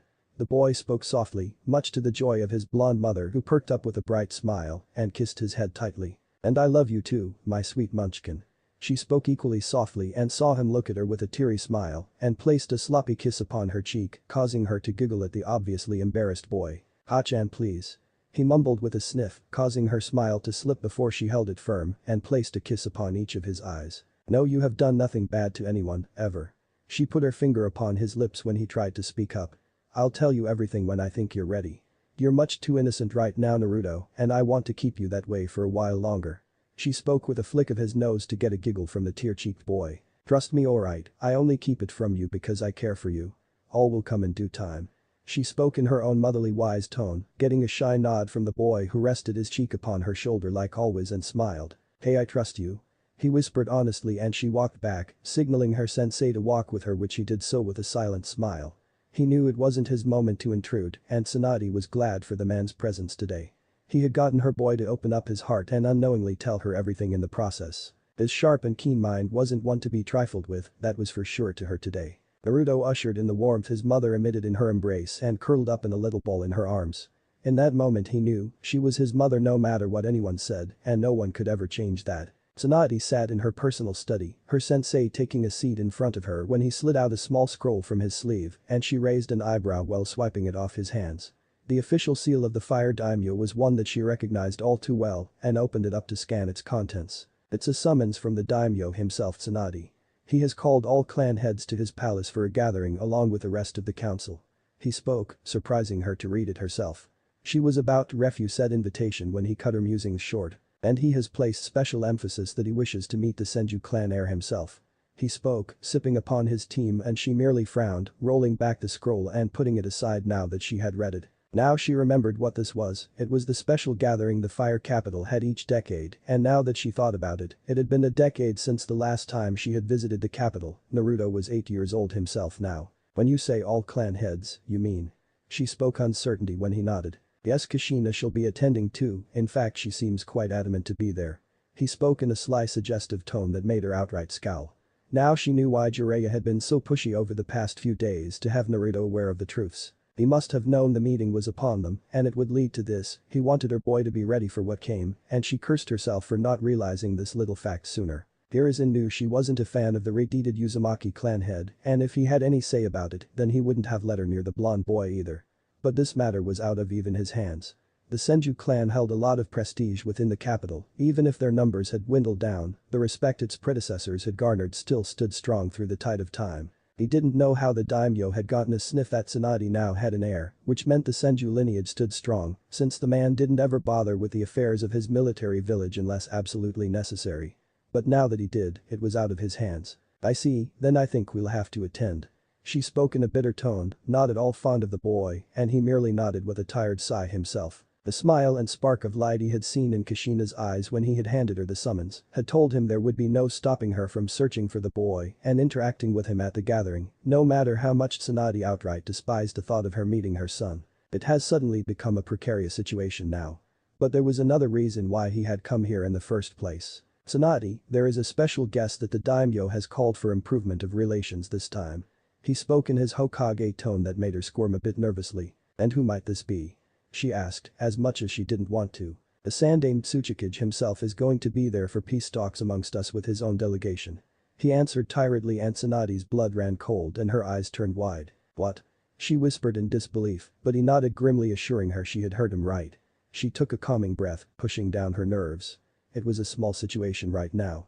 His name was no longer a secret and she had no doubt that Tsuchikage knew of her boy's existence as well. But as much as they might hate his very existence, he would have to be downright suicidal to try something within the fire capital when he was there for delegatory talks. Hell, if she didn't know any better he would be providing a man or two to look after the boy himself.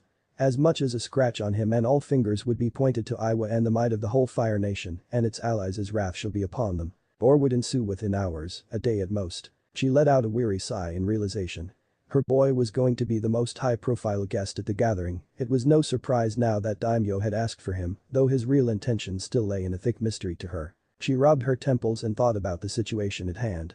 Finally, she had an idea that made a bit of relief wash over her. She stood up, much to Hirizen's surprise, and opened up her drawer to take out her withdrawal slips with the Fire Nation seals laid upon them. "Sensei, what is the cost of an A rank assignment these days?" she asked, much to the confusion of Hirizen who merely decided to answer her question for now. "The same as you remember Tsunade, why is it that you ask?" He couldn't help but voice out his confusion which was promptly ignored by the blonde mother whose brush swiftly worked upon the paper and she finished it off with her signature at the bottom and tore out the check, handing it to the Hokage who took the slip while looking at her questionably. "I request an Anbu escort for my son in civilian clothing so as to not look suspicious." She spoke, the slight tone in her voice not lost to the Hokage, who took a moment to realize her words before his eyes widened in realization and he smirked. The check slipped into his sleeve and he nodded silently, now seeing her intentions and who it was she wanted to escort the boy with. "It shall be done Tsunade, don't you worry. I'll see you at the fire capital then."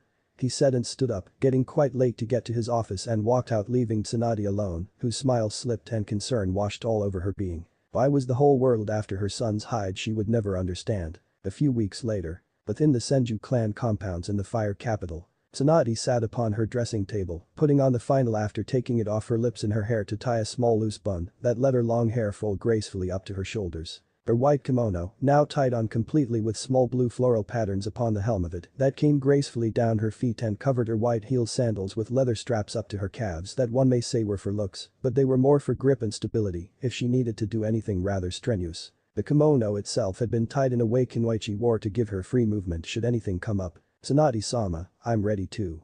Came the voice of her apprentice and she let out a smile seeing the girl in a dark green kimono herself. Shizune blushed in embarrassment seeing the sly smile upon her master's lips when she put her cheek upon her palm coyly. If I didn't know any better I'd say you were going to manhunt," was all she could say when Shizune turned beet red and muttered out incoherent denials to her words. She laughed seeing her nervous disposition before her mind picked up on another point. "Shizune, where's Naruto? He's ready isn't he?" she asked her apprentice who blinked and her eyes widened when she realized she had forgotten to check up on the boy while getting too engrossed in her own dress. Tsunade sighed, she could be such a child when it came to these girly things, not that she could blame her. "Don't worry Tsunade-sama, I took care of it." A lazy voice drawled out from the doorway, making her perk up and look at the copy ninja, leaning with his back to the door in a simple white formal shirt and black Anbu pants, with his signature face mask upon his face finished with an elegant set of shinobi sandals, good for both looks and utility on his feet. She raised an eyebrow when a mop of blonde hair and baby blue eyes peeked in shyly, as if he were the girl in the room. Kakashi chuckled seeing the boy's nervous eyes and the way he was hiding himself with the door. Now Naruto, you don't think twice about sparring with me and Jiraiya of the Sannin, but you get afraid of showing your dress to your mother." Kakashi drawled out lazily, surprising the two ladies who merely smiled softly, releasing this was his first formal event, so he was bound to be nervous. "What did you get from the stuff we got from him, Kakashi?" Tsunade asked in curiosity, remembering the piles upon piles of clothes Shizune and herself had bought and went a bit overboard in excitement, letting him have quite a nice selection to choose from with each color he could think of. "Oh." Kakashi rubbed his chin in amusement, his half-lidded eyes looking on in amusement, which did anything but help the boy's nerves. "I kept it simple yet elegant as you wanted to Tsunade-sama. Trust me, the ladies will be swooning all over him at the party." He spoke pointedly, making Tsunade's eyes twitch, while Shizune let out a squeal of delight. She couldn't wait to see how her baby brother looked. Nari-chan, come now, show your knee-chan how you look. She cooed him, embarrassing him even more, and slumped when he shook his head and hit himself cutely. Tsunade couldn't help but giggle. These were the moments that never made her wish he was her daughter. The shy mess he was like this at times more than made up for it. Naruto. She called out softly, smiling when she saw him perk up and motioned for him to come to him with her hand. He came out and rubbed his neck while gazing at his feet in embarrassment. These clothes felt nice, but weren't making him any less nervous for the large gathering he was supposed to attend. Shizune and Tsunade's eyes widened while Kakashi merely smiled and ruffled the blonde's hair, playfully making them a silky mess coming upon his eyes, while he whined childishly to get him off. He had picked out the silk white kimono shirt tied cleanly and came up to his waist with loose sleeves to go along with the matching Anbu black pants that he had no doubt decided to wear after his brother's figure. She couldn't help but giggle seeing his fingerless leather that were no doubt given to him by Kakashi and matching sandals as his brother. To top off all her doubts that his outfit bearing the shirt with the Senju symbol embossed on his back was inspired by the copycat beside him was the face mask hanging on his neck that was gifted to him by Kakashi. Tommy, isn't he adorable? Shizune squealed and Tsunade wiped the tear off the corner of her eyes and nodded. He was indeed adorable in her eyes. My lord, we have two Kakashis. Chuckled the joyful voice of Jiraiya, and Naruto turned around with a foxy grin. Pervy sage. He shouted instantly, much to the ire of the man who had him in an one-armed manly hug, while he looked at him pointedly. Listen here, there will be a lot of pretty ladies out there. You better not call me that in front of them. He spoke pointedly with a serious gaze, much to the confusion of said boy. Call you what, pervy sage? He asked in a lost voice, making the man in question cry in tears. No respect absolutely for his manly charm, he cried with a dark cloud looming over his head in the corner of his room. Tsunade laughed wholeheartedly when he and Kakashi fist bumped at a plan well done, while Kakashi gave him a thumbs up with a wink at finding another apprentice for his cool and hip attitude. You're going to wear that today too, Naru-chan? Tsunade couldn't help but ask while pointing to his face mask, and he nodded, simply pointing to the mask his brother was wearing, making her sigh and nod. She couldn't argue with his point, neither could she deny him anything if he really wanted it. He would melt her instantly with those accursed doe eyes of his she resented and adored so much. Alright then, let's go. She spoke finally, getting nods from everyone while she smiled when her little bundle of joy hopped on joyfully by her side, and she took his little hand in her own, much to his happiness. It calmed down his nervousness while he was with her. Both walked on ahead towards the fireplace, unknowing of the soft smiles of the three walking behind the pair of blondes, at seeing them whisper small talk to each other and lost in their own little world. Chapter 10. My lord, times do these eyes no justice. Spoke the man, who was, quite arguably, the most influential nobleman among the entirety of Fire Nation. How in the heavens did you manage to retain your beauty, Tsunade? He asked, rattled by her radiant beauty. Laughing, you don't look that bad yourself, she bashfully commented. Her hand roaming by her waist, she kept a firm hold over a crown of golden hair that was, try as he might, attempting to meld itself behind her legs. Crouching down, the daimyo knitted together his wrinkled eyebrows in deep contemplation, trying to peek behind her and get a good look at the object of her affection. And who do we have here? He questioned, curiosity evident in his voice. His question served to do nothing more than pushing the boy even further behind his mother's legs. Tsunade, seeing his nervousness, couldn't help but blame herself for his shyness, even though she found it utterly adorable. He hadn't seen a play so grandiose in his life, nor had he ever laid eyes on such a large gathering of people, all of whom were eyeing like a piece of meat. She laid the blame partly to herself for his isolated childhood, but more so on those fools who were trying to gauge her child's worth in their minds, by contrast, effectively scaring him out of his wits. Naruto, it isn't polite to ignore a greeting. She scolded him in a soft voice. Nodding, hi. Naruto greeted back equally softly. Blinking, the fire daimyo had to take a moment to realize that was all he was going to get out of the boy for the time being. It's nice too was all the daimyo could before getting interrupted. It was quite annoying to be honest. Yo. Naruto. Blue eyes going wide, Kakashi Nai. Naruto gave a squeal of delight, momentarily foregoing his nervousness in favor of the excitement that stemmed from the depths of his heart. Tsunade had to stumble a bit to keep her balance when he all but bolted right through her grip and her legs. Seeing him rally up to the copy ninja in the blink of an eye, she couldn't help but envy that masked pervert a little. Her boy saw him as God's gift to Earth, Kami knew why, and it didn't help her case any that Kakashi never seemed to push him away like he did for the rest of the underage population back in the Hidden Leaf. But more importantly, for the life of her, she didn't understand why he would willingly shout out to the child he was supposed to protect from afar when through the corner of her vision, she saw a flash of red pass right through the doors. Golden eyes met a lone smiling one in gratitude. Kakashi gave her a knowing look before taking the bouncing boy by his hand and melting in the sea of people, as if he were never there in the first place. She mentally noted to hand him an extra roll of bills when all was said and done. Kushina, quite arguably the bane of her existence, had arrived too.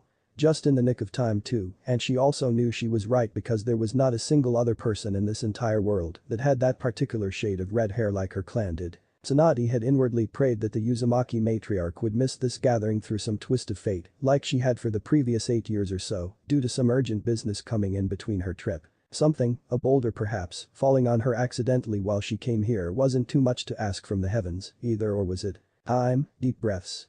Shoulders sagging, she did just that to vent out the killing intent she had let loose without thinking. In and out, just like that. Jiraiya told her comfortingly. Well, he definitely did favor the Redeed a lot more than he did for Tsunade. Today he had willed himself to be neutral. No point getting two powerful women with nasty tempers to match, mothers to top it off, getting in a quarrel while he had to somehow get the situation under control. Jiraiya was definitely trying to avoid that. Let it be known, people, an angry Tsunade was a bad Tsunade. The scar on his chest was the undisputed proof to that very claim. His eyes too caught a look at something of note, fine ladies to be exact, and he started tugging her along with him inside to hit on them like a shameless pervert he was. You are hopeless, you know that, right? Grumbled Tsunade, knowing full well what he was up to. Looking appalled, what's that supposed to mean? I was just going to get something to eat. Get it, something too. His voice drifted off with a giggle that creeped Tsunade out to no end. You finish that sentence, and I swear to God I'll snap the thing that makes you a man, right off. She commented testily. Jiraiya visibly shivered at the thought, his hand covering his crotch with a wince, of course. Seeing the fury still present in her eyes, I'll be good. He supplied meekly.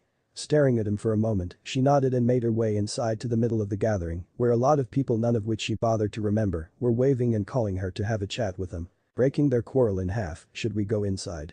The daimyo apprehensively reminded them that he was present as well. Both Sanin turned sheepish, realizing they had all but ignored the wealthiest man in the lands, their host to boot, completely. Of course.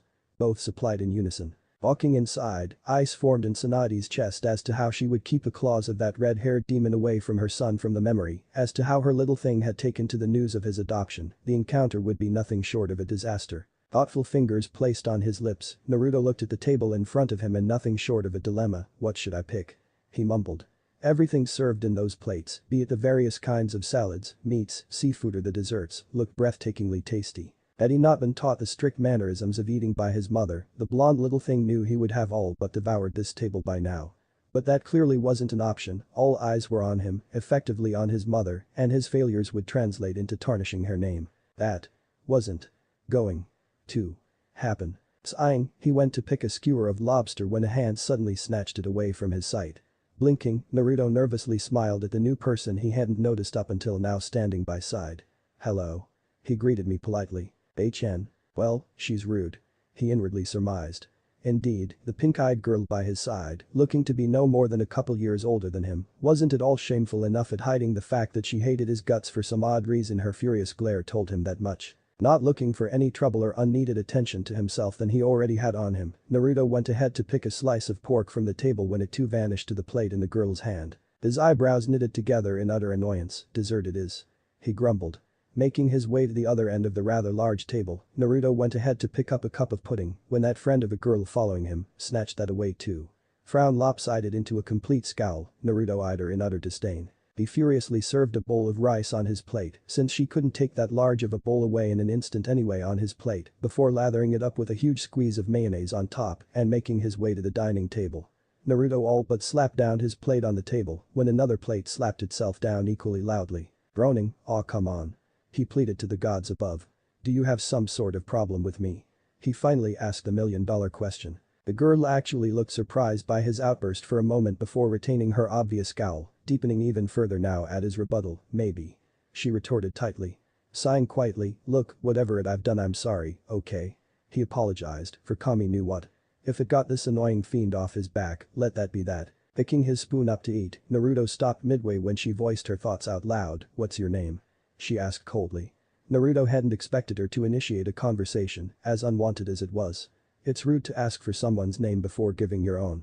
He told her in a sing-song voice. The girl looked ready to breathe fire from her nostrils. Answer the damn question. She hissed. Naruto lifted his hands up in defense. It's Naruto, okay? No need to make a scene, geez. He sighed. The boy clearly had no idea as to what he had done to revoke her ire on him. Maybe this was what his brother figure said was a girl's time of the month, whatever that meant. Cheeks flushed, full name. she demanded with a slap of her palm. By this moment Naruto had pushed his plate away as his hunger all but subsided. "I've had enough of this," he bitterly commented before forcing his hands into his pockets and trying to walk away. The girl clearly wasn't pleased by his dismissal, as was evident when she caught his wrist in a tight grip and forced him back down. "Don't walk away from me," she replied hotly. "Aw, come on." She pulled her lips into a thin line, huffing in annoyance. "It's Kuretsuchi," she mumbled childishly. "What?" She pointed the full brunt of her glare down on him. "My name, Kuretsuchi, is alright," she told him. Eyes twinkling with mischief. "Full name?" demanded Naruto. He had to force back a laugh when the girl blanched in fury. "I'm Naruto, Senju Naruto." He gave her a charming smile while putting out his hand as a gesture of friendship. The girl eyed the hand as if it were poisoned, but shook it nonetheless. "Pleasure," she supplied weakly, looking a tad bit embarrassed. "No, the pleasure's all mine." This time, the heir to the forests made no attempt to force back his laugh when she glared at him heatedly. It wasn't her furious gaze that choked it out of his throat. Oh no, that was quite intimidating. He would dare argue every woman's stare was the same, his mother going on top of that list. It was the way her cheeks ripened up like a tomato that did the job. Smiling tentatively, "Friends?" Naruto asked, his head cocking aside while her eyes followed the slight flail his golden locks made with the eyes of a hawk. "Friends it is," she told him apprehensively.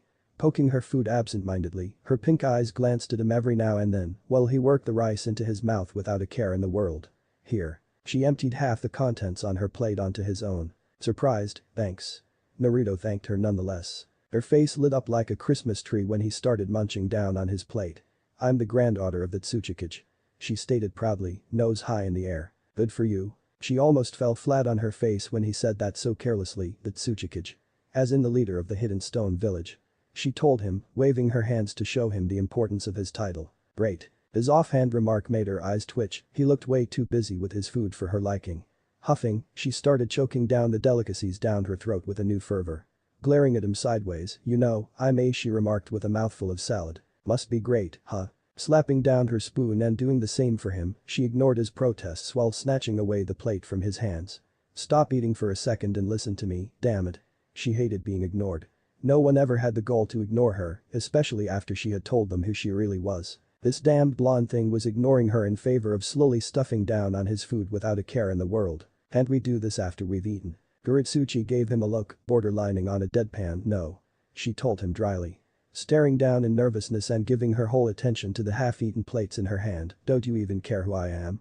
she asked him, a bit on the softer side. Naruto didn't even realize the need for thinking, "Not really, no," he stated in a matter-of-fact tone. Not even bothering to look up, she pushed his plate back and went back to her routine of poking her food absent-mindedly. "Idiot." Her whisper was all but ignored by the boy, who went back to stuffing his food as soon as it was handed back to him. He was an enigma to her, even the highest of nobles from an enemy nation here had made way for her as soon as her familial ties were made known. Most, especially the ones who didn't have the courage, had pulled back from her like the plague, while those who did tried to keep her on a pedestal so as to earn an unasked favor from her side. She wasn't stupid, she knew her family was powerful, and being powerful was everything back home. But a small little talk without that would be nice, more so at a place where she knew no one and no one knew her. She might even make a friend that she could forget as soon as she had left. "This airhead is too engrossed in his food to even notice me," she raged inwardly. Still, talking to someone who saw her as a person wasn't harming her, right? "So, are you a ninja?" she asked, curiosity evident in her voice. "Nope." Her shoulders deflated considerably. "Great.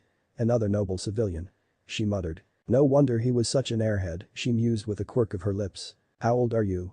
she asked, attempting to make a conversation that didn't end with him saying 2 or 3 words before ending it. "I'm 8. Naruto confessed briefly. She visibly perked up hearing that they were only 2 years apart in age, that wasn't much in the ninja world. "I'm 10. She told him. "You're old." "I'm not old," she rebutted, appalled by his insinuation. "If anything, you're little," she retorted hotly. Naruto stopped eating as soon as the words had flown off her lips. "I'm not little," he replied, anger evident in his voice. His height had always been a touchy subject, every child back in the village near their estate was taller than him too. It didn't help that his mother always called him her little troublemaker too. He wasn't tall, that was all. "Chibi," she teased him with a giggle, poking playfully at his whiskers. "Don't call me that. Chibi, chibi. Naruto couldn't help but puff his cheeks up in annoyance, being the child that he was, Bob cut. He said the first thing that came to his mind. Though he smiled in triumph when her annoying jingle ended prematurely. "What did you just call me?" she asked dangerously. Not being one to shy away from a challenge, Bob cut. Naruto egged her on. Why you? A third voice cut their banter in half. Would you be kind enough to offer a seat to this old man? Oh my back. The new voice shrieked. Naruto winced when he heard the audible noise of spine clacks coming from the old man. Getting up and being the medical apprentice he was, here, let me help you sir. He offered kindly. No, that isn't. Placing his palm on the small of his back, Naruto had to thank this weird old man's really small height that made this all the more easier. Sir, I'll count to 3 before pulling you up. So bear with me, alright? He asked the old man who was on the verge of rolling on his knees. Huffing, whatever. The old man grumbled. Naruto smiled, he had seen far too many senior citizens as his patients, most of them being grumpy at first before they warmed up to him. The same ones that his mother kept throwing at him in exchange for all the young female patients back home. Now that he thought about it, he had yet to ask her the reason as to why she did that. He reminded himself to ask her that soon. 1. Naruto started to count. I don't need any help getting up. 2. Taking a deep breath, the old man waited for the last number to arrive when Naruto's palm forced a burst of warmth in his back. Kami. The man shrieked, clearly not expecting this new development. Grandpa.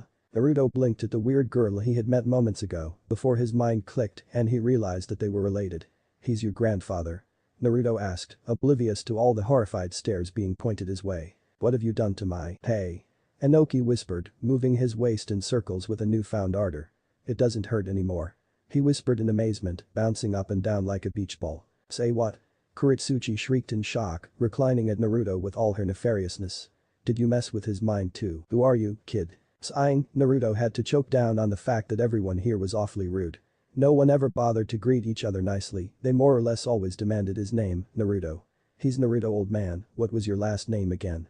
Kuritsuchi answered on his behalf. Sighing again, Senju. Naruto muttered offhandedly and started dusting off his clothes. The man he had treated had a lot of dirt on him for some odd reason. What name did you just say? Inoki whispered, his face white as a ghost. Hey, old man? Kuritsuchi asked in a worried tone. Inoki had turned ghastly white for some odd reason. What's wrong, does it hurt? She softly consoled him, rubbing soothing circles on his back. So you are the Senju kid, eh? Shrugging off his granddaughter, Inoki stood eye level with him and only now paid full attention to this intriguing child. You certainly have her hair and looks, I'll give you that. He contemplated, rubbing his chin pensively. Naruto fiddled when he saw all the states being leveled over him. As soon as that man had spoken his name out loud, everyone had turned their eyes on him. So much for trying to stay under the radar, he thought tiredly. Naruto had to squirm a bit when the weird man he had treated started walking circles around him, looking to be deep in thought. Mom.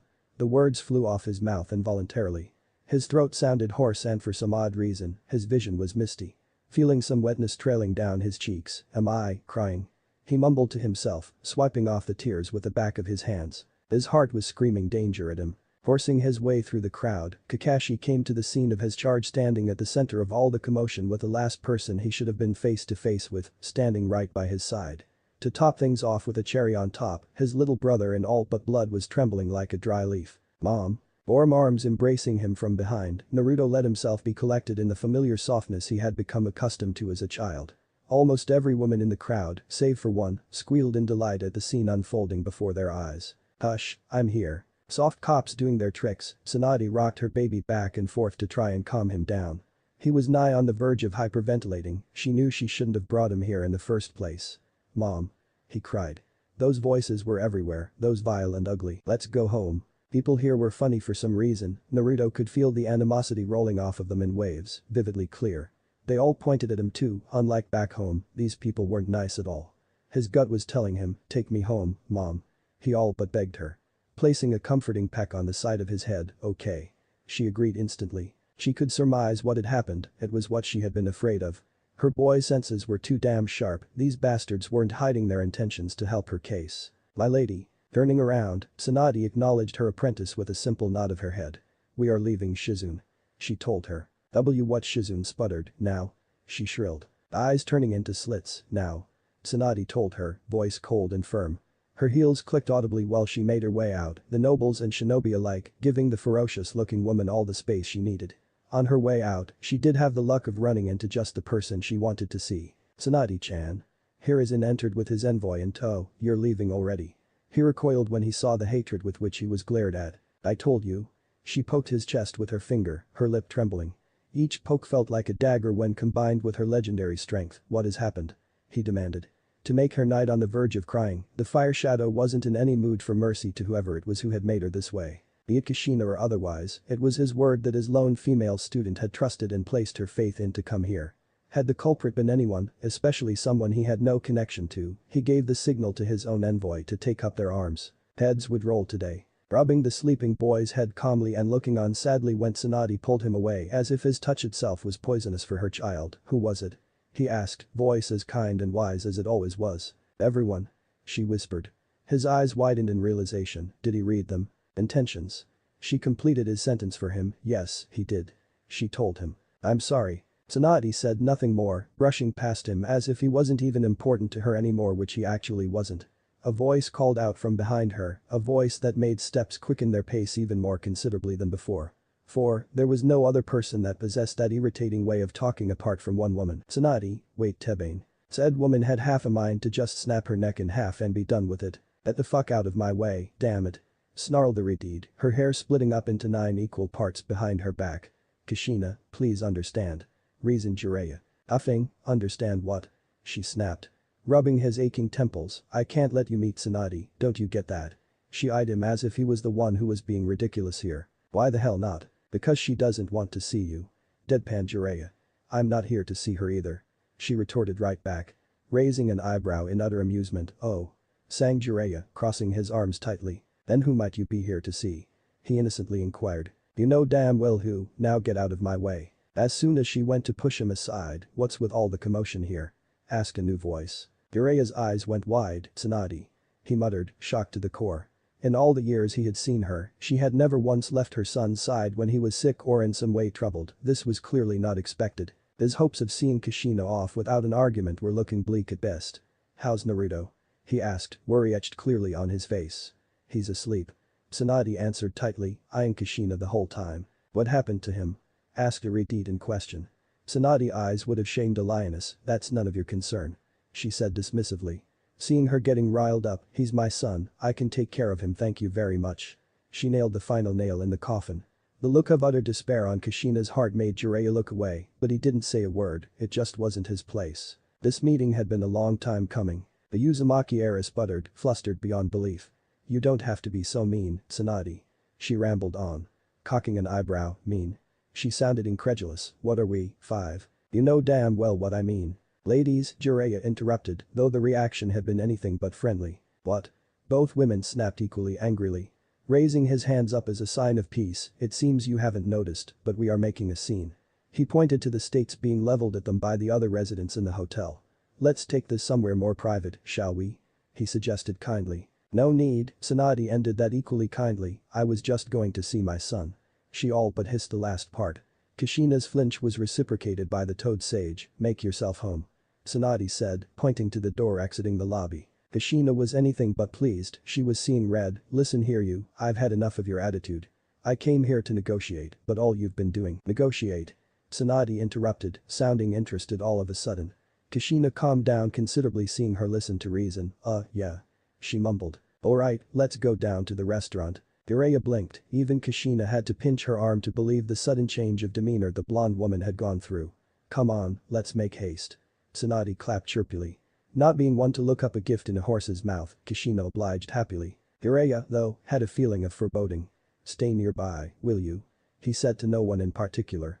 Of course, came Kakashi's instant reply from behind, the man giving his classic one-fingered salute. So, Tsunade started the conversation, plopping her elbow on the table and her cheek in her palm. You were willing to negotiate, weren't you? She asked. Yeah. Kushina replied apprehensively, still not used to the soft and kind tone she was being offered out of the blue. What is it you want? Tsunade asked, money, jewels. Property perhaps. She offered, taking a small sip of water from her glass. What? For negotiations, of course. Tsunade sang in a matter-of-fact tone. Kushina couldn't utter a word, so baffled was she with her confusing words. Is it my family's techniques then? Tsunade pressed on, listen, just name the price. She stated. Price, Kushina mumbled, tucking a stray lock behind her ear. She was confused beyond belief as was evident by her lost face. Jiraiya, who was sitting on the sidelines, didn't like where this was heading one bit. He had an inkling of suspicion as to what Tsunade was negotiating, more or less. Tsunade, what are you saying? And yet, he dared to ask in place of Kushina whose words weren't forming a coherent sentence. Tsunade eyed him as if he was stupid. To leave Naruto alone, what else? She flatly said. I'm willing to negotiate whatever, taking her collar in her hand. Why you? Kushina snarled as soon as her words made sense. Who the hell do you take me for? Don't let all that money and influence get to your head, Tsunade. I'm not willing to negotiate with my son. She hissed. Your son, slapping her hand aside. I thought all you had were 2 daughters. Looking as if struck by acid, tears trickled the corner of Kushina's eyes. He's my son. I carried him for 10 months, give him back to me, you wench. She hiccuped. Tsunade's eyes narrowed, carried for 10 months, and abandoned in 10 minutes. She retorted icily. He is my son now, in heart and soul, don't you dare assume otherwise, you bitch. She bit right back. I've had enough of this charade. Kushina shouted, leaking the full brunt of her killing intent that made Jiraiya's hair perk up. Uzumaki ceiling style. Kushina, don't you do it. Shouted Jiraiya. Adamantine chains. Glowing chains of pure chakra construct flew out the sleeves of her blouse, going straight ahead to pierce Tsunade and be done with it. Tsunade slammed her heel on the edge of the table and bounced back with a burst of chakra at the last possible minute. Kushina, stop this already. Jiraiya all but begged, pumping up his chakra and readying himself to restrain her if necessary. Kakashi raised the cloth to his hidden Sharingan just in time to see Tsunade's foot lodge itself in the foot of a table that made her go off balance for a moment and caused her to trip on her floor. Kushina's relentless chains destroyed all furniture in their path and made their way for the fallen Senju matriarch. Damn it. I've gone soft over the years. Tsunade mentally raged. Honestly, it was almost shameful to trip over something of all things for shinobi, but her years as a mother and doctor hadn't been kind to her fighting senses at all. The only combat she had seen was the little spars she and Naruto had every now and then. Speaking of which, wide baby blue eyes watched Kushina's relentless assault make its way towards his mother in pure horror. On instincts alone, he pushed chakra to the soles of his feet and launched himself right in between the chains and his defenseless mother. Tsunade readied herself to take the full brunt of Kushina's attack head-on and returned to the fight after healing herself, knowing full well she was built like a tank that way. What she hadn't expected was a golden blur to blind her momentarily and take a protective guard in front of her. Naruto spread his legs apart and clasped his hands in a bird seal, erecting a water wall out of thin air to stop those chains. Kushina's chains all but annihilated his still imperfect defense and resumed on their path with an added fervor. Naruto stumbled back, seeing he hadn't so much as slowed down that attack. Naruto, what are you doing? Get out of the way. Tsunade shouted. Clenching his eyes shut, the boy cursed himself for not even being able to help his mother a little in her time of need. Naruto could feel his blood pumping. As much as he wanted to run and hide, some words rang clear as a bell in his mind. Only use its power to protect someone, yourself, from danger or someone you hold precious. He knew he hadn't perfected it, it could very well blow up and backfire instead. But, if I can't do it now, when the hell will I do it? Holding out his left hand, a swirling noise, one that hadn't been heard in more than 8 years, filled the momentarily silent halls completely. Blue energy came to life and started closing in on itself within the palm of its hand.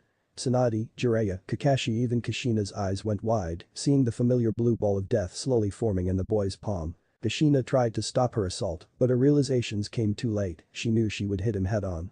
The chains circled together and formed a spear. Naruto's calm and calculating eyes held naught but a hint of fear and were the same ones they had all seen countless times before. Humping his arm back, Naruto readied his attack and pushed it straight ahead at the last possible moment. Rasengan. He howled in agony as the imperfect technique pushed and fought back with Kushina's chain in a battle of strengths. Just as it looked as if Naruto was winning and pushing her attack back, the blue ball of chakra closed in on itself and exploded, throwing Naruto back, crashing into a wall. The whole restaurant and its 4 residents stood still, unbelieving of the twist of unexpected events that had rolled out in mere moments, right before their eyes. The silence itself was deafening, and just as the dust settled, Naruto's bloodied and torn form came into view from the crater he had created in the wall. Golden eyes leaking silent tears, only one shout broke the unnerving silence with a scream of agony. Naruto. Chapter 11. Tsunade shook off the cobwebs from her mind and all but crawled like an infant towards her downed boy with all her accumulated haste. Seeing him within arm's length, however, made her mind go blank. Barely even breathing, in all her years of seeing him grow up, she had never seen him look so frail, so quiet. As if afraid her mere touch might hurt him, she hesitantly caressed his whiskers and Naruto. Her whisper served to break Jiraiya off his trance, who himself all but stumbled down by Naruto's side. Kami, he breathlessly spoke. Swirling burns encased Naruto's arm like a web, as if they were a part of him. For a moment, and just for a moment, Jiraiya blamed himself for having played any part in teaching the boy of 8 an air rank assault technique. Just as he was about to touch Naruto's arm to inspect it, his hand was harshly slapped away with a strength that caused his skin to redden. Don't touch him. Tsunade all but hissed in fury. Carefully, as softly as one might pluck a feather, she collected her son's torn form in her arms and nuzzled her nose in his hair. "My baby." She sobbed thickly. Mom." Eyes snapping open, Naruto. She couldn't believe her eyes. His eyes, hazy and dazed, were trying as they might to focus on her. "I'm here," she told him. "Are you coughing weakly, and much to Tsunade's displeasure, alright," he whispered. Tears she had been holding back broke free, she laughed lifelessly. "How can I be alright, silly?" She choked. "How can I be fine when my life is right here, barely even conscious?" Even in his near unconscious state, Naruto couldn't help but laugh out a pained giggle. "I think I'm gonna sleep, Mom," he told her, his own vision darkening. Kissing his eyes clean off their tears from the pain he had endured. "You go do that. I'll be here until you wake up, alright?" She softly cooed him, glad he was alright. He said nothing more, merely nuzzling himself in her ample bosoms and drifting into blissful unconsciousness. "Jiraiya," she called out to him. "Do me a favor, will you?" "What is it?" "Take Naruto to his room," she told him, carefully placing him in his arms. Jiraiya hesitated, dreading what she was about to do. "Tsunade." He tried to argue. "Take him upstairs, now." Seeing she was in no mood to argue, he did just that and signaled Kakashi to do the same. The masked man was shocked, but knew when not to argue and followed him wordlessly. Both dared to look back, only to flinch on seeing Tsunade's hawk-like eyes still trained on them, warning them to walk away and never look back. Both were smart enough to do just that, it was beyond their hands now. One way or another, there was going to be a fallout they would have to clear up later. Better it would be if they weren't with broken bones and ruptured arteries when the time came to clean up the mess that was, no doubt, about to be made. Getting up from her knees with a heaved sigh, Tsunade leveled a look on the frozen Reed that would have repulsed the Reaper himself. "You." She snarled, looking ready to breathe fire from her nostrils. Kushina blinked, her own eyes widening. I didn't mean T2, it was an accident." Kushina nearly got beaten to the punch by Tsunade, literally, when Tsunade's fist passed harmlessly by her ear and created a push of air that drilled a hole in the opposite wall. "I swear Tsunade, I would never hurt him intentionally." Tears were already leaking down her cheeks by this time. The thought of hurting the very boy she was trying to win over was flashing through her mind like venom. The seal on her forehead breaking free, Tsunade tore off her kimono from the knee down and threw it aside, cracking her neck and knuckles in preparation for her onslaught. "Does it look like I care?" Before Kushina could so much as think of a retort, Tsunade was already in front of her, one heel pivoting on the ground with the other making its way to the Reed's jaw. Kushina wasn't stupid enough to try and block that brute force of nature Tsunade called a kick and was right in her thoughts when that very kick created yet another shockwave that blew off some furniture by their sides. What she wasn't prepared for, however, was a chakra-infused palm to meet her face with an audible smack, square on her cheek. Flung aside like a rag doll, Kushina just had enough time to collect her bearings and "He's my son, I won't." That had clearly been the wrong thing to say, since as soon as the third word flew off her lips, Tsunade saw red. Flying through hand seals, lightning style, she muttered, making Kushina's eyes go wide in horror. She hadn't even heard of the female Sannin ever using elemental ninjutsu before. Opening her palms at the front of her chest, Tsunade lamented for a moment before whispering, "Electromagnetic murder." Waves over waves of electricity cackled out from her palms, engulfing the entire hall within it with a deafening silence, before a huge blast shook the entire fire capital awake. Everything, be it wooden, steel, or otherwise, was thrown out the other end of the restaurant like paper balls. Many gasps of shock went around her as Tsunade walked out from the non-existent wall of the hotel into the streets of town.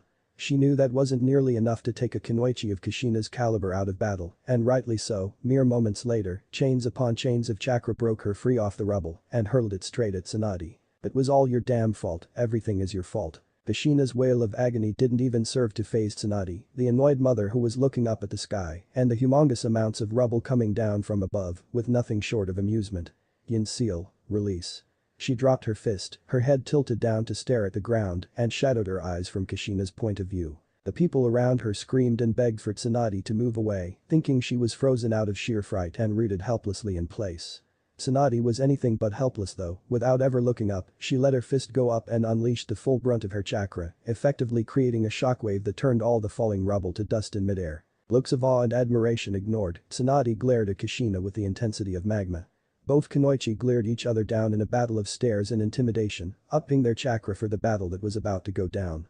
When all of a sudden, "That's enough." The abrupt bark made them break free of their reveries, both women turning their heads to glare at the source of that annoyance in sheer fright. Kushina almost flinched when she saw just who it was and the unbound hatred he was leveling her with for the first time. "Stand down, the both of you," barked Hiruzen, looking to be in no mood for pleasantries. Retreating back her chains when Tsunade pursed her lips into a thin line and let her molded chakra die down with a throb of air circling around her, the Uzumaki heiress fell down on her knees from sheer exhaustion, mental and emotional being the most prominent. Do you two have any idea what you have done? Hiruzen barked angrily, how has it made us, the ones people here were supposed to look up to, seem like? He questioned in fury. You had better have had a damn good explanation. Naruto's arm nearly got torn off. Silence befell the area, the look Hiruzen gave Tsunade was almost comical. Say what? He asked, perturbed. She gave him the same look of hatred she had leveled Kushina with mere moments ago. Your esteemed guest from the Leaf attacked my child in broad daylight. You had better be ready to compensate, Hiruzen Sarutobi, for I am in no mood for apologies. Tsunade bit right back. Hiruzen couldn't believe his ears, as far as he knew, there was no way she could. Hey Kushina, tell me this is all just a misunderstanding. He begged. Seeing shimmering drops dripping down her nose, his heart sank. It was an accident, I didn't mean to. Cried Kushina. Pinching the bridge of my nose, I'm getting too old for this, Hiruzen muttered tiredly, sighing near the end. Tsunade-chan, called a new voice, one that made said woman cock an eyebrow. Go tend to your heir, you have my word anyone won't bother you again for the remainder of your stay. The steel in his voice didn't surprise her as much as to who it was who had said that. Daimyo-sama, I can't just let her. Such little faith in your host, you wound me Tsunade-chan. Pressing her lips in a tight line, Tsunade knew she had lost in his battle of words the moment he had said that. It wasn't his jokingly made promise that made her back down, it was the thought of reaching her fallen angel that made her turn around and run right back to her room. But right before going out of sight, Tsunade rummaged through her sleeve and took out a booklet. Biting her thumb, she signed the paper with her bloodied nail and tore off the slip, all but throwing in the direction of the daimyo's face, without a thought of fear, for the damages and repercussions, fill the amount yourself. She told him icily and walked away. The daimyo watched her trudge back with a saddened gaze, he kept quiet for her demeaning tone, for her anger wasn't unfounded today. This event had taken place on his soil, when she was his guest no less. Turning around with a click of his fan, bring her with us, I'd like to have tea with the Uzumaki. He spoke in a tone that left no room for arguments. The trio of fire guardians behind him went on to carry out their orders, and Hiruzen let out a sigh of relief. The fallout had been contained to a much smaller degree than it would have been had his or the daimyo's interference been mere minutes later. Just as he was about to thank the heavens for his luck, you come to Hokage, this concerns you just as much as it does her. The daimyo told him in an all-too-knowing tone.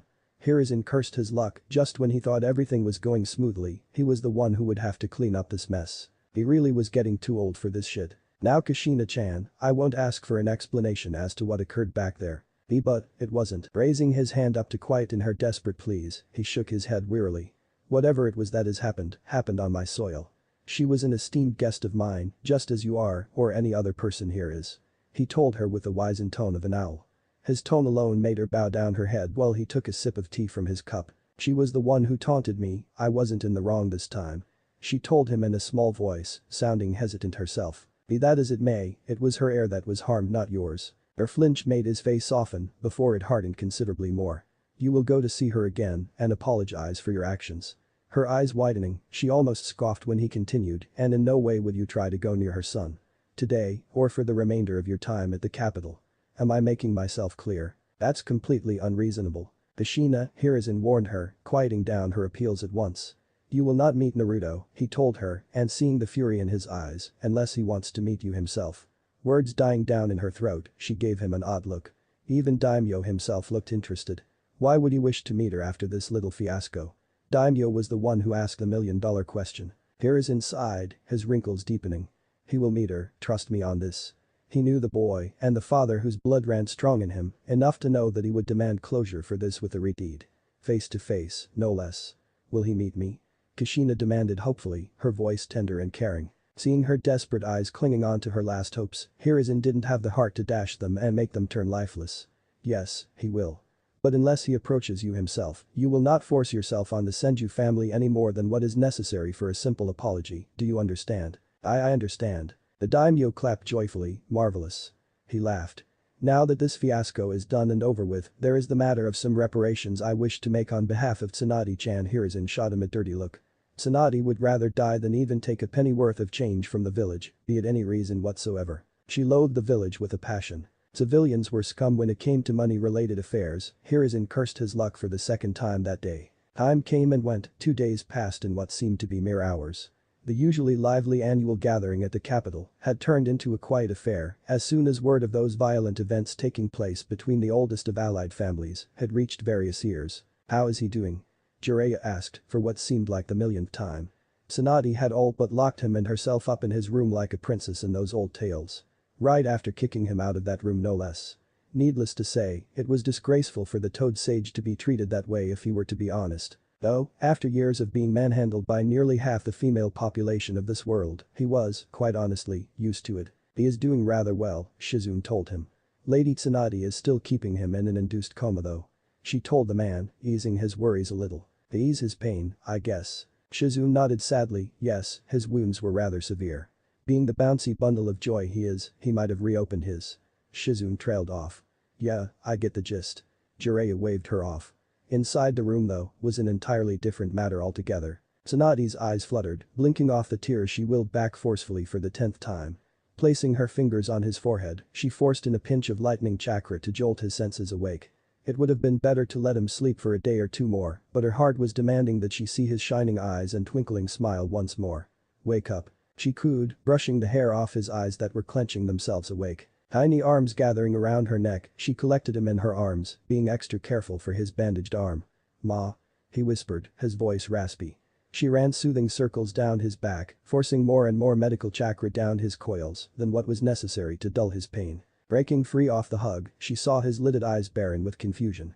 When his little palm swiped the wetness off her cheeks, only then did she realize her silent tears were confusing him to no end.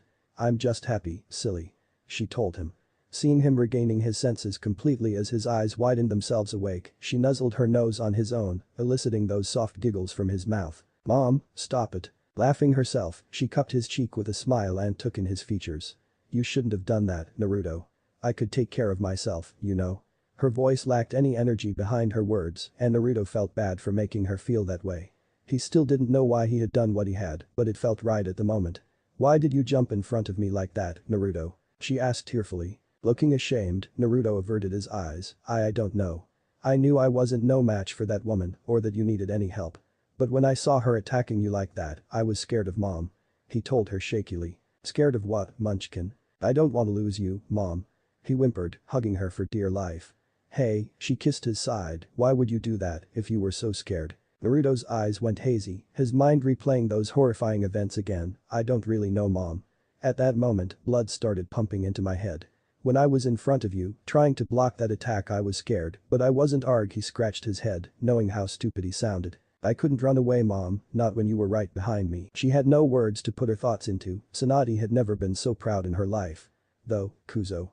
Naruto shrieked as proceeded to pinch his butt with her legendary strength. "It was stupid, and you are grounded for 3 months, young man." Naruto broke the embrace, looking horrified. "What?" he wailed. Tsunade huffed and looked away, faking annoyance. "You'll be eating green vegetables for the whole period of time, training twice as hard." Her words died down when Naruto's little fingers covered her lips like a veil. "Mom," he choked, looking troubled beyond belief. I have a favor to ask," he whispered.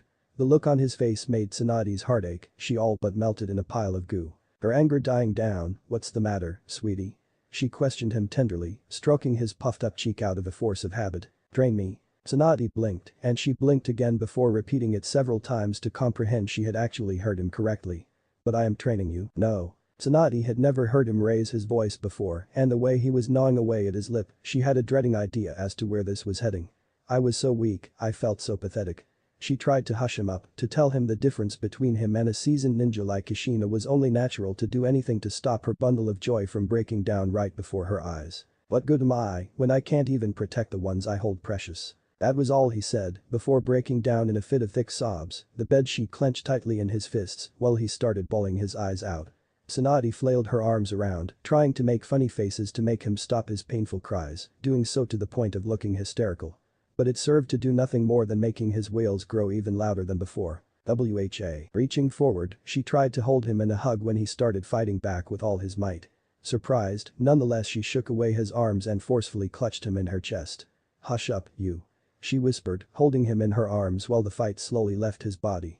Whether it was exhaustion, pain, or even hopelessness, Tsunade didn't know. Her eyes roamed around to see the floor around them cracked, no doubt from the burst of chakra he must have let loose unknowingly. "Train me, Mom." His sentence, coupled with a hiccup, served to make her heart give way, and she knew she was way too mushy right now to make a coherent decision. Curse him and those adorable blue eyes, alright. She sighed in defeat. Blinking and looking as though he hadn't been on the verge of having a mental breakdown seconds ago, really? He asked chirpily. Laughing, she wiped the wetness off his cheeks while he did the same for hers, really? She told him. Naruto eyed her suspiciously, you promise? He asked her, pointing his little finger at her. Tsunade shook her head and circled her own finger around his, I promise. She said. Naruto's smile would have blinded a Hyuga. He started waving the interlocked fingers up and down while singing a makeshift chant Tsunade had made up years ago to keep him off the alcohol shelf in their house. So busy was he in focusing on his chant that he didn't notice Tsunade's loving gaze staring at him longingly. She collected him in her arms and kissed his head, snuggling her cheek in his satiny soft hair. Don't ever change, Naruto. Huh? Nothing, just stay still. Having no idea what else to do, Naruto figured his mother had gone into what he called bear mode, where she would clutch him for God knows how long until she was satisfied for the day. So he clutched her back for dear life and took in the soft scent of lilies she emitted to his heart's content. 5 years, she muttered. Naruto blinked, breaking free of the hug to look at her in honest confusion, with a subtle tilt of his head. I'll teach you all that I can in 5 years.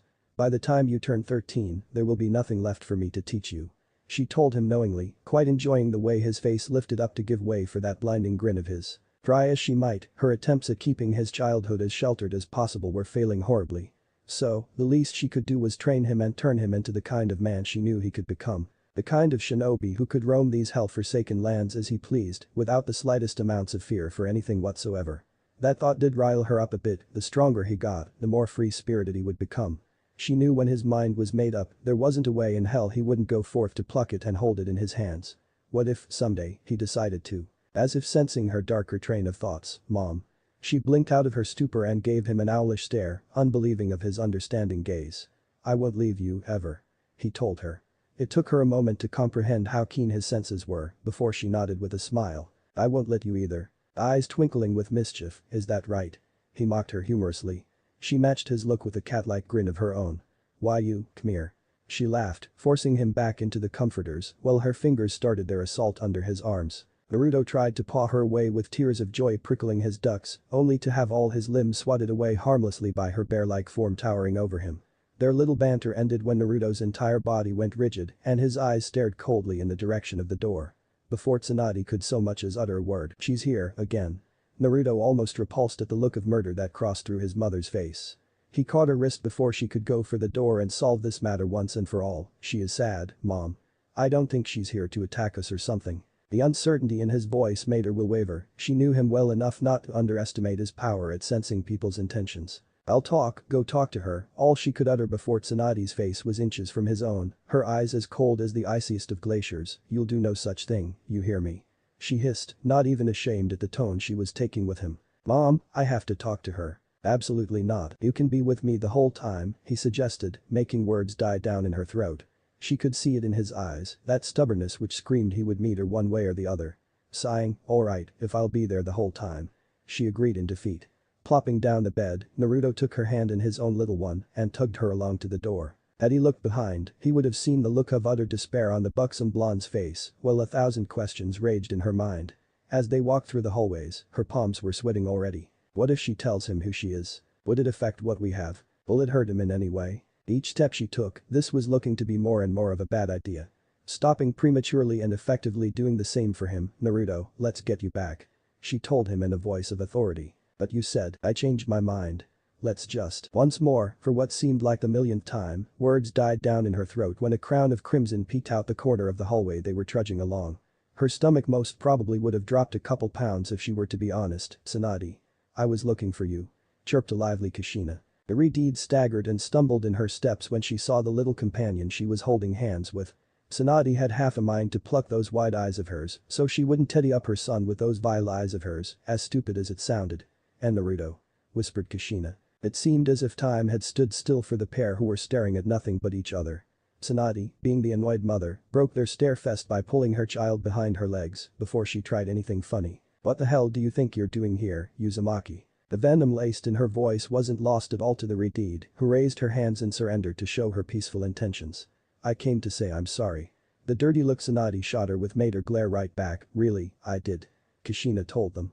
Tugging her kimono from behind, Naruto had to remind Tsunade that he was here too.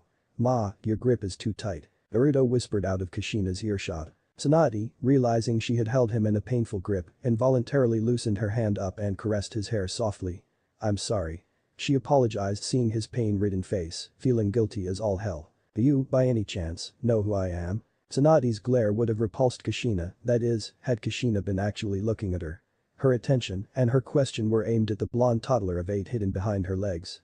"I have a fair idea, yes," Naruto whispered, clutching his mother's leg with a shiver. "You do." Kushina had half expected Tsunade to hide all evidence of her existence from Naruto to keep him tight around her finger. Even Tsunade, whose face was the picture of indifference, was shocked and truly frightened on the inside. "You're the woman who gave birth to me, right?" Looking as if struck by acid, Kushina hadn't expected such an indifferent answer from the boy. Smiling a strained grimace, "Why yes, I'm your mother," she told him, a tad bit on the hopeful side. Though, much to her confusion, Naruto only shook his head. "You just gave birth to me, my mom's right here by my side." Tsunade's and Kushina's expressions were like heaven and hell. One was looking at the picture of happiness, while the other looked ready to fall on the verge of despair. Before she could so much as utter a word, "I've wanted to talk to you, will you hear me out?" Clutching on to her last hopes, Kushina nodded vigorously, eager to hear him out. "I know I'm neither strong enough, nor do I have the power to fight you back, but," taking a deep breath to stop his shaking, "don't come near my ma again, much less try to hurt her. She's all that I have," he whispered forlornly. "I didn't. What I am capable of may not amount to much, but if anything happens to her." Kushina's eyes went wide when a visage of her late husband hovered over his shoulder, his face the same as she had seen in countless battles in her younger years. "There will be hell to pay. In the name of the forests we hold dear, I'll make sure you get dealt with, even if I have to sell my soul to the devil himself to do so." Naruto, in a sudden turn of moods, threatened her in a small voice. The last sentence shook Kushina, even Tsunade was shaken to the very core. He had all but declared a conflict not declared since ancient times, by referring to himself as the heir to the forests, the Senju's pride and joy. "Let's go, Mom." Tsunade let herself be pulled away without uttering a word to her son, leaving behind the Redeed, who seemed no more than a shell of her former self. She guarded herself to the receptionist's desk, checking herself out and leaving a message to be sent to Shizune and the 2 perverted ninjas upstairs to rendezvous with them at the Senju estates.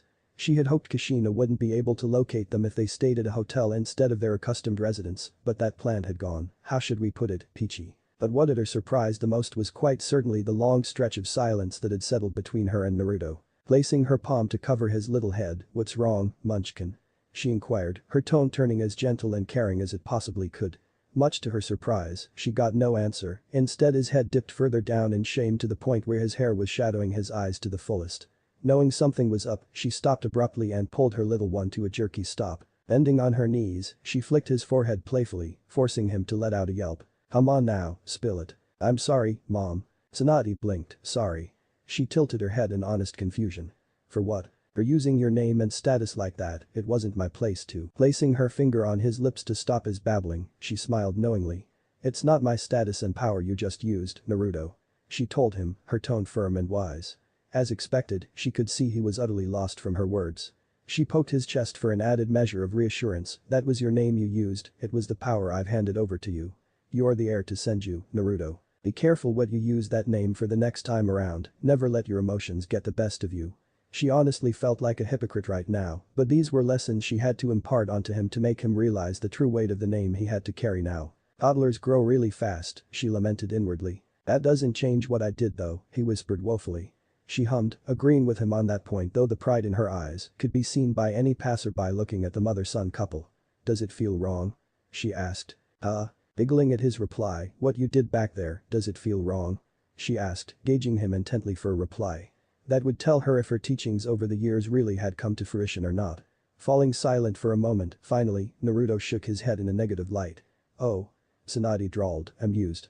"How so?" "She hurt you, I'd do the same thing 1,000 times over, Ma." Tsunade's lips stretched widely, she hauled him up in her arms and coddled his nose with her own, eliciting happy laughs from her bundle of life. "Then you did nothing wrong," she told him. "Nothing is truly right or wrong in life, Naruto. The only thing we can hope to achieve is to live a life without regrets, so if you don't regret your decision everything's fine." She recited sagely, making Naruto frown. "But I was greedy, you said being greedy was wrong." His counter-argument made her eyebrows shoot up in surprise, leaving it to her son's sharp mind to recite her own words to argue with her. "Greed is misunderstood by most people too, at least to an extent." She settled his hip snugly on her arm, quite aware of the shadowing presence looming behind them and eavesdropping on their conversation. But the presence was familiar, most importantly it was non-hostile. How so? Naruto asked, breaking her out of her stupor. She wondered, trying to come up with a plausible argument. Greed isn't good, but it's not exactly bad either. Most people think greed means having more money or power, but everyone wants something they can't have like you did. She poked his nose teasingly. You wanted to make sure I was protected without thinking of the consequences. That's the perfect example of greed accumulated in a good way, but wanting something that you absolutely cannot have is dangerous, so try to stay clear of that. Her cheeks flushed seeing the wide-eyed, admiring look he was showering her with. Snuggling his face in her neck, so long as you're fine and with me ma I won't get greedy, I promise. He swore in little more than a whisper. His words made her heart soar and her stomach tied up into a knot. If something happens to me. The entirety of the population in the bustling streets came to an abrupt halt when a wave of killing intent washed over the streets. Sensing the center of its source, Tsunade was shocked to realize she was holding it in her arms. Naruto looked at her, his eyes crimson and slitted. Instinctively she jolted his neck with a hint of lightning, knocking him out instantly, and looked around to see people finally shrugging off their weird phenomenon and going back to their lives. No one had noticed, thankfully. This was the second time it had happened. Whenever she placed him with a scenario in which something happened to her, this happened. But this time she knew one fact for sure. She was the involuntary trigger to her son's rage. Thanks for listening. I do hope you enjoy it. Turn on that bell notification. Like, subscribe and comment down below. And also check out the others videos I have created and enjoyed it. See you guys next video.